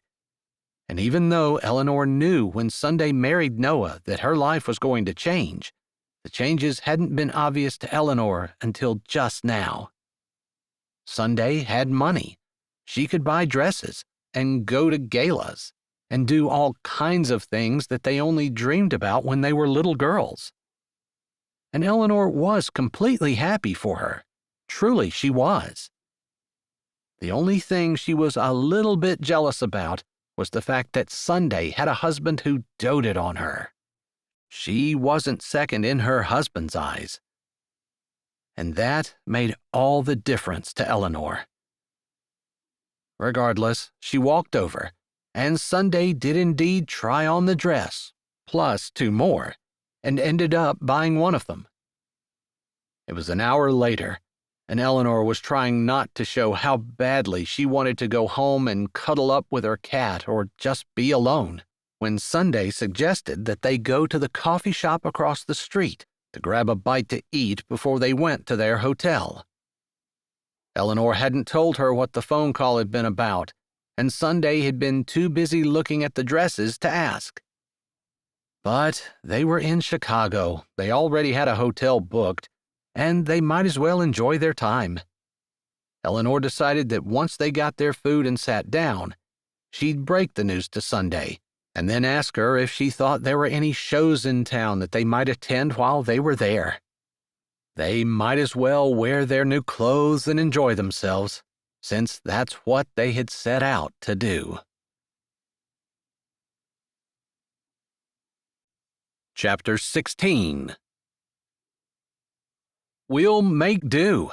If they sent roses instead of carnations, we'll use roses," Franklin said, thinking that it was common sense, but understanding why Lynette, head of the PR firm he hired to oversee the charity gala, wanted to know.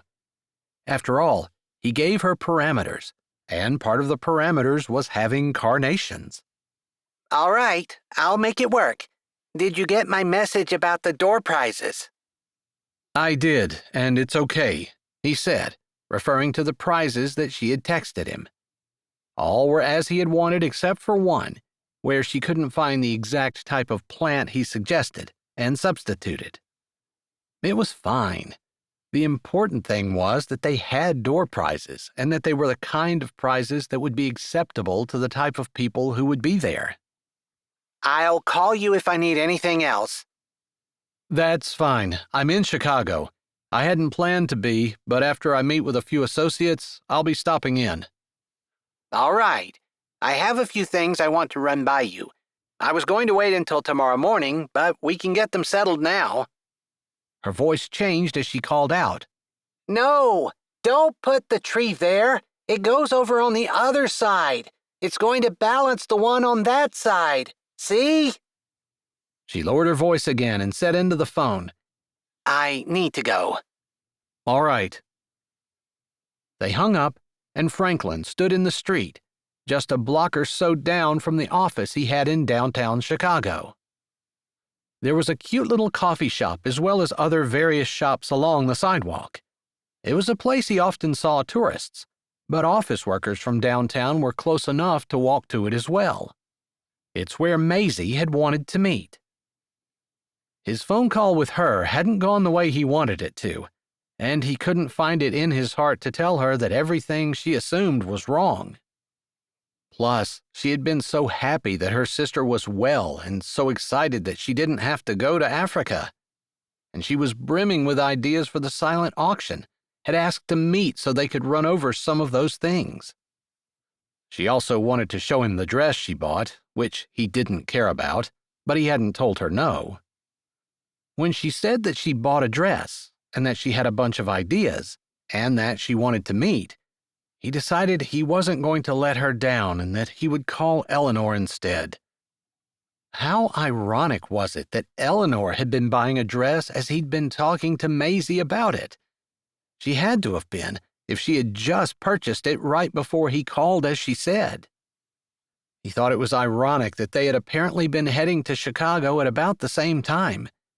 She hadn't known he was going, because he had planned to stay in Strawberry Sands. He hadn't known that she was going because she hadn't told him, although she had mentioned she needed a dress. Maybe she was waiting to see what time would suit her sister to go with her. Regardless, it was just the way the timing had worked out. Almost as though God was trying to show that he made the wrong decision. There wasn't anything he could do now. He'd already muddled things up so much that he felt like he just needed to walk forward. Trying to turn Maisie down at this point, and then talking to Eleanor into going with him would be a lot of time and effort, especially since he'd already not treated her well, and he was getting down to the wire. He could go from having 2 women ready to go with him to having none. But honestly, having a date for the gala wasn't the important thing. He'd been a lot more let down than what he expected when Eleanor wasn't interested in going anywhere else with him and had turned down his invitation to do something at some point. It was a broad invitation, on purpose, because he just wanted to get a yes out of her, but he hadn't been successful. He walked slowly because he knew he was early. He'd left the office way before he needed to just because he was having trouble focusing. He got his work finished but couldn't think of anything else to do, even though he knew there was plenty. The sidewalks had been plowed, the Christmas lights hung on the street lights, and people carried packages and steaming styrofoam cups filled with coffee and hot chocolate. He could smell both on the air. "Franklin!" He turned, realizing he was almost at the coffee shop where they had agreed to meet. Normally, he and Maisie were very, if not formal, reserved. But maybe it was because Maisie was so relieved about her sister, or maybe it was just the Christmas season, because instead of greeting him with a handshake or a head nod like she normally might do, she hurried to him and threw her arms around him. He turned his face and realized if he hadn't, her lips would have pressed against his. As it was, they hit his cheek. He was too surprised to do anything more than hug her back and wonder what in the world was going on. He absent-mindedly patted her back, thinking that just the night before he had been holding Eleanor. Eleanor felt different, curvier maybe, a little less slender, but somehow she felt right, where Maisie didn't. He stared off across the street, waiting for Maisie to pull back, not wanting to jerk away from her as his instinct had wanted him to do. As he did, his eyes suddenly focused on a woman who stared at him. The woman wore a cheerful bright red coat and had a cream-colored beanie on her head. Her cheeks were rosy and her eyes glowed, but as he watched, her smile faded. Her eyes were on him. Maisie had started to pull back as he recognized the woman. Eleanor. Eleanor, of course. She was shopping in Chicago. This was a popular spot for tourists, and of course she was shopping here. He'd never even thought to ask, but it made sense. Total sense. Oh my goodness, you cannot believe how relieved I am and how happy I am not to miss the gala. It was so hard for me to make that phone call, but you made it easy for me, of course. You always do. You're so understanding. Maisie had backed up, but her hands had slid down his arms and her mittened hands had clasped his. She squeezed his fingers now, and he jerked his eyes to her, realizing what she was saying and wondering what in the world he was going to say in return. She'd kissed him, hugged him, and now she was holding his hands. Eleanor had seen it all. He hadn't meant anything by it, but if he had seen some man do that to Eleanor, he would have assumed that there was more than friendship between them and would have crossed her off any list he might be keeping of eligible women. Not that he kept such a list. Actually, he did have a list. Eleanor was the only one on it. Thank you for meeting me. I had so many things I wanted to talk to you about, and a phone call just doesn't work whenever you have things that you have to show people and say to them. Maisie picked up the bag that she dropped in her excitement to meet him, apparently. And I want you to see my dress. I was hoping that you would have a tie in your closet that would match it. I think that would look striking, don't you? We talked about matching before, and we've just never been coordinated enough. But now that I have my dress, if you don't think you have a tie, we can pick one up quickly. It's a deep plum color, and I'm sure we'll find a tie pretty easily. She laughed. It's a popular color this year. He wanted green. He liked green. Deep velvet green. Maisie chattered on, and he tried to pay attention. They ordered their drinks, waited for them to be served, and found a table by the window. When he looked out, of course, Eleanor was gone. Maisie pulled her dress out of the bag and held it up. Don't you just love this color? She said with a big smile. He tried to shake himself out of the funk he was in, most of it having to do with the fact that he was pretty sure he had made the exact wrong decision.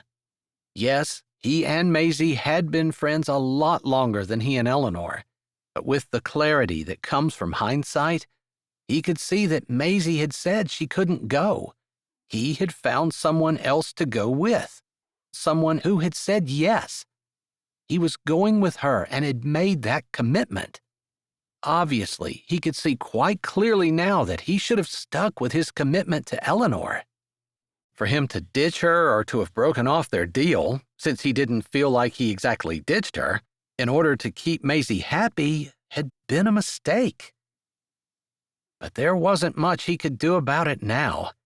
He'd made a bad decision, and he would have to live with it.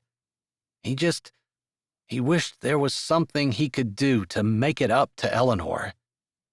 But if he had to guess, she was probably feeling like she'd been shoved aside, like someone else was more important than she was, and that's exactly how he'd acted. So it was only natural for her to feel that way. You're awfully quiet today. Is there something wrong? Just a lot on my mind, he said. Of course. You currently have so many last-minute things you're doing with the gala. What about last year, when they called you at the last minute because no one had remembered to order any lights? And twinkle lights were the centerpiece of all the decorations? What a mess. Maisie shook her head, rolled her eyes, and laughed. He had so much history with Maisie. They'd done so much together, and she was a nice woman. But she just wasn't for him. Actually, I'm not feeling the greatest. Tomorrow's going to be a big day. Do you mind if I leave? He was taking the easy way out. He didn't feel like talking, didn't want to force himself to be charming and kind, when what he really wanted was to castigate himself for doing something stupid. And he was leaving in order to not have to keep up the pretense. But Maisie's face registered concern immediately. Of course. Tomorrow's a big day, the biggest of the year. We want everything to go without a hitch. I hope you're not getting sick. I hope I'm not either. She picked up her drink and her bag, and they stood together. He thought he caught a glimpse of a red coat, but there were several as they were exiting the shop. Surely Eleanor hadn't come into the coffee shop and he missed her. Of course, he'd been sitting with his back to the door, and as soon as he sat down, he'd looked for her and didn't see her. She could very well be in there. Suddenly, he was interested in staying, but they stepped out. Thanks a lot for all your help, he said, wanting to get away. I'll walk you to your office. I think I'm going to head to my condo. I'm going to lie down for a bit. You really aren't feeling well. The concern was back in her eyes as she laid a hand on his arm. He wanted to shake it off. Maisie had never felt clingy before, but she did now. It was his fault. He should have been more clear. She wasn't doing anything wrong. Maybe a little more touchy-feely than what she usually was, but she had just been afraid that her sister was going to die. He couldn't blame her. He assured her that he was fine, and she finally allowed him to walk away alone. His phone buzzed in his pocket, and he thought about not answering it. He really did just want to be left alone. But he pulled it out. It might be something about the gala that no one else could answer. He didn't want to keep things from progressing as smoothly as they could or make things harder for Lynette. But it was his brother, Peter. He laughed. He hadn't even talked to Peter before he left Strawberry Sands. His whole thought and being had been focused on Eleanor. Hello? Hey, bro. Heard you had a cold night. Actually, it wasn't cold at all. He thought about the fire and holding Eleanor on the floor underneath the blankets. It had actually been a pretty good night. Maybe a little bit uncomfortable because the floor was hard and they didn't have pillows, but a night of good memories. Must have been some fire. That's a small stove. Anyway, just wanted to check and make sure you were okay. Well, I'm not dead, so I guess I must be okay. Peter was often the first to crack a joke, but no one on earth knew him better than his brother. Even though they'd chosen very different paths, with Peter deciding to become a farmer, taking classes in vocational agriculture and earning a degree in animal science, and Franklin going the business route, they were still as close as brothers could be. Now, Peter was serious. All right. I know you have that gala tomorrow, and you're probably thinking about that, but there's something else going on. He laughed to himself. He really didn't need to talk to anyone who knew him so well. But Peter always saw things with a clarity that Franklin sometimes missed. He couldn't think of anyone else that he would trust with the information that he suddenly realized he was going to divulge to his brother. I always go to the gala with Maisie, but she called me and couldn't go because her sister was sick. The one that's in Africa? Yeah, that one. She was going to catch the first plane so she could go and see her, so I was dateless. Ouch. It's always harder to do those things solo. Even if your date isn't someone that you're in a relationship with, it's just nice to have that support beside you. Exactly. So, since I was with Eleanor last night... Eleanor, she's a nice girl. She was. She planned the barn dance and did a fabulous job on it. I thought so. I had a great time. Of course, I wasn't abducted by accident either, so there's that. Franklin snorted. I actually really didn't mind. That's shocking to me, but I want to know what you said to Eleanor. I asked her if she'd go, if she'd be my date. Wow, you guys must have had some pretty deep conversations last night. It was an easy thing to do.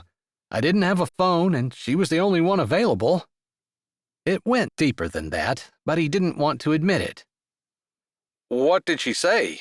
Did she turn you down? Is that what the problem is? Turned down by a small-town girl? No, she said yes. That's not the problem. Now you can't figure out how to get her there? Do you need me to drive her down tomorrow? No. The problem is Maisie's sister wasn't as sick as what she thought, and Maisie called me and said she could go. Well, too bad. You already asked Eleanor, and she said yes. So Maisie is out of luck. Why couldn't you have told me that 2 hours ago? Are you serious? Yeah. I mean, Maisie is the one I always go with. I mean, she's good at it, she's always done well, and we have an understanding. I didn't want to miss any of that. She could benefit me in my career. Not to mention, if I hurt her feelings, she could go around and make things really difficult for me. I don't think you need to worry about any of that. Whether she does or she doesn't, it doesn't matter. She told you she couldn't go, and you asked Eleanor. She said yes. You can't break off with Eleanor just because something better came along, or just because Maisie can do it again. You have to keep your word. If you said you were going to do it, you need to do it. But I asked Eleanor, told her about Maisie, and asked her if it was okay if I went with Maisie. She said it was fine. I just feel like I made the wrong choice, even though I was going with Maisie and being loyal to her. But you weren't being loyal to Eleanor, whom you gave your word to. You might not have known her for as long, but there is a loyalty in doing what you say you're going to do, even when it's hard, or even when something else better comes along and you want to do that. Franklin was quiet. He knew that Peter was correct. I mean, I know you think you asked her and she said it was okay and all that, but what else was she supposed to say? Did you actually think she was going to say, "No, don't go with Maisie, you promised me"? And why would she want to have to force you to keep your promise to her? He snorted. She probably figured if you don't want her, you don't want her. But I asked her out. I told her I wanted her. Your actions, the fact that you had someone else lined up and were going to replace her if she just said the word, said you didn't. He didn't mean to argue. He just wished it wasn't so obvious now. What had been obscure to him before. He had been surprised, he supposed, and that's maybe why he didn't make the best decision that he could have. He didn't know what else to blame it on. Maybe he wasn't supposed to blame it on anything. Maybe he was supposed to take the blame for it, admit it, and then what? I screwed up. I think that's the first step in fixing things, Peter said easily. What's the next step? Franklin said, laughing a little. That was his problem. He didn't know what to do to fix it. I don't know. I guess apologizing? Yeah, okay, that makes sense. Definitely he needed to apologize. He was an idiot. But maybe it hadn't hurt her feelings as much as he thought. If she had done to him what he just did to her, it definitely would have upset him and hurt his feelings, even if they'd only been friends, and here he was hoping for more. Not that he would have admitted it to anyone. Then what? Man, I don't know, Peter said. sounding exasperated and amused at the same time. "I'm not married. Maybe that's why. I guess you just need to try to show her that you're going to try to do better. I mean, you can say it, but until she actually sees you trying to do something better, it doesn't really mean anything, you know? Anybody can apologize, although some people don't, and anybody can say they're going to try to do better, just like anybody can say thank you. It's just a matter of showing your thanks." Great. Now he had to try to figure out how to show that he was actually remorseful. But how did he do that? It wasn't like he could drum up another situation where he had to choose between Eleanor and someone else and he would choose Eleanor. Man, he had a golden opportunity to show her how much he thought of her, and he screwed it up. Still, he figured Peter was right. He just needed to watch for the opportunity and, in the meantime, do his best to show her that he was remorseful and that she truly did mean something to him. It bothered him that she wasn't going to be at his gala and hadn't wanted to go out with him again. But he could try to run into her in other situations until maybe she changed her mind. He hoped that would work, since he couldn't think of anything else, and he hadn't realized until that point how much he liked Eleanor. Chapter 17. Do you think I'm wrong? Eleanor asked Sunday as they got in the elevator to go up to their hotel rooms. Noah had a meeting, although he was going to be along later. For the moment, it was just the two of them, and Eleanor had all of Sunday's attention. But Sunday had been quiet, thoughtful, and that had made Eleanor start thinking about how she'd handled things. Maybe she'd done it wrong. What makes you say that? Sunday said, without giving anything away. She waited for Eleanor to get on the elevator before she punched the number to their floor. I don't know. I guess I've just been thinking that I wasn't a very good friend. I mean, I know I haven't known him for very long, but last night I kept thinking that I felt like we formed a bond. Not necessarily a romantic bond, she hurried to add when Sunday raised her brows. Just we'd done something hard together, and I enjoyed his company, and he said he enjoyed mine, and I thought we were friends. You probably are, Sunday said simply. But I'm not acting like a friend, am I? Sunday didn't say anything. She just smiled. Yeah, you agree. I was petulant. He didn't treat me the way I thought I should be treated, and so instead of supporting him like a friend would, I walked away. I think some of us have a personality where we avoid conflict or difficult situations by walking away from them. Some people live for confrontations. You just did what was natural to you, but I'm glad you're thinking about it because I'm not sure it was right. If we're friends, it definitely wasn't right. Eleanor had to admit she was mumbling. She wasn't proud of what she had done. She'd allowed her hurt feelings to dictate her actions, instead of overlooking herself and focusing on someone else. The gala meant a lot to Franklin. It was the big thing for his company every year. He was doing his best for it, and if she was his friend, she'd be supporting him, not pouting in some corner because he didn't treat her right. The elevator stopped, and an older couple waited while Sunday and Eleanor got out. They were a sweet couple, gray and stooped, but still holding hands. The older gentleman said something, and the lady beside him laughed. They got on the elevator, and as Sunday and Eleanor walked away, their laughter followed them down the hall. That's what she wanted for herself, a love that lasted through the decades, from their young adult years through middle age and into their golden years. She wanted someone beside her, someone holding her hand, someone to laugh with. The longing was so strong, she almost stopped in the middle of the hall. She wanted someone to love her the way she was, but she also wanted to be the kind of woman who deserved a man who would stand beside her, laugh with her, and love her despite her faults and flaws.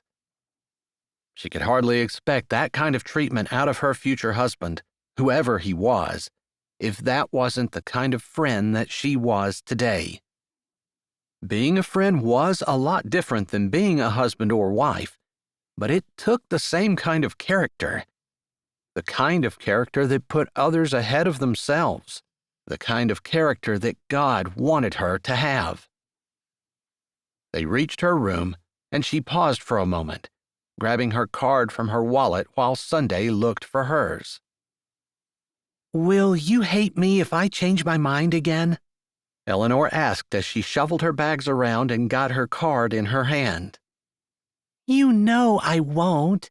Sometimes we just do the wrong thing, make the wrong decision, and we have to check ourselves and turn around. Why would that make me mad?" "Because I feel like I've jerked you one way and then another.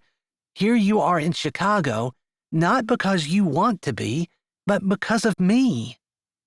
Noah was going to go to the gala tomorrow anyway." "I know, but you could be with your husband or taking a nap or doing something." "There aren't too many things I'd rather do than to be with my sister," Sunday said as she put her arm around Eleanor's shoulders. Eleanor leaned into her, saying a silent prayer of thanks to God for giving her sisters. They were better than friends. "I want to go to the gala," she said as Sunday's hand dropped and she pulled away. "I thought that's what you were going to say." "Thanks. I just feel like that's the thing that a friend would do, and that's what I want to be, a good friend." For some reason, her heart still hurt, and she wasn't sure if it was just her woman's pride being tweaked because Franklin had basically dumped her over someone else, or whether it was because she actually had feelings for Franklin, which she felt wasn't very smart since she'd only spent a little bit of time with him. But it was time in trying circumstances. A person's worst side came out when they were squeezed the way they had been squeezed last night. Cold, hungry, put out, scared, and challenged. She could see what kind of stuff he was made of, and she really liked it. "I can't believe you didn't get upset about everything last night. That's probably the thing that impressed me the most. Franklin is so easygoing. He was really able to roll with things." "That's something that Noah has said about him over and over. And it's something that I've seen in the few times I've interacted with him. He doesn't get angry. In fact, I'm not sure Noah has ever seen him angry." "I guess anger is an emotion that humans are allowed to feel. I don't hold that against anyone. I get angry. But it was just really nice to spend the night with someone who wasn't holding it against anyone, who didn't sit around and complain, who let it all slide, and just focused on what we needed to do, on being a decent human being, rather than all the things he deserved but didn't get. In other words, he was humble and resourceful and the kind of companion you want to spend more time with." "Yeah." Maybe Sunday suspected that she might have been falling a little bit in love with Franklin. Who wouldn't be after what she experienced with him? She supposed that was only natural. "Noah said he'd like to leave by 6 tomorrow. Does that work for you?" "Of course," Eleanor said, smiling with relief. "I'll plan to be over at 5:30 to do your hair. After all, if you're going to support Franklin, you want to look your best." There was a little bit of humor twinkling in Sunday's eyes, and Eleanor figured she suspected there was more to it than just being friends. But that's all Eleanor wanted to be. She didn't want to be hopelessly in love with someone who could never return those feelings. Of course, sometimes a person couldn't control how they felt, but she could control what she did.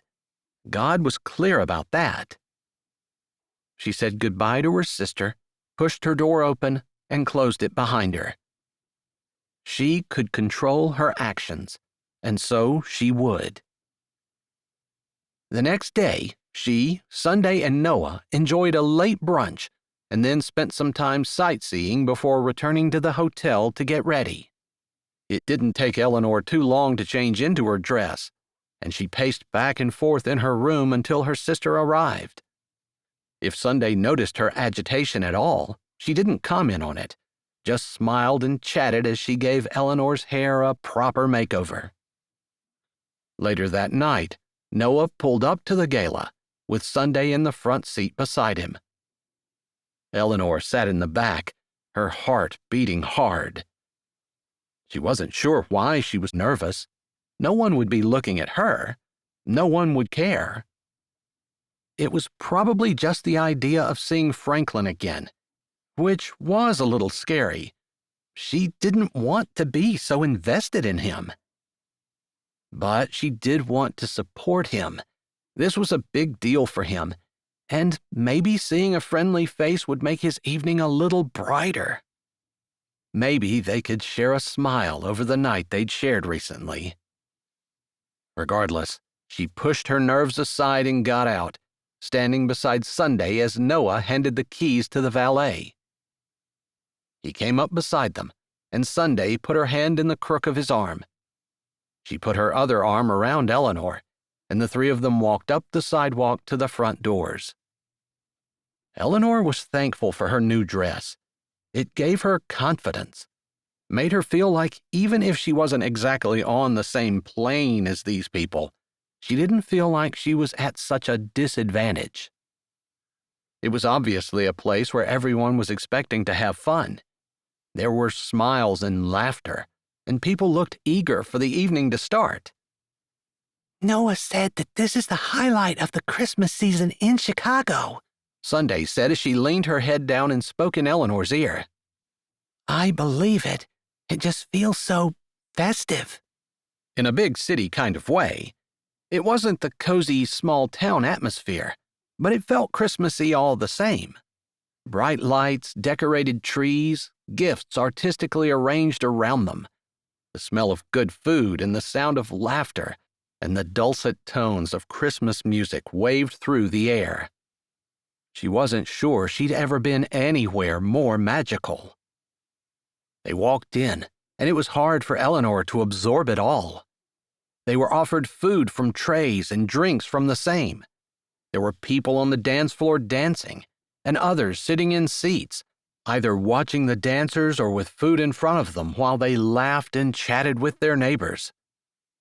Eleanor had a hard time resisting a table where the most delicious-looking pieces of key lime pie sat, artfully arranged. She promised herself she'd grab a slice before the evening was out. Noah casually led them to the room where the silent auction was going on. Tables lined the entire periphery of the room, with gifts and other goodies piled high. In front of each lot was a code they could scan with their phone that would take them to a website where they could punch in their offer. Eleanor put her hands behind her back as she perused some of the offerings. Her eye caught on a figure dressed in black, tall and confident, and she peered through the crowd to try to see him again. She was pretty sure it was Franklin. She wanted to wish him well, wanted to tell him that she hoped his evening was amazing and that his whole gala was a success, wanted him to know that she supported him, no matter what. "He's over there. I just texted him, and he's making his way this way," Noah said as he and Sunday, who had browsed in the opposite direction, met Eleanor on the other side of the room. Somehow his words made a big lump of nervousness explode in her stomach. It dripped down, coating her entire insides, until she wanted to put both hands over her stomach to try to ease the uncomfortable sensation. That was silly. The man she was going to talk to was the same man who helped her deliver a kitten, made a fire, and snuggled under the blankets to keep warm and not freeze to death. He was the exact same man. He was also the man who asked her to go with him and then changed his mind and made an awkward phone call to her where he basically asked her to back out so he could take someone else when the someone else he preferred above her was able to do it instead. She tried not to think about that. It wasn't a date. It was just him doing his auction and trying to make it as successful as possible, and she was just being the best friend she could. Why was she trying to be such a good friend to someone who hadn't been a good friend to her? She knew that was a question the rest of the world would ask. After all, wasn't the point of friendship to have someone who had your back and whom you could trust? Obviously, Franklin didn't have her back, since he'd all but ditched her as soon as someone who would serve him better came along. But wasn't that what being a Christian was all about? She wasn't supposed to worry about the way she was treated. Instead, she was to love with the kind of love Jesus showed to his disciples. Jesus' disciples hadn't treated Jesus well at all. They deserted him in his time of greatest need, but he'd loved them anyway. And that's the kind of love Jesus modeled because that's the kind of love he wanted his followers to show. To give the kind of love that didn't ask for anything in return. She kept her hands behind her back and strolled on down the table, looking at all the amazing things being offered at the silent auction. There was a cruise to the Bahamas and another one to Alaska. There were dresses and boots, packages of perfumes, which she assumed were expensive, and even a week at a condo in Italy. High-end type of gifts that she would never even dream of. If she had donated something to the auction, it would have been something small, like a free dog grooming for one pet or something like that. But these were huge. It made her feel like even though she had wanted to think of herself as one of Franklin's friends, she really wasn't on the same playing field as he was at all. The stuff was so extra, so much beyond what she thought of in her little world. Chapter 18. Hey there. Eleanor recognized Franklin's voice right away, and it sent some kind of friction of something that felt a lot like alarm wrapped in velvet down her backbone. She took a breath and turned. Franklin stood there, looking so much different than he had the last time she'd seen him. He wore a tux, very formal, with a bow tie, and he filled it out very nicely. His white shirt contrasted with the tan of his skin and the rugged stubble that lined his cheeks and chin. His lips turned up in a ghost of a smile, but his eyes seemed worried. "I wasn't expecting to see you." This is an important day for you. I told you I was a friend, but I wouldn't have been acting like a friend if I hadn't been here to support you, would I? She wanted her words to be cheerful and happy and upbeat, and like she didn't have a care in the world, and like it hadn't been an agonizing decision to come here when her heart hurt so much. She didn't quite succeed. Her words weren't sad, but they were soft and thoughtful rather than upbeat and happy. "That's very big of you, but after what I saw the other night, it's exactly something I would expect from you." His words made her happy, but they also made her feel guilty. He didn't understand the struggle that she had with herself to get to this spot. He made it sound like this was her choice all along. She shook her head. I don't deserve that. "You do, especially..." He put his hands behind his back and took a breath. like he was trying to find the right words or maybe get up the nerve to say whatever it was he was going to say. I was able to see clearly that I handled everything all wrong. I thought I was being loyal to someone who had been loyal to me, but in doing that, I didn't treat you the way you should have been treated. I wish I could go back and do it differently. It's obvious to me now that once you said yes, I should have stuck with you. I should never have put that pressure on you. I shouldn't have even asked you if it was okay. It's obvious to me now that doing that left you no choice but to say yes. And that was nice for me, because then I didn't have to say no to Maisie. I'm sorry. She blinked, trying to comprehend what he was saying. He had apologized? He had said he was wrong? No, you wanted to do this with Maisie, and she knew exactly how to do everything you needed.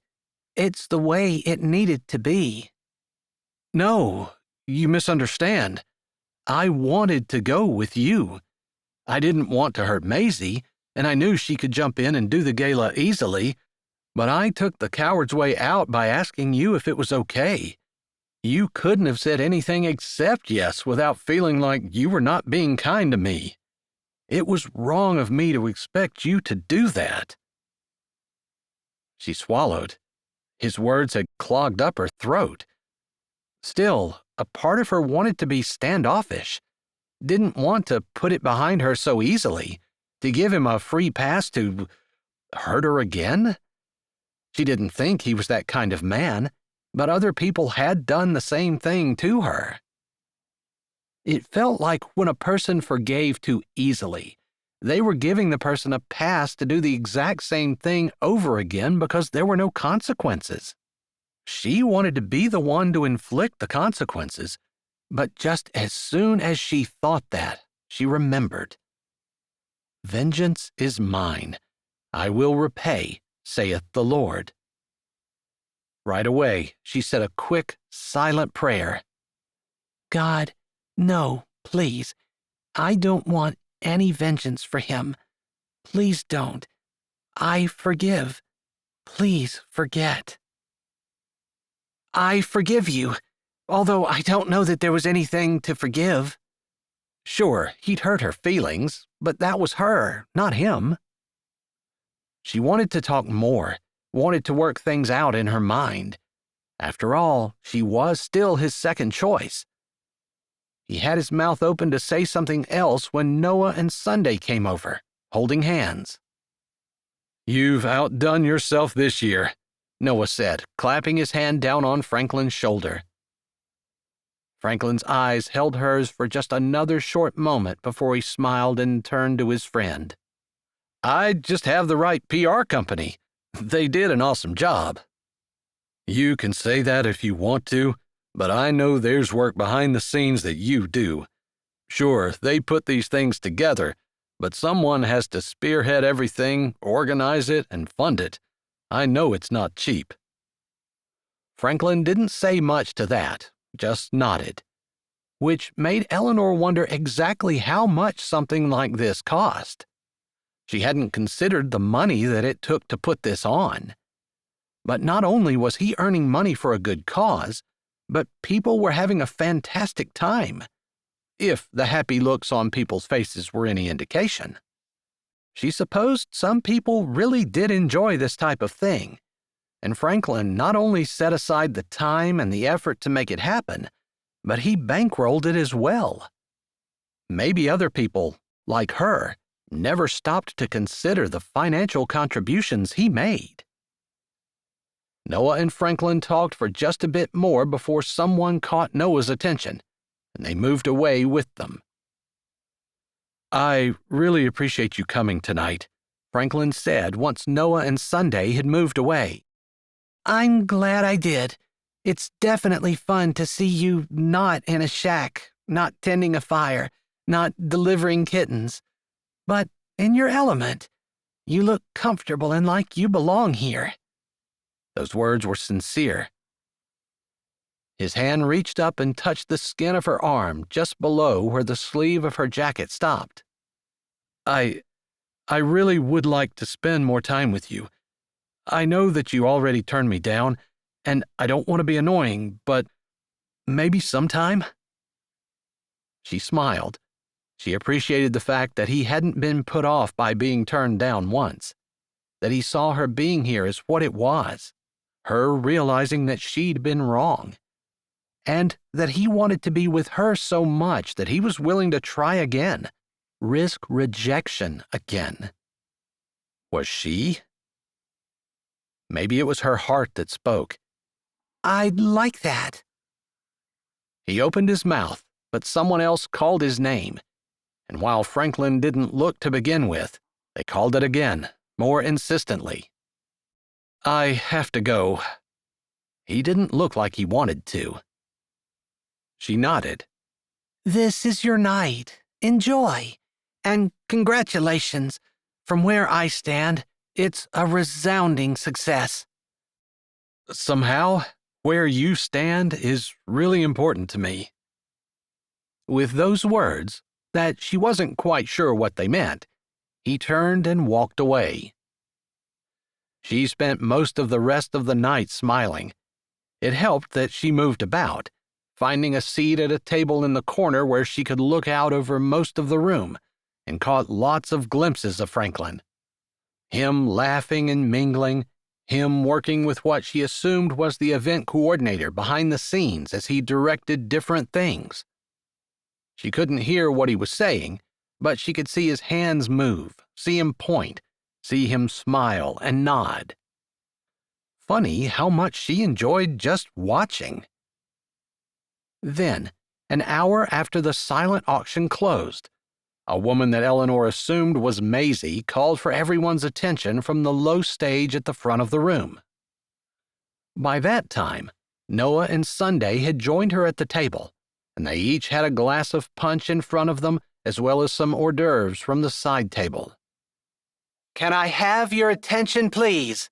Maisie said, sounding confident and totally at ease standing in front of such a huge crowd of people and talking.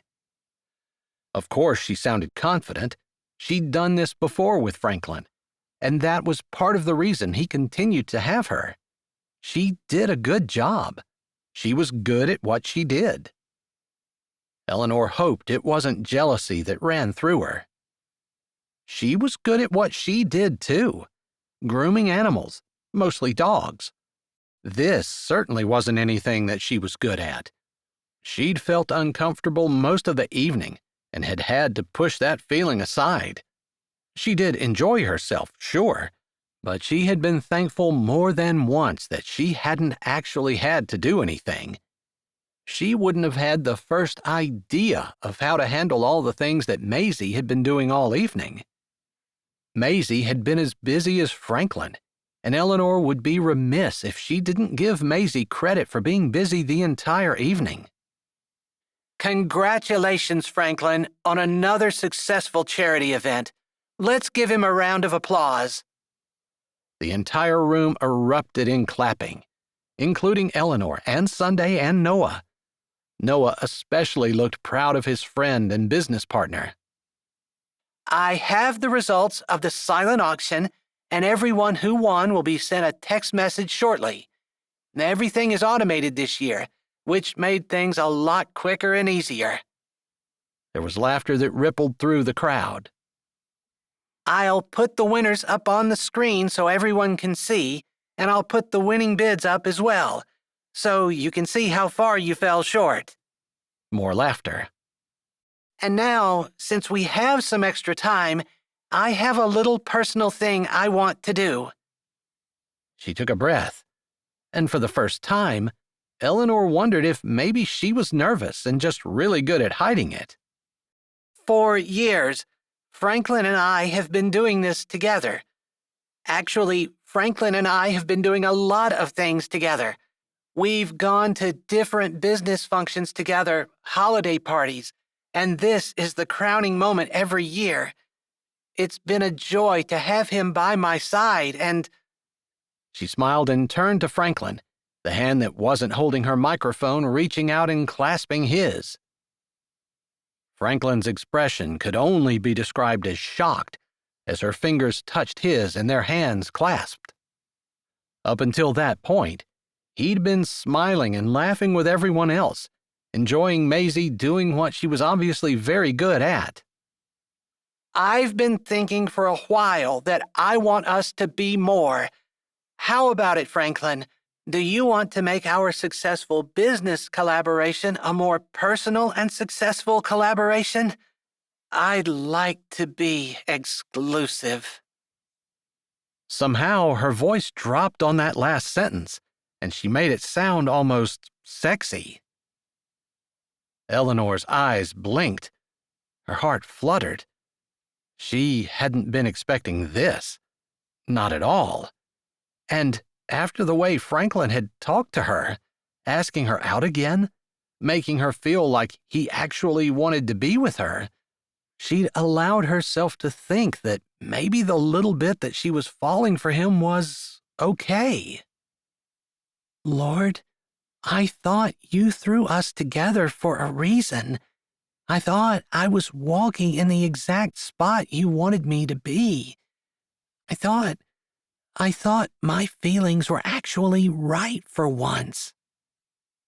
She wanted Franklin to renounce everything Maisie had said, or at least to let her down. She didn't want Maisie to be embarrassed. She didn't want Franklin to do the verbal equivalent of a body slam on the carpet. But she did want Franklin to be very clear that he wasn't interested in Maisie. Not like that. Only in a business sense. But Franklin didn't say anything. The crowd erupted in cheers as the smile on Maisie's face grew large, and she tugged on his hand. Maybe she caught him off balance. That's what Eleanor wanted to think, because he took a step forward, although it wasn't very graceful. She finished closing the distance between them, threw her arms around his neck, and Eleanor looked away. It was like a car accident, only she couldn't watch. She didn't want to see how it ended. She didn't want that image to be seared into her mind. She didn't want to feel worse than what she already did. Would it be terrible for her to leave now? She wanted to go. She just wanted to go and hide in her hotel room, crawl under the covers, cry into her pillow. This felt worse than it had felt earlier, because she thought Franklin had given her hope. The orchestra struck up a romantic song, and the dance floor was flooded with bodies. People stood from their tables, and Eleanor no longer had to worry about averting her eyes because she couldn't see anything. Do you think we could go? I'm so tired, Sunday said, and Eleanor wanted to reach over the table and hug her. Sunday wasn't tired. Sunday was fine, but Sunday knew Eleanor wasn't. Of course. I texted the valet, and he'll have our car by the time we get to the door. We can go now. Noah stood up from the table, so they did as well, and Eleanor willed her legs to work. She just needed them to work until they got to the hotel and she got upstairs to her room. Once she closed the door behind her, then her legs could do whatever they wanted to, which was fold up into a heap on the floor. It was a short walk to the entryway, but as they stepped in, Sunday said, I'm so sorry, but do you mind if I use the restroom before we go? Normally, Eleanor would have gone with her, but she barely heard and allowed Sunday to walk away while she stood dazed. She wanted things to be different, wanted to believe Franklin when he'd said that he really preferred her, even though he'd chosen to go with Maisie. Eleanor? Noah's voice penetrated her thoughts. She looked up. Yes? I hesitated to say anything because if there is anyone worse at relationships and love than me, I've never found them. She tried to smile, since that seemed like a bit of humor. Unfortunately, it seemed to come out more like a grimace. But Franklin is my friend and business partner for a reason. He's a good man. He has integrity and character, and he always tries to do the right thing. Just sometimes he makes wrong choices. She stared at her brother-in-law. Was he saying she should forgive this too? I'm not disagreeing, but I think he's made his preference very clear. Are you talking about me?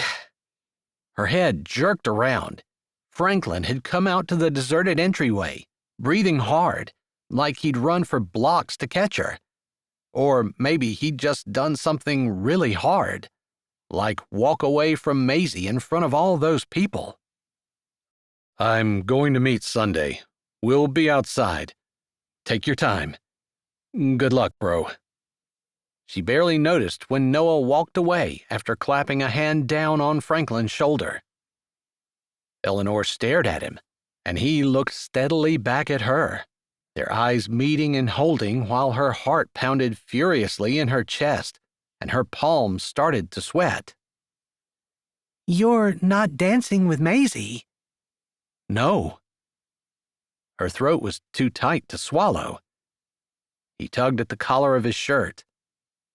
I hated to embarrass her in front of everyone, but I'd already made one mistake with her that hurt you. I wasn't making another. Didn't you hear my response? No. She had been in such a rush to get out, just trying to keep her legs holding her weight without collapsing.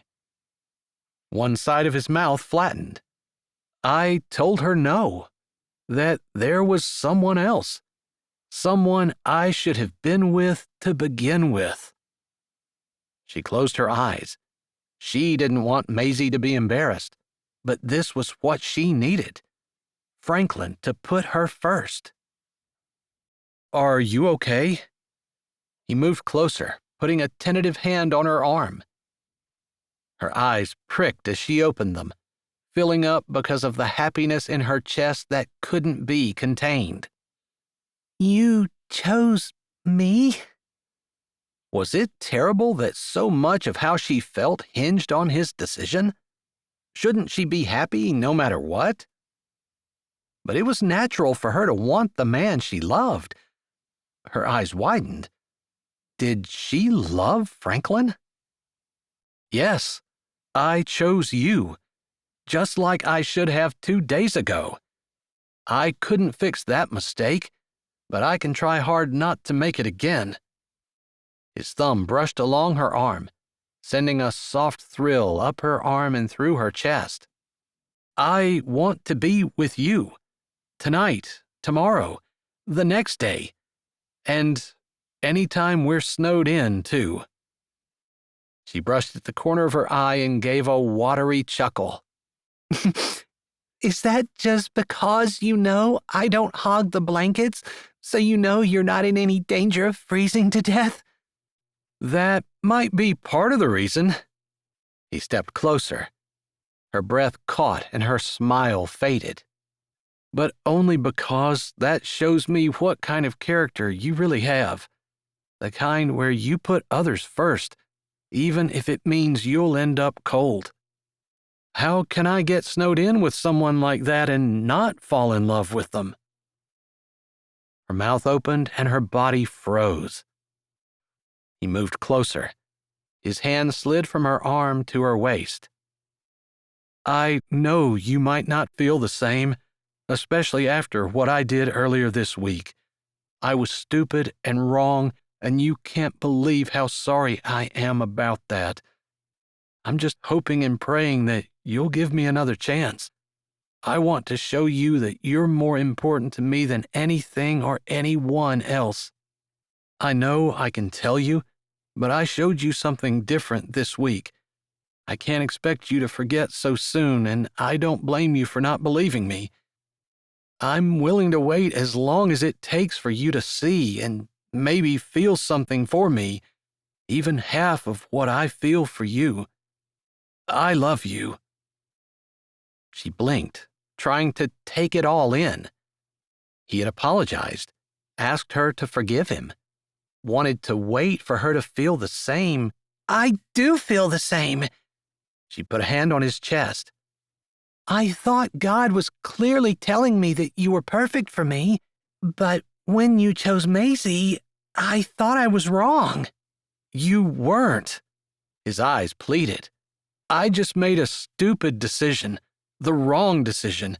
It was easier, and easier is usually not better. I'd already forgiven you, but I thought, after tonight and what Maisie just said, that you truly wanted her and I was wrong. You weren't. She smiled. He was out here with her, rather than dancing with Maisie. I know. Does that mean I still have a chance with you? How do I turn down someone whom I know doesn't hog the covers? Who delivers kittens and gets up in the middle of the night to fix the fire and snuggles with me to keep me warm? It wasn't a hardship. His lips smiled, even as his head lowered. Good to know, she murmured, just before his lips touched hers, and his arms pulled her tight, and she buried her hands in his hair and forgot about the gala and Maisie and her sister and husband who were waiting on her, and just pressed herself to Franklin, not able to get close enough, hold tight enough, or get enough air to breathe. She pulled back, trembling a little. I love you. I know. The kind of love that has you here to support me, even after I hurt you and acted like an idiot. Don't you know how beautiful and amazing that is to me? She bit her lip, willing her eyes not to fill with tears again. He didn't know how close she was to not coming. He continued, not needing her to say anything. I don't want to take advantage of someone who will stick beside me like that, but I also don't want to lose you. Whatever it takes to keep you, to be with you, to learn to love you in the exact same way, I'm willing to do anything, because having someone like you beside me is priceless.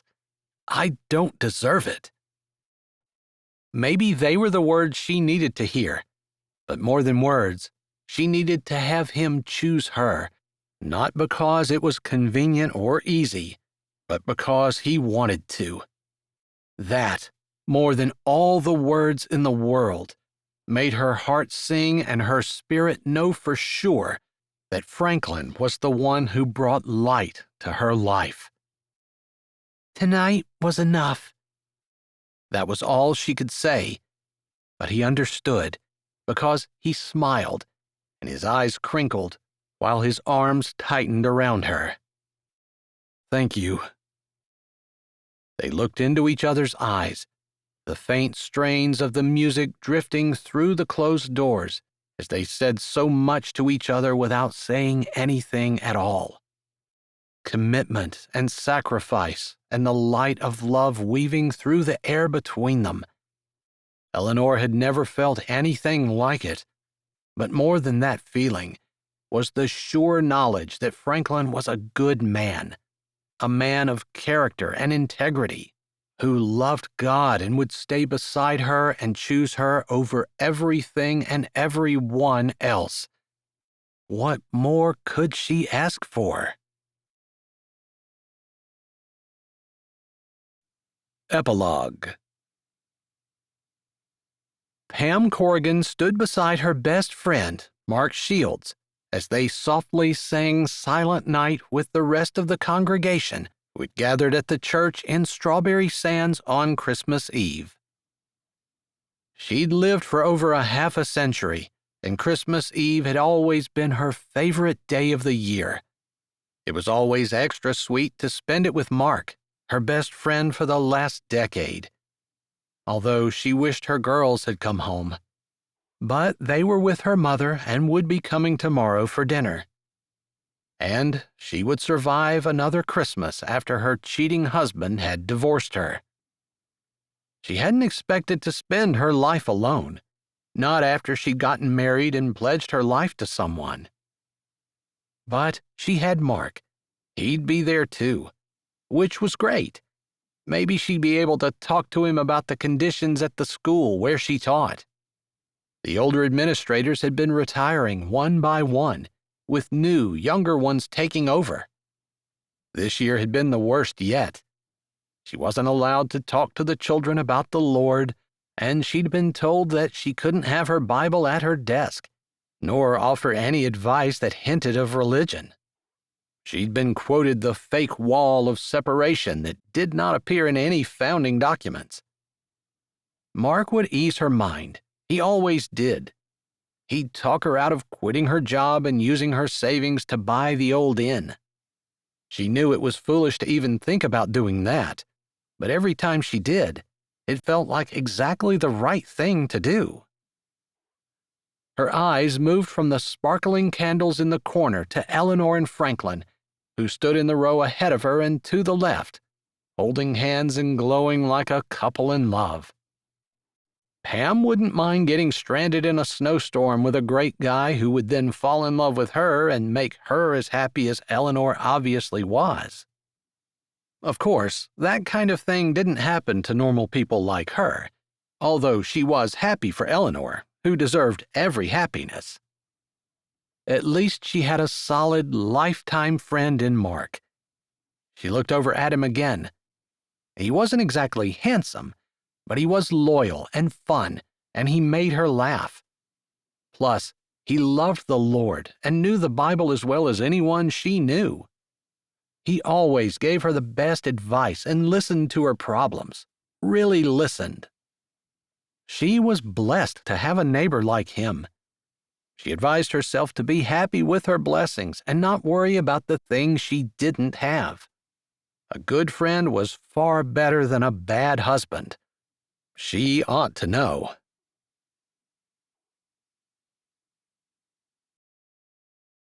Hi, this is Jay, and thanks for listening.